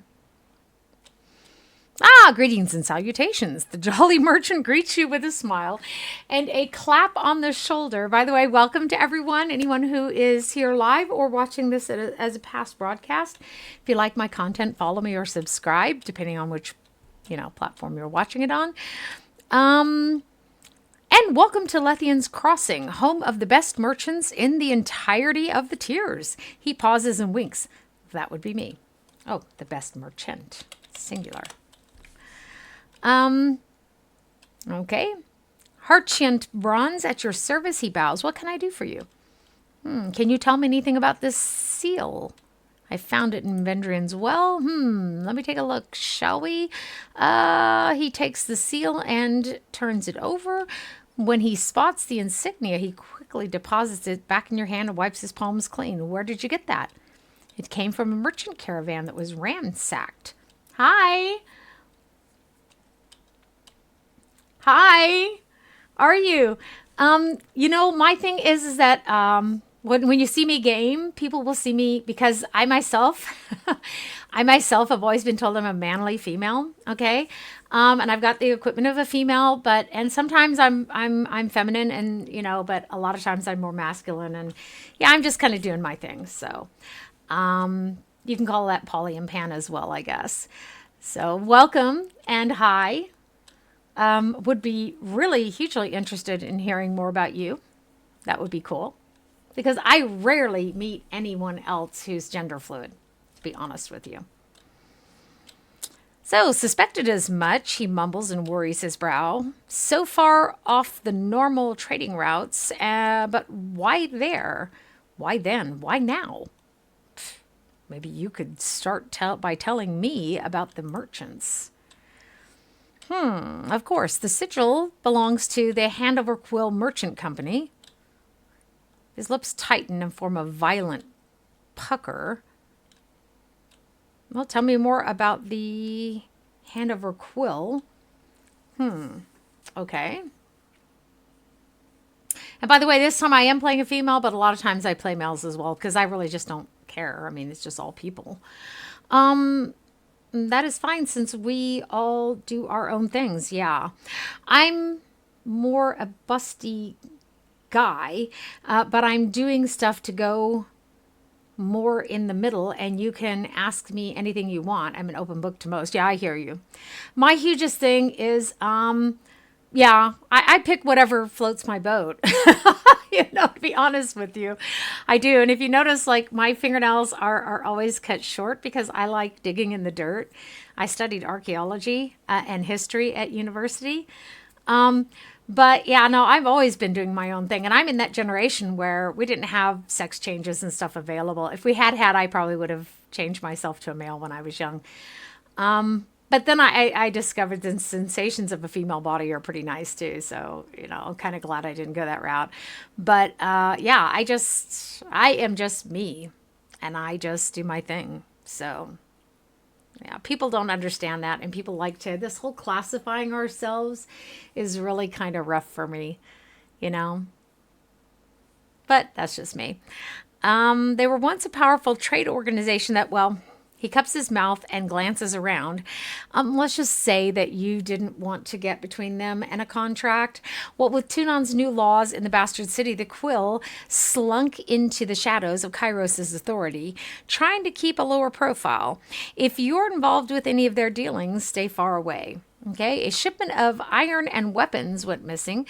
It was found with this seal in a house in Echocall Crossing.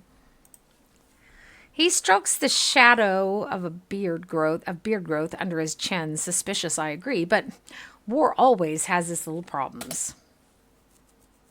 He waves a dismissal. It doesn't add up. Now, if we can return to the subject of my wares, he smiles and readies to show you some fancy bauble. The weapons were meant for the disfavored. We're going to persist. Yeah, that's true. It is why normally most of my stuff I make for characters are herms and feudas, as some call them. I am usually he, they, and sometimes think of myself as a male herm for me or myself. Yeah, I just really don't care, to be honest with you. Whether someone refers to me as she or as they, or is he even? I really just don't care. I mean, I don't get he very much. Although what I do get quite frequently is in Germany, they will mistake me for a Kampflesb. That's one of the lesbians who's more manly, I've always joked and said I'm actually gay and male trapped in the body of a female. Which people always go, what? But yeah, no, I just do my thing. I do my thing and let everyone else do their thing. And that's for me, that's what we should be doing. Just let people be themselves. As long as they're not actually hurting anyone else, what do we care? And I don't care what someone's sex is or what their gender is. I care about their sex if I'm going to try to mate with them, obviously. But beyond that, it's their business. They just need to know that for themselves. So, okay, the weapons were meant for the disfavored, and the Vendrien guard suddenly had iron weapons. Okay, I don't know why we're even pursuing this, except that our boss told us to. The Vendrien guard, he drums his fingers on his mouth and considers, well, this changes things, I suppose. Changes things. What does the handover quill have to do with the Vendrien guard? First things first. He clears his throat. And this will come at a price. If something unfortunate took place and my connection were traced back to me, the consequences would be costly. I don't think we have 1,000 rings.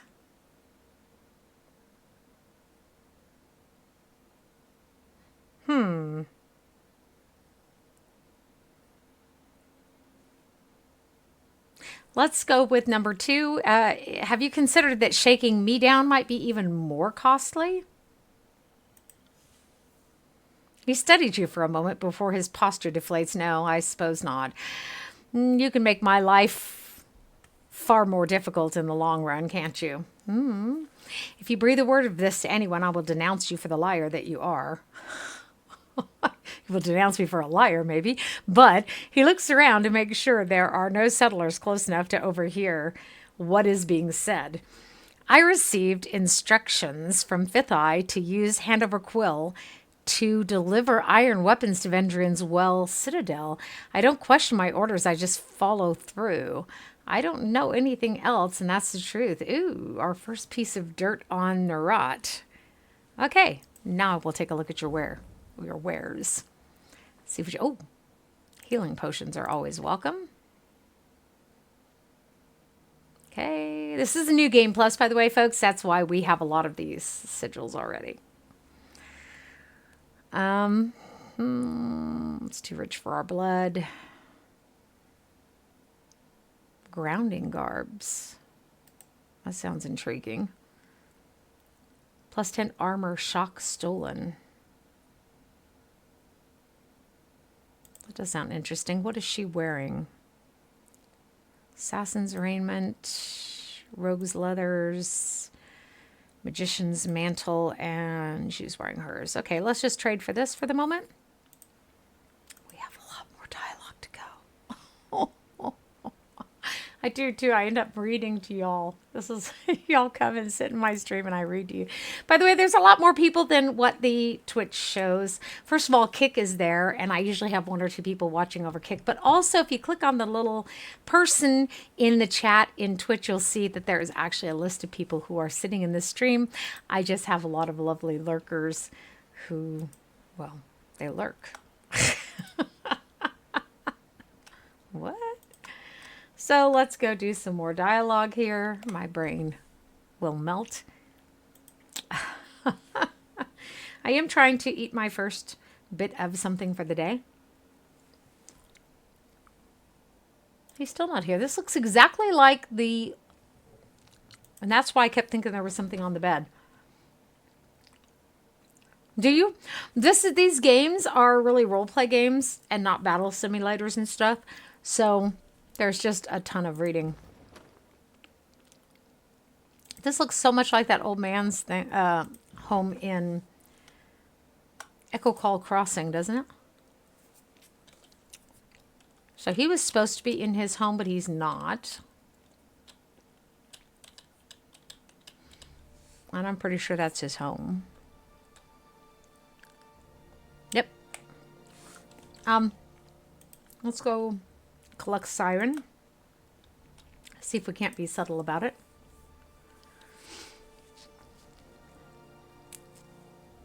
She's pretty cool in battle too.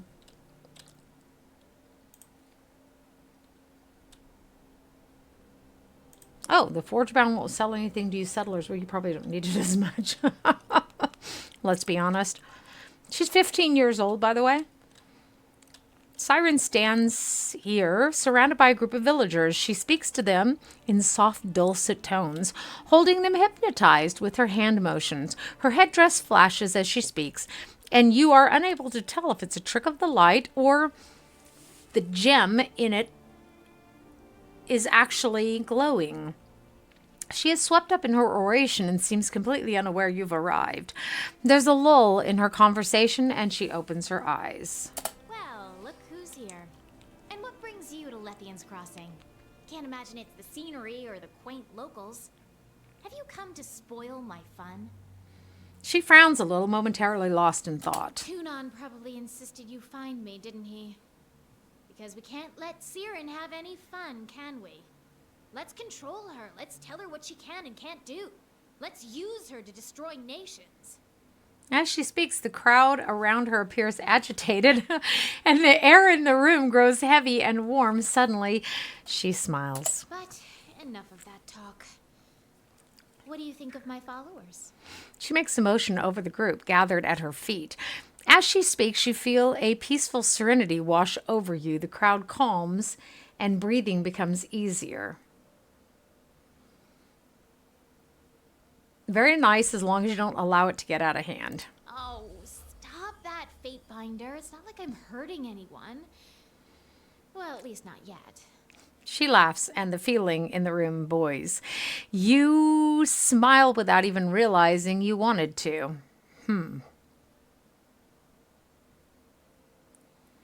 enough of this, Sirin. I want you to join me. Someone with your powers needs help directing it.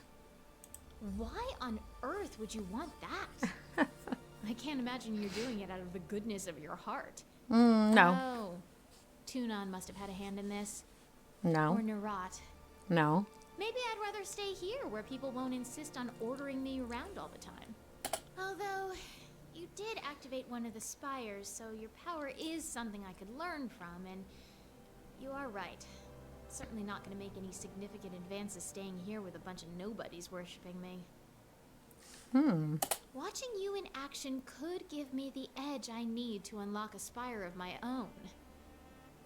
Fine. I will allow you the glorious gift of my presence in your party. Okay, we'll say add her to our party, but we don't actually have to. See? Just gives us the opportunity. She will go to our spire and wait for us. Okay. Also, guys, don't forget that if you like my content, follow me. Okay? Turn on your notifications so you know when I'm streaming. I'm binging Tyranny for you for probably next weekend as well. I usually have a stream Central European time, about 4:30 Central European time, afternoon, of course, where we are doing Pillars of Eternity.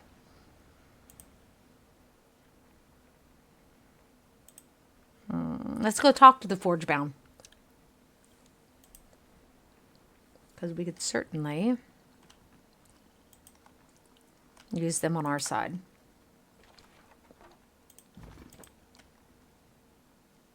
So we have our first piece of information about the voices.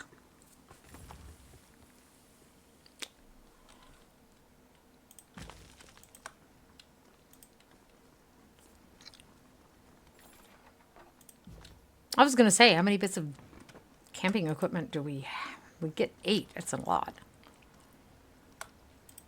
Okay. Welcome, friend. The merchant cries out to you, his belt jingling with rings. He waves his arms about in a dramatic presentation of his wares. What brings you to my humble trading post? Have a certain something in mind or just browsing? Okay, show me what you have for sale. Most certainly. Have a look. And I am in garb this weekend, but I'm not always in garb.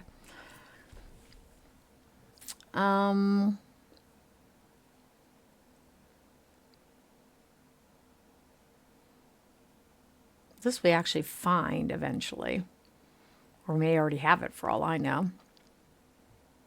Okay, well, that was interesting. Let's go inside and actually talk to the Forgebound. Oh, my butt is going numb again.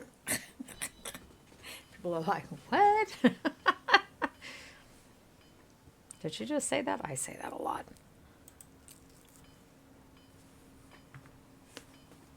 Okay, Master the Fatebinder is here. Zdenya turns as you approach. And approaches you. Her lithe body moving fluidly as she walks. She stops before you, her stance solid and sure.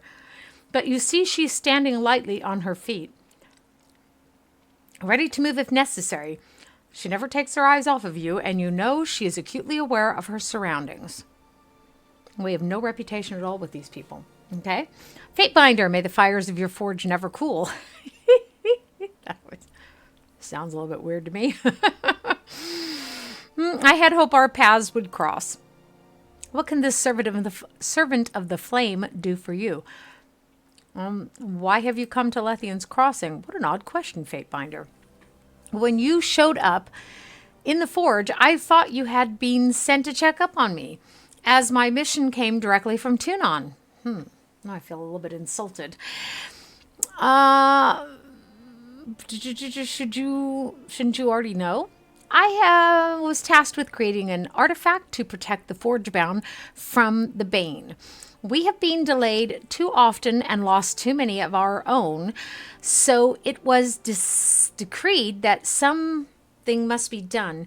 I created the Magebane helm to keep the Bane at bay. Once the helm is in place, its magic will keep the Bane locked away inside the old walls. Okay. Why did you create a helm? It should have been something that's less easy to just simply take. The forge bound are crafters of weapons and armor, Fatebinder, not statues and baubles. It's a fair point. I make what I know. It is also portable and can be moved easily or used in battle should its protection be needed elsewhere in the future. For the time being, though, it will remain here protecting the Forgebound. We have a job to do and cannot do it properly if we are constantly assaulted by outside forces.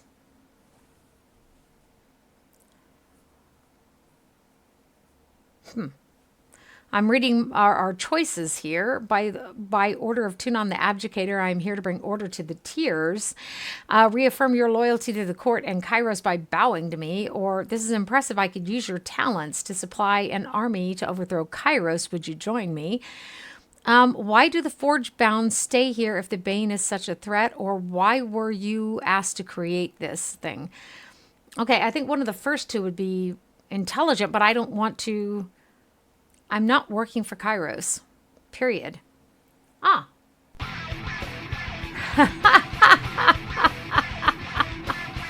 Thank you for your follow. Well, I wish I had more time, but I need to run and take care of stuff. Thanks for a great time. And anytime you want to chat, you can just message me. I will. Here, or, well, any place, since we all need to keep in touch. Yes, please. Have a great stream and talk to you later. I very much appreciate your stopping by, and I'm glad to meet you. And I will definitely take you up on talking with you because I don't get to talk to a lot of other gender fluid people.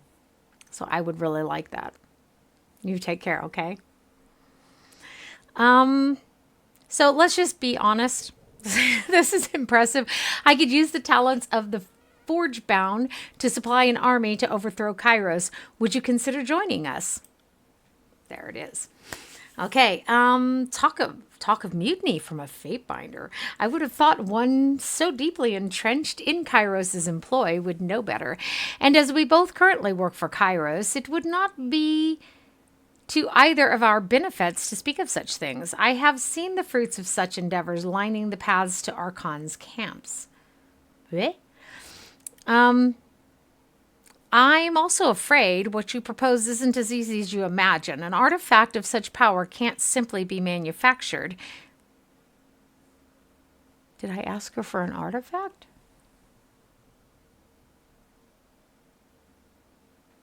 It takes time and effort to make these items. Simple weapons and armor can be produced easily, but we are already providing those for the war. Regardless, protecting the Forgebound is my top priority, and right now that means getting Magebane set. I think that they might have messed the dialogue up there. That I lost the thread. I must place the helmet before I do anything else. The settlers here have created a spot on the 3rd tier for it, and that is where I'm headed. Please join me, and we will talk further once I know Magebane is secure and working properly. While I am loath to upset Kairos unnecessarily, I am not convinced outright defiance is the correct solution. You are right in thinking that something must be done. Fair enough. So we will talk about it as a good answer. I like that. Okay, I can't do anything until she leaves. And, Eldian. Oh, more dialogue. The sunburnt man dips his head in greeting. By the way, we've been streaming this time for 3 hours and 15 minutes, so this looks nice and stable. I think we'll stream for another hour, and then we'll call it a day. That will be about 5 hours. It's really hard to sit on my rump roast this long. The sunburnt man dips his head in greeting. An outsider never arrives alone. At least that's what my mother always said. Seems she knew what she was talking about. He nods thoughtfully at his own words. I'm Eldian. Welcome to Lethian's Crossing. You must be the one everyone's talking about. Tunon's Fatebinder, right? Eldian looks you over. We could have used your help when Kairos' forces tried to take Lethian's Crossing. Well, I was otherwise occupied. Thank you very much. I have a life too. Though I suppose you would have been fighting on their side, wouldn't you? But the Brotherhood overcame, and now, like I said, there's more people actually sitting in the stream. If you look in the chat in Twitch, you'll see. And for those of you who are watching, all of you, whether you're watching live or as a past broadcast, again, I welcome you to my stream. I'm so glad you're here with me.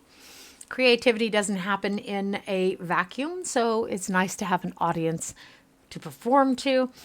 If you're not already following me, follow me and turn on the notifications so you'll know when I'm online, or if it's in my YouTube channel, also at That Craig Girl, then so that you'll know when I have posted a video for you. Okay.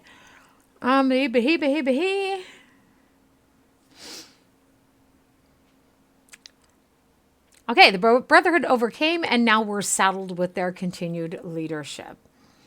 He shrugs. I suppose there are worse fates. Hearing stories about your exploits in Vendrien's well, I expected you to be 12 feet tall and shoot fire out of your mouth. I exploded in fire, but I just can't shoot lightning out of my other openings. Can't always tell the contents of a pie from its crust, can you? But enough of my prattling. You didn't come here for a history lesson or to get my opinion of your grandeur. He waves his hand dismissively at his previous comments. An educator sent you for the Archon of Song, I assume? What can this old fool do for you? No, I've already got the Archon of Song, thank you. Can I ask you questions about Lethian's Crossing? If you have questions about our settlement, I'm definitely the one to ask.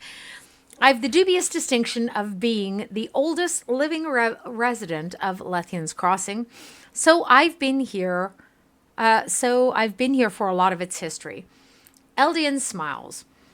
Eyes, hips, hair, and hearing might be failing, but my mind still remembers everything that happened here. What would you like to know about? Okay, we're going to grab some background.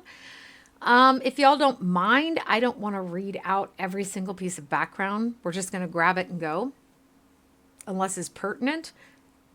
I saw merchants leaving town. What's that about?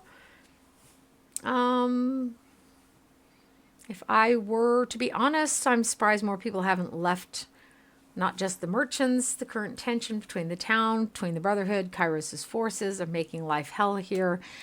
But life outside is even worse, so, what do you want to do? Okay. The Bronze Brotherhood maintaining control over Lethian's Crossing. Kairos' armies have been itching to take the town from them. At least that is what seems to be happening. For all I know, Nerat and Ash may simply want the Forge bound. Which would be fair enough. Once they found iron in our rivers, suddenly everyone cared about who had control of the crossing. Tell me a little bit about the crossing's history. Who was Lethian? Biggest pain in the ass I ever knew. Lethian was his grandmother. Okay? She founded the place.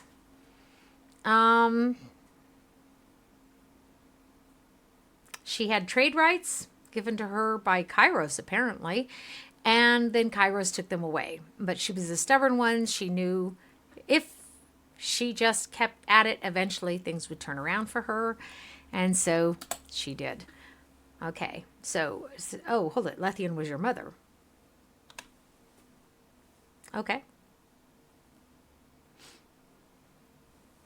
So he left and he came back, by the way. How did you build the bridges, the old wall bridges? Lethian was the mastermind of that. She could tie a knot with one hand, one string. I remember watching her draw systems of ropes and knots in the sand, telling me what they would do when built. I thought she was crazy. Says she got the idea for the bridges from seeing galleys pulled out of the water into the docks to dock. Apparently the hardest part was getting the initial climbing team to brave the old walls and set the first ties. But apparently you can pay a man, if you pay a man enough rings, he'll overcome his fear of old wall predators. Why did you settle here? Necessity. That's the gist of that. The siege of the Ardent and the Bastard City ended up helping us. All those folk heading to points east crossed through our little settlement, and many of them decided to stake a claim with us. Okay, so we know what Kairos' interest in the crossing is. It has to do with the iron. And why does the Brotherhood want to be here? His mother hired them to protect it. So that's our background information there. Okay, that's it. Well, I don't need to go through every single little detail there. A lot of his backtracking information that we already have. Okay, can we loot the place now? Nice. I'll take a look. How hard could it be?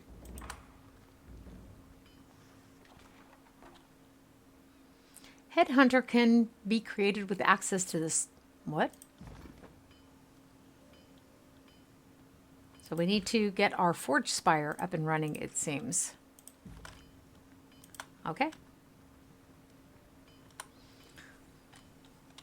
First things, oops, I did it again.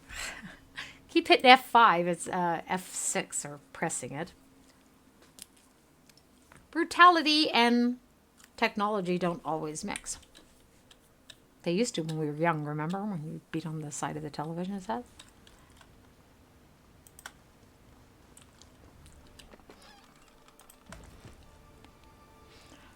Okay, to get to the next level, and we do need to get to the next level. This is the second level. We need to go up one more time.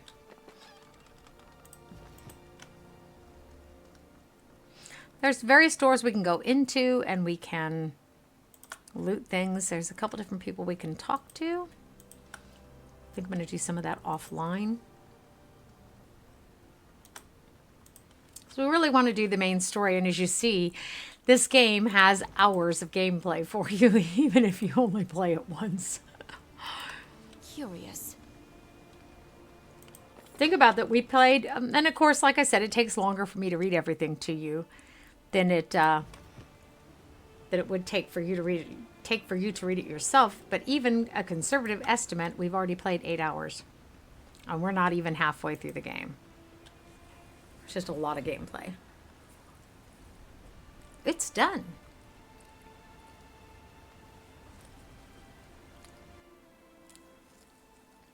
Good, good. Now the people of Lethian's Crossing have one less thing they must worry about. Fatebinder, will you go inside and see what effect the helm is having on the Bane? You got to be fucking shitting me, over.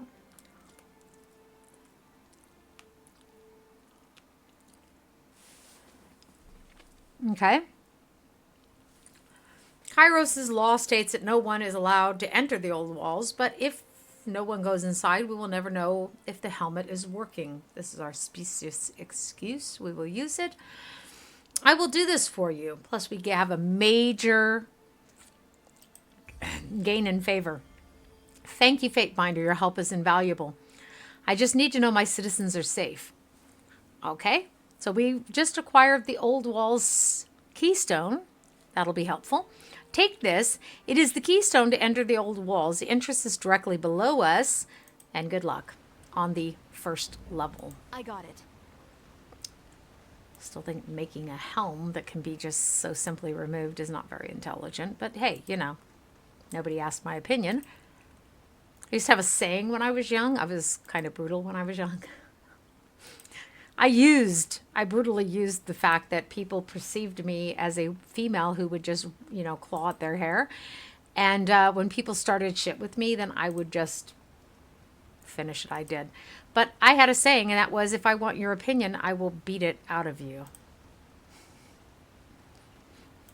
But I never started anything. Ever. Sorry, Fatebinder. Bane have been spotted in growing numbers recently, so Eldian has asked us to seal the old walls. And he gave us the key to get in. Which he wouldn't do if he didn't want us to enter the walls. Okay. Really is kind of scary, creepy, and woohoo.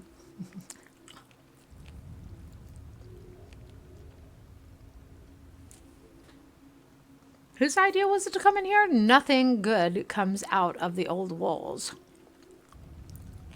It's the Scarlet Fury saying that. The Bane approach. Get ready. So we've already given her this thing where she scares the Bane. I think we still took that. We had to redo her so many freaking times. I've forgotten now.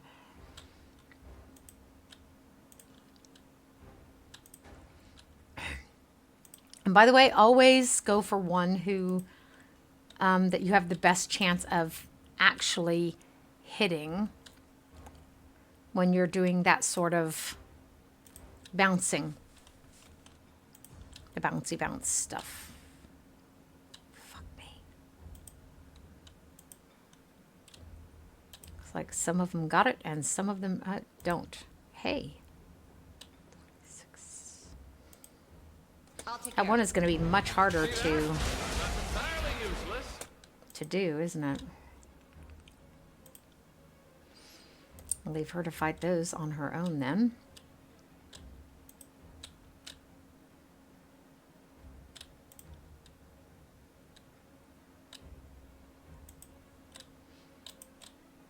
Or not.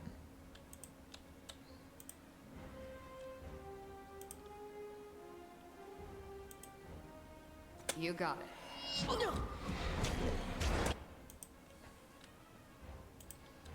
We told her to do something and her brain just emptied out, apparently.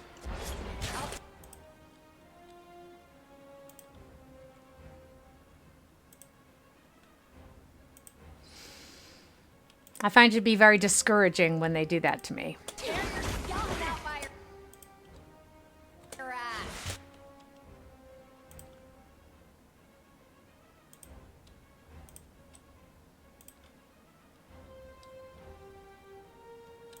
Count on it.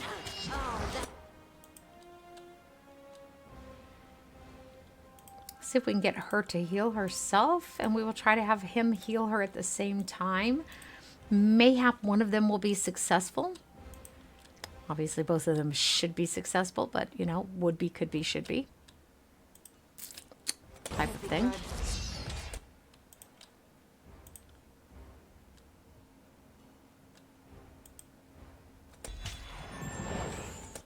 Excellent. They were both successful.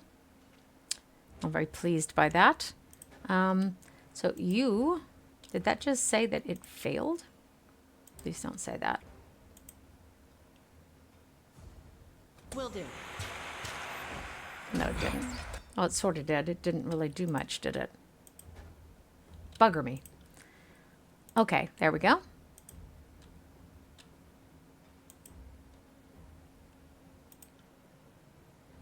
Oh yeah, that thing's susceptible to magic. I knew some of them were.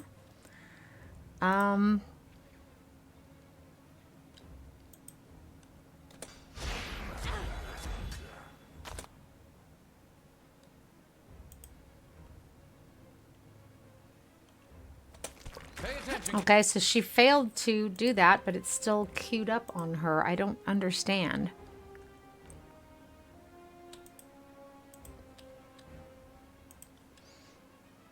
Kids, It's really weird, isn't it? It's still got her queued up.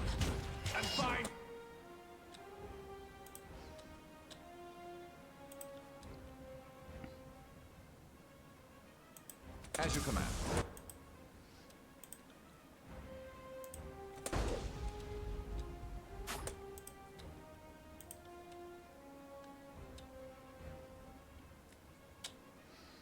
Neither of those look really very promising. Let's go ahead and shoot it at him. Just kill that thing off.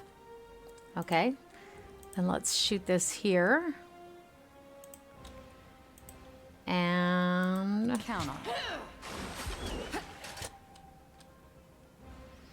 His healing spell is not back up yet. No, it is not. Yes, that is correct. No, it's not. Okay, let's do that. We'll have her dance on its head. Okay. So let's leave that one. Let's go for this one because the Fate Binder is standing right there fighting against that one. I can't do that. Yes, you can. Try harder.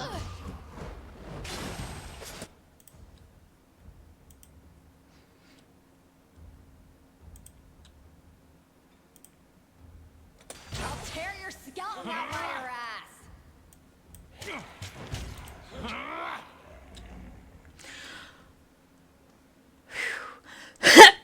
Okay. This is our first Bane fight. I would say that the helm's not doing a very good job. I'm just going to go out on a limb here. Okay, the door creates a near-perfect seal with the surrounding walls. Along its surface, you see several chips and shallow gouges from failed attempts to force it open. There is nothing to interact with on its panels, and you surmise that it was never meant to be opened from this side. Okay, there is an eerie glow of an unknown origin coming from the depths of this pit. Yes. Anyhow, when you walk by take a these look at things that have the bane in them, the bane will jump out at you. Yes, yes, yes, yes, yes. Okay, the door cannot be moved by hand and will easily resist any effort to force it open. You notice a small receptacle carved into one of the panels adorning this door, although nothing in the chamber looks like it will fit. By the way, welcome everyone to my stream. Hope you like role-playing games. That's what we're doing today. This is Tyranny. We're binge streaming Tyranny this weekend, and I will probably do it again next weekend for you as well. It takes a lot out of a gal, so to speak. These floor stones have been broken recently. Bits of metal nearby would suggest it's a result of careless soldiers. I still don't know what keeps spontaneously pushing my earbuds down. Let's see what we got here. We'll take that. Oh, okay, so there's a rune. We're going to take a charcoal rubbing. Pressing charcoal to parchment, you capture a blurry but proportionate image of the ancient relief. So presumably this is part of the key that we will need to unlock this spire later. With enough collected imprints, it may be possible to reconstruct the original shape of the rune. As you work, Lantry hovers near. See how the pattern looks broken along two edges? I think there's more to the engraving than what's here. Okay, finish the tracing and tell him, then we will look for more. Agreed. If we collect enough sketches and imprints, we could no doubt reconstruct the original image in its entirety. Which, as I've said, will gain us entry to the Spire. Oh, we went up a level. Yay! So we are playing a fighter. This is the new game plus, by the way, which is why we are such high level. Bonus health and will defense. I think I'm going to take that. And the next time we'll add some more strength to her. We have been specializing in, in the power and magic. Magic was from our previous life, as was ranged. And this time we're working on the power one. Add stun effect to the sunder. We'll take that one. Excellent. So, what? Good thing I keep a torsion wrench handy. Yes, darling. Very, very, very nice. Okay, heavy leather gloves. Ooh. I don't think many of us have, she has gloves herself, but others are lacking. Right? She has the artifact binding shadows. Oh, maybe we have... I guess we have more stuff than what I think we do. What? So recovery is down, but I think this would benefit her by and large more than what we may think. Lantry has 242. She has 231. Let's trade this with Lantry then. This isn't a lot, I know. But he needs something more powerful than the lowest level. That's about all that we all do at this point.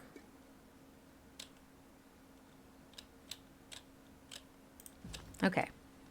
So that looks like that is all we're going to be able to loot. Let's save our game. We had one crash today, and we've been held steady for 3.5 hours, so I think that we are doing well. Gonna knock on some wood here. This is wooden. My little wooden beads. I am in period costume, so about the 1100s. My overdress needs to be taken in. Was made for someone much larger than me. I'll take a look. How hard could it be? Famous last words usually. So, why couldn't they have protected the settlement with an anvil or tower, something that can't be tucked under the arm, one presumes, he says. Fatebinder, we need your help. The soldier runs up, his words punctuated by his labored breathing. Raetommon took the Magebane helmet. Oh, that fucking lunatic. While you were in the old walls, when Caratha tried to stop him and his guards, they started slaughtering everyone. It didn't matter if they were Brotherhood or townsperson. It's like he's gone crazy. Speak to him. I'm going to kick his ass.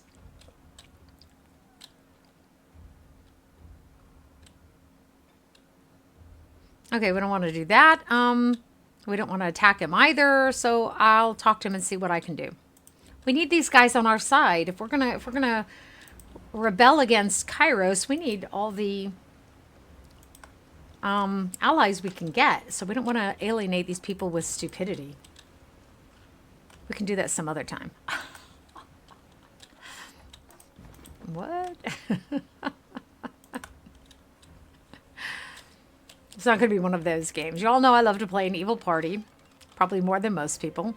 But this party is not evil. We have decided that the conquering of the tiers has been mismanaged from front to back. They don't respect these people the way they should. Tyranny! Error! Now is back. What? Greetings! Don't know what that means. But we're going to go kick some Brotherhood butt. We need to kill Raetommon in essence. The stream died for 10 seconds. Oh, did it? Oh, I didn't even notice. Thank you. Hey, at least my computer didn't die. Blue screen of stupidity from Twitch. or you're in Twitch. Okay. So, Raetommon and Caratha stand amidst dead bodies, staring each other down. Raetommon steps in to intimidate Caratha, who refuses to move. Stand down, Caratha.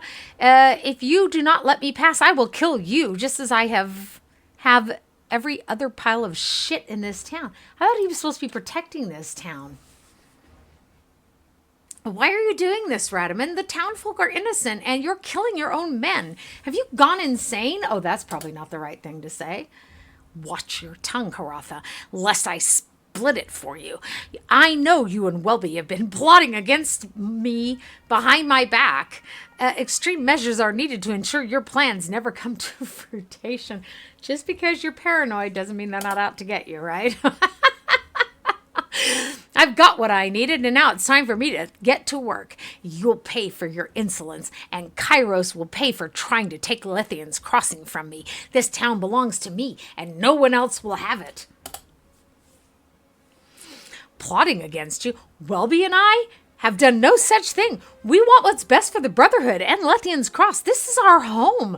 You've doomed innocents to a horrible death because your pride won't allow you to let the town go. You must stop. I want to stay here as much as you do, but what you're doing is absolute madness. Give me that helmet. Absolutely not. If a few expendables had to die for me to get what I need, so be it.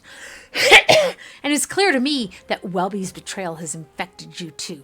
Goodbye, Karatha. And we're standing here helpless while he just...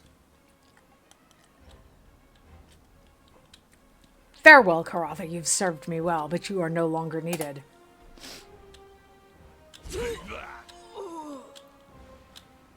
Okay.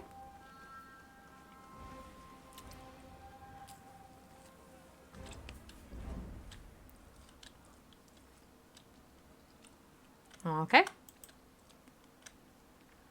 She doesn't need that.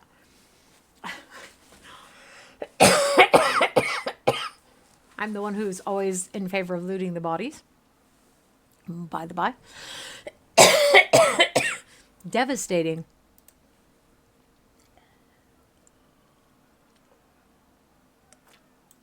How interesting. We're using one of the artifacts we were able to keep because this is a new game plus, by the way.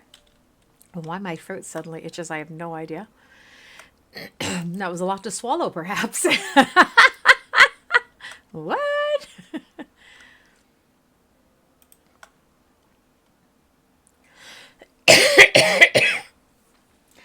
Look who's here. But just a bit too late, aren't you?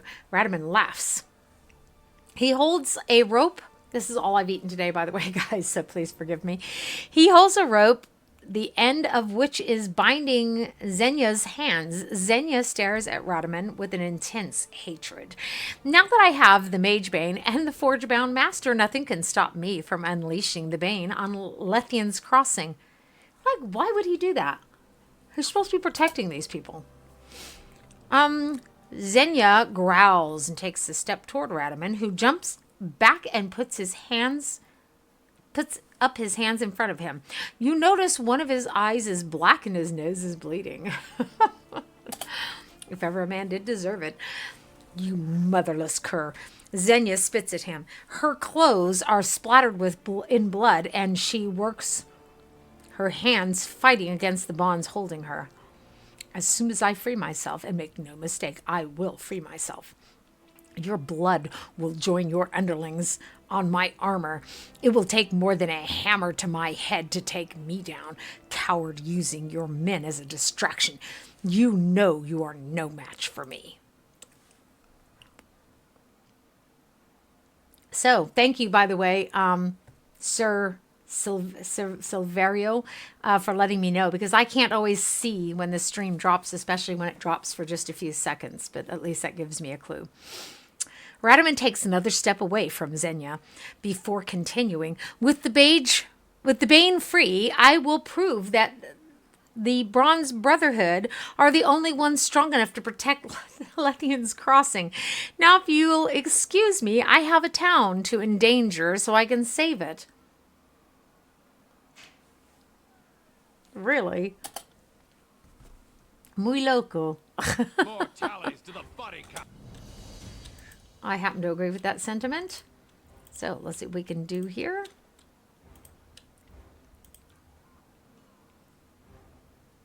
Let's put this one here since they all seem to be running somewhat forward.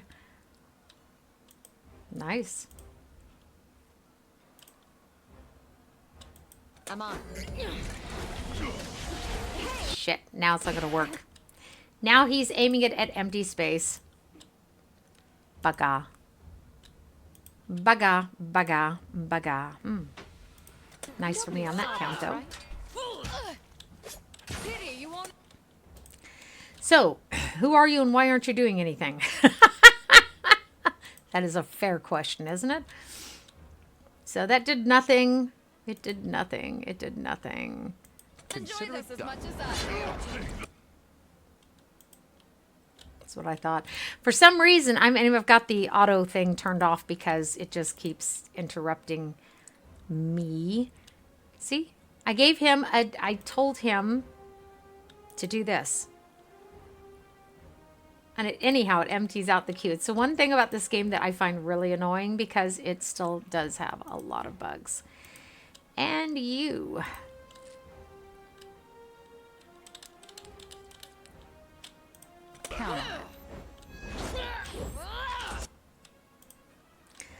Alrighty. Wow. She's getting that quite frequently, or she didn't use it, and I don't know which.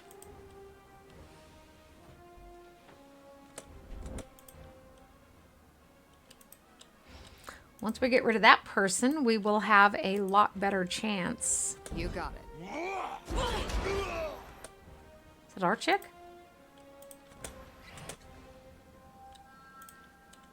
I need to stop doing that. We don't have enough healing available in this game. Everyone's brains emptied out because they were all targeting that particular person. Okay, fair enough.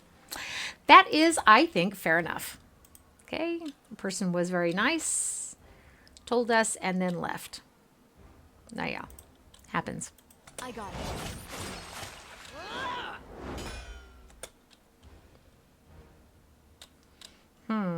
So what I need is I need you to heal her. And this will be posted in YouTube as a past broadcast, by the way. So you are free to go and watch it there. It will be, the cut in the stream will be cut out, in essence. Okay? Where our stream just decided to fall out. So these two are healing her. What's she doing? Well, boss, right now, she isn't doing nothing. I'll take care of it.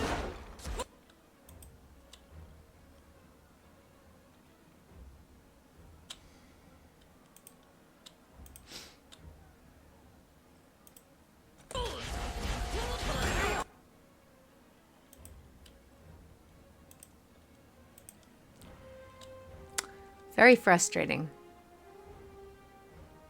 Shit. It's like her chances of actually doing anything here are slim and none. Let's hit the guy with the 85. It'll take the other feller with it. Always have this much blood. Yes, you did, darling. So let's shoot that at him. And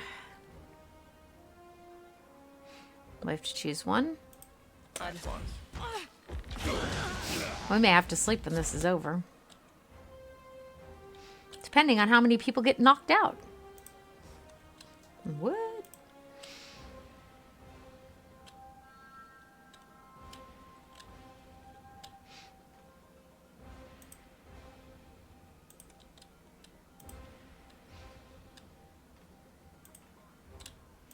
Just a better percent chance of hitting that person. Bugger me. No dice. Excellent. Okay. Let's see what other spells she... Because I know she has other spells available. That's not the question. By your command. Okay, so then not. You got it. Just dance on that person's head.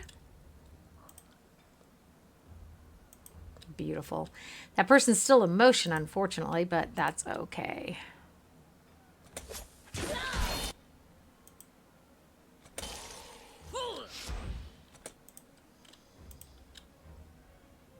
You got it. I'm enjoying this a little too much. Okay, let's see what we can do to keep ourselves from being killed. Because some of us are in danger. Wow, you suck. You suck. Hi everyone, welcome. By the way, guys, there are always more people in my streams than you see. They're just lurking. I have a lot of people who come and lurk. And why Twitch doesn't count them, I don't know. They have a gazillion reasons, excuses, and it's all just a crock of shit. But there it is. I can't change it. Let's throw him around a little bit. Ah! Oh, you know what would be cool? This is such a cool thing here. This is a new game plus, by the way. That's why we are so powerful. Else we wouldn't be. Just drown them. As you wish. And ebb is very useful in my opinion. And Lantry takes care of it. Once you get him up to this level, he has some really cool skills. He's useful anyhow, but that's just like even better. Why is that person red? I thought maybe my computer had frozen up. I was like, what? What is going on here? A broken hilt. That might be helpful in forging some item or another. So he has stole our forge-bound master and Magebane, rotten bastard, and started killing off a lot of his people. Mm-hmm.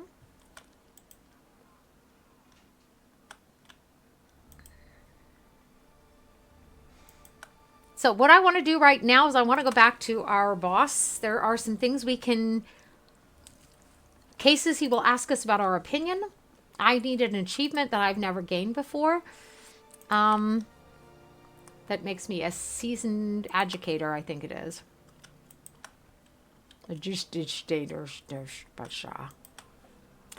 That thing. What? But I can't leave. Okay, it looks like I'm stuck in town for the moment.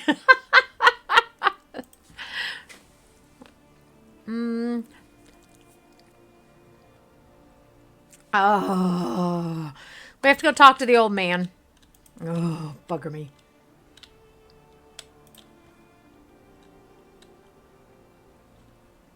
Even though I don't need the WASD keys, my fingers are poised there. Does anyone else do that? Remember the old days when we didn't use those keys, and then as soon as I started using them regularly, that's where your fingers automatically go on the keyboard. See if the feller is here. Along with everyone else. Fatebinder, come in.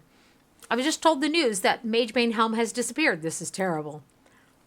What happened just now? I heard fighting out there, and are there more of them? Raetommon stole the Magebane helm and captured Zdenya. I was just beginning to believe we were finally safe, but a celebration planned before its time will no doubt become awake. Interesting words. So he shakes his head. And without Zdenya, there's no chance of getting another helm. My friends, please go back to your homes for now. The Fatebinder has taken care of the invaders. Okay. The man is a lunatic. This opens up 2 new areas. I know it's asking a lot after everything you've already done for us, Fatebinder, but without the helmet, or Zdenya, we are in the same predicament as we were before. The Bronze Brotherhood have a camp near the old walls at Twin Rivers and use Deserted March as a travel route. Either one of these places would be a good place to start looking for Raetommon and Zdenya. Please find them. Okay, I don't know much more than that, but I'm happy to try to answer any questions you might have. Okay, tell me something about the Desert's March. It's empty, desolate, and swampy. People don't normally go there, which is why the Brotherhood use it for travel. There's less chance of running into someone on the road. If Raetommon is heading anywhere, he's likely to be using the march to get there. Oh, my butt is going numb. I've been sitting here for, I don't even know, almost 4 hours, I guess. So, take care, though. The Disfavored have been seen patrolling around the area. What can you tell me about the Twin Rivers? There's another entrance to the old walls there, and I know the Brotherhood used the area as an outside base of operations. There are even rumors that they have been exploring the old walls. If it's true, Raetommon is even more insane than people have been letting on. Okay. Anything else going on in town that I should know about? I hate to add a request upon request, Fatebinder, but I would ask one more thing of you. The recent attack was horrific, and there's a lot of folk that are in a bit of trouble now. Lohara lost some of her men in the attack. She was stretched thin before it all. I think she's the one that was in the forge-bound place there for us. So I'm sure she's going to need help, all the help she can get. Some townsmen have also gone missing. I've no doubt your assistance could be useful to all of them, so it would be, if it wouldn't be too much trouble, please ask the town folk if they need your help. Yeah, I have nothing better to do today. I know we have no right to ask this of you, but I know you can help where no one else can. Well, we want to get them as allies against Kairos, so we will certainly do this at the risk of sounding like Lord I told you so. Archon of the obvious. What in Kairos' name was the long-term plan? They just leave the Magebane sitting out in the open unless they were willing to commit armed guards day and night. It's just asking for someone to steal it. Well, no one can argue with that, really. I was thinking the same thing. I'm inclined to guess either nobody here knows the first thing about proper security or it's an inside job. For a moment, I thought I was being overly cynical. Glad to see my cynicism is entirely average for this group. Let us hope so. I like to call it realism myself. The safety of this settlement is all that matters to me. I hope we're of similar minds on this, Fatefinder. Since you're clearly capable of handling threats, otherworldly or not, I'll see to it that the old walls remain open to you. The passageway leading to the base of the Spire will be unsealed upon your return. If accessing it can help you in any way, please use it. Yeah, it'll help me gain control of the Spire.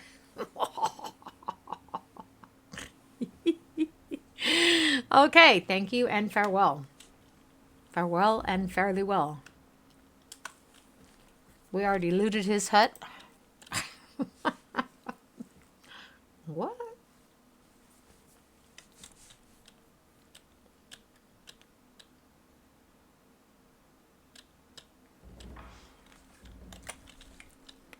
We need to go to Desert's March first.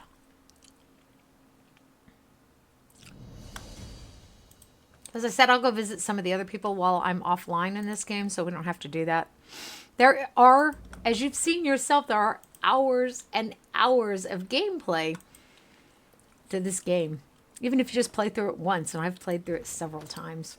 The only thing that disturbed me was what I found was I had one past game with a two weapon fighter, I think, and I had 3 mages.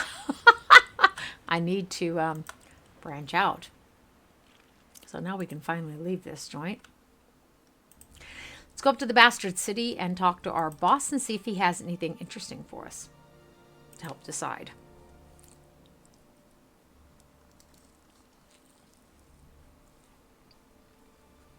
I forgot I was being held prisoner here. Oh, by the way, just a second. I think my 2 babies have not been out because nobody thinks to let them out unless I do.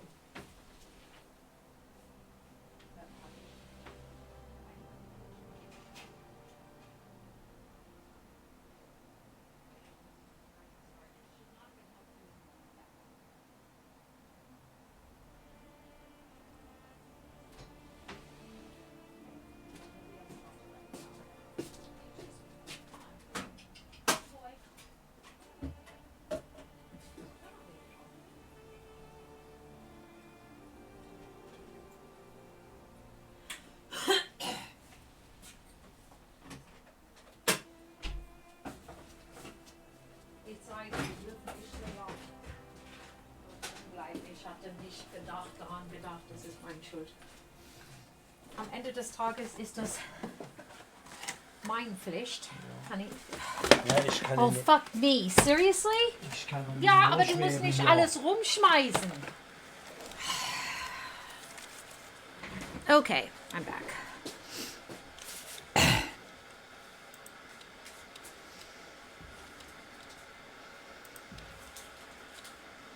Let's go to the Bastard City first. Your journey is interrupted by the feral howls of a hunting pack of beastmen. Their leader is an impressive specimen, her mane black as night and her body scarred from battle. I think we all know who this is.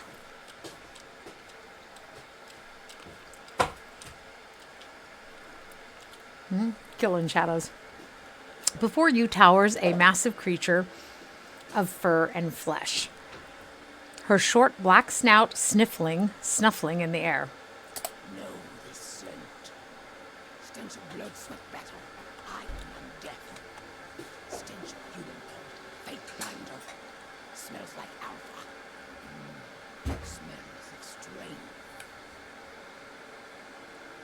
Wait a second. Let me put it so I can see this. The beast woman cocks her head to one side, eyes bright with curiosity and red as fresh blood. Those eyes rove your body up and down, darkening with sudden heat. I don't know why my earbuds keep reacting. I'm not touching them. With the look that a predator bestows its prey. Stalking human century have ranged many more than 5 nights through tribe and human territories of Tyr's land, hunting for human called Fate Binder, for human who walk horizon rock called Mountain Spire. Have hunted hot high, called low, what's dry, traipsed far until paws bled, but always human who smelled of alpha, evaded beast woman. Had to sleep in shadows, fast, quick, with a threat to catch delicious prey fast. She tongues her blade-sharp, discolored fangs and exhales a pleased growl. Okay, your markings. She must be from the Shadowhunter tribe.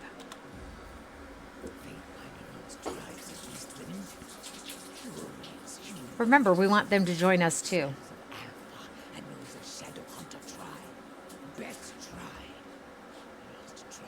Kills in shadow.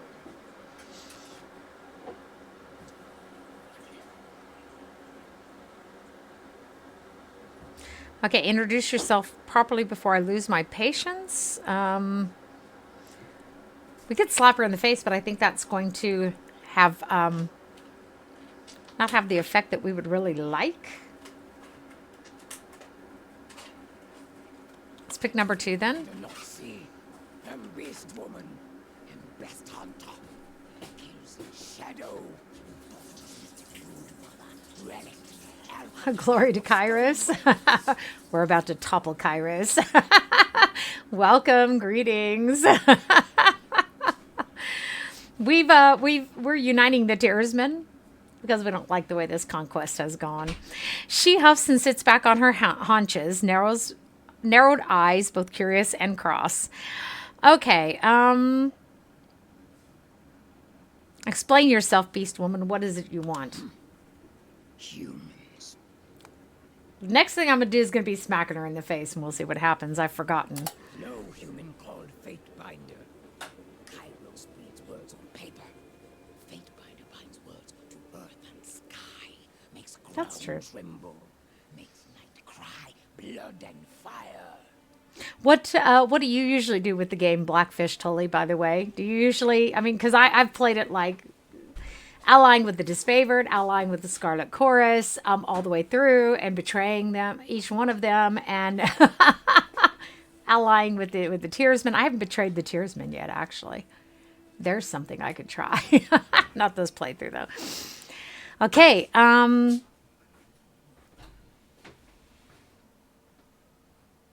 let's say we're turning our back on Kairos. So, what would Beast Woman know of Tunon's Fate Binders? Human is not first Fate Binder. Kills in shadow has hunted. Interesting. Tribes of Kairos fear Fate Binder. Human Alpha claimed Horizon Rock called Spire, and Archons did not kill Fate Binder. Archons rolled over and wide. Covered us. She has a way with words, doesn't she? So let's just shrug. Kairos hunts human realms to extinction.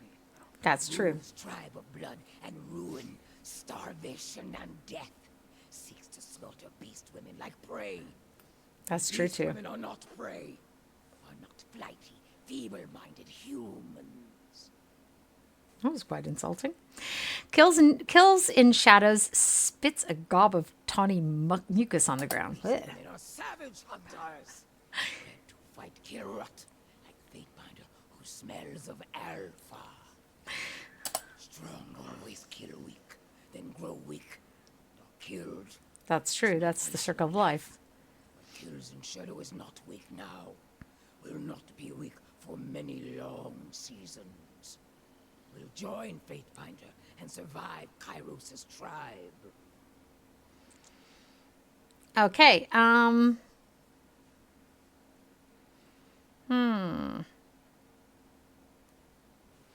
Okay, if you want to join me, you'll join me as my beta. Let's see what she says to that. Shadow is not beta. But even alpha submit to stronger-willed primas.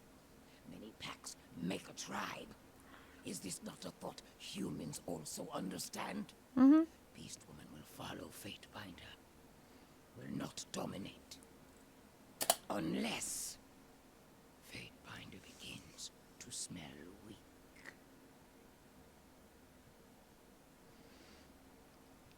Okay, fine, but keep your nose to yourself. The Beast Woman huffs and turns to address her pack. Kills in Shadow will not shelter stone whelps anymore.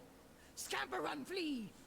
Do not want to see shadows lurking, stalking behind.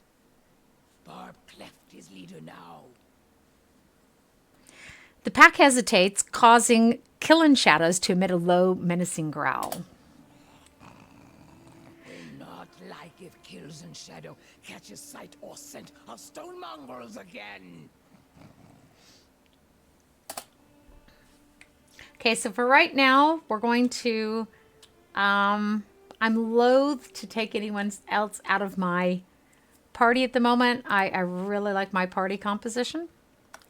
Yes. But I'm glad to have found her. Oh, nice. That is not a random encounter. That is an encounter that will happen every time. And by the way, guys, if you like my content, don't forget to follow me. Whether you're watching as a past broadcast in YouTube, you can subscribe. See, they use a lot of these areas over and over again, as you've seen. Otherwise, follow me, and in both cases, turn on the notifications so you'll know that either when I'm streaming or when I've posted another video for you.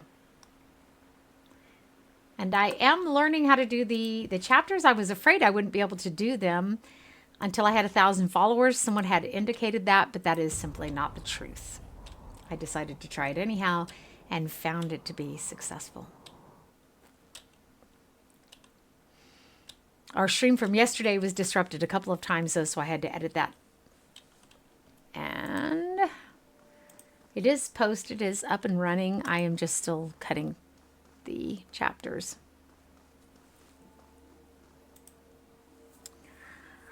The circumstances were, well, it was madness, Your Honor. No one could be expected to act in a rational way. I don't think we know her, do we?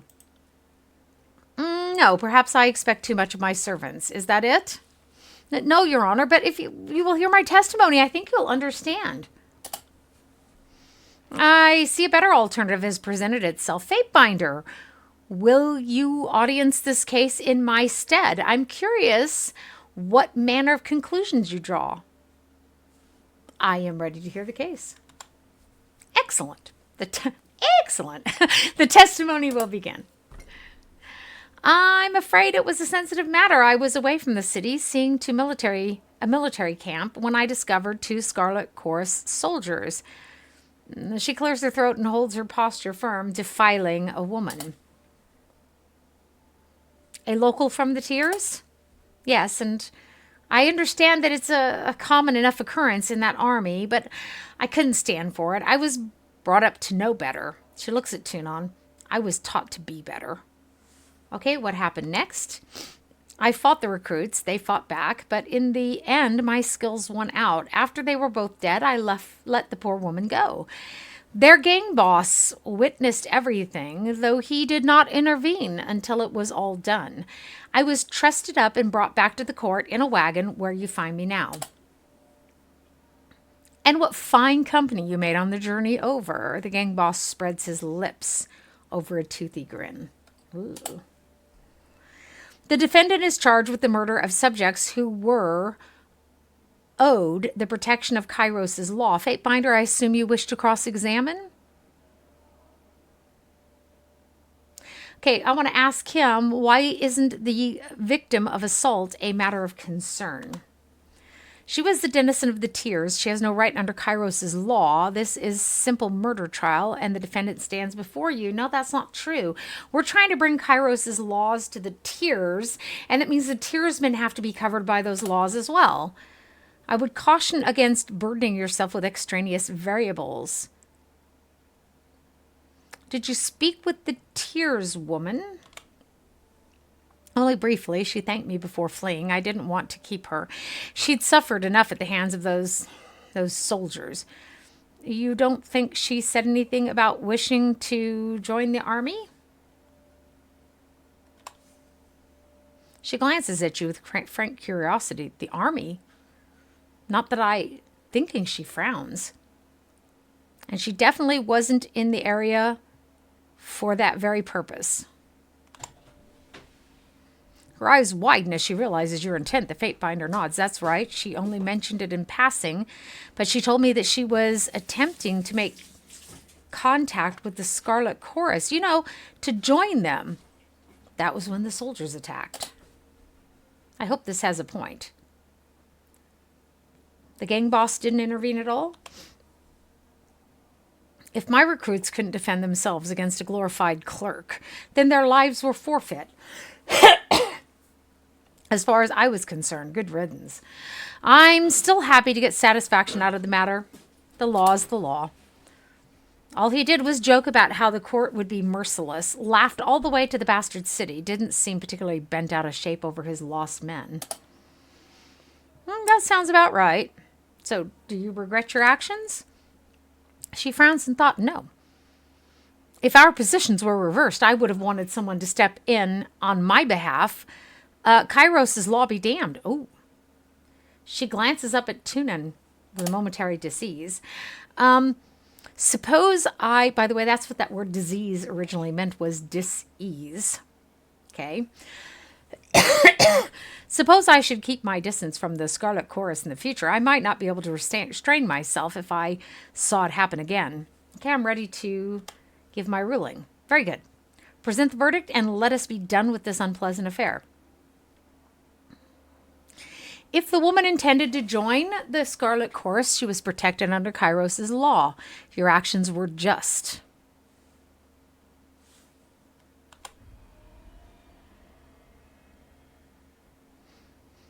Fatebinder Furia, she delivers a bow of gratitude, holding your eye contact the entire time. Thank you for hearing my case.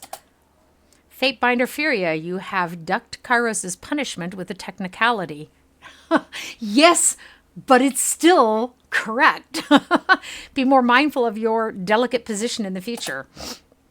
Your grasp of Kairos' law troubles me. It reeks of independent thought honed beyond the principled walls of my court, and yet it is your ruling. Dismissed. We're not making ourselves more beloved here, are we? And yet, we have made ourselves relatively beloved. So there's that, right? Okay. It looks to me like we're going to not have time today to go ahead and take care of Raetommon. That's going to be a long, drawn-out affair, and we've already been streaming for a good 5 hours. So, let's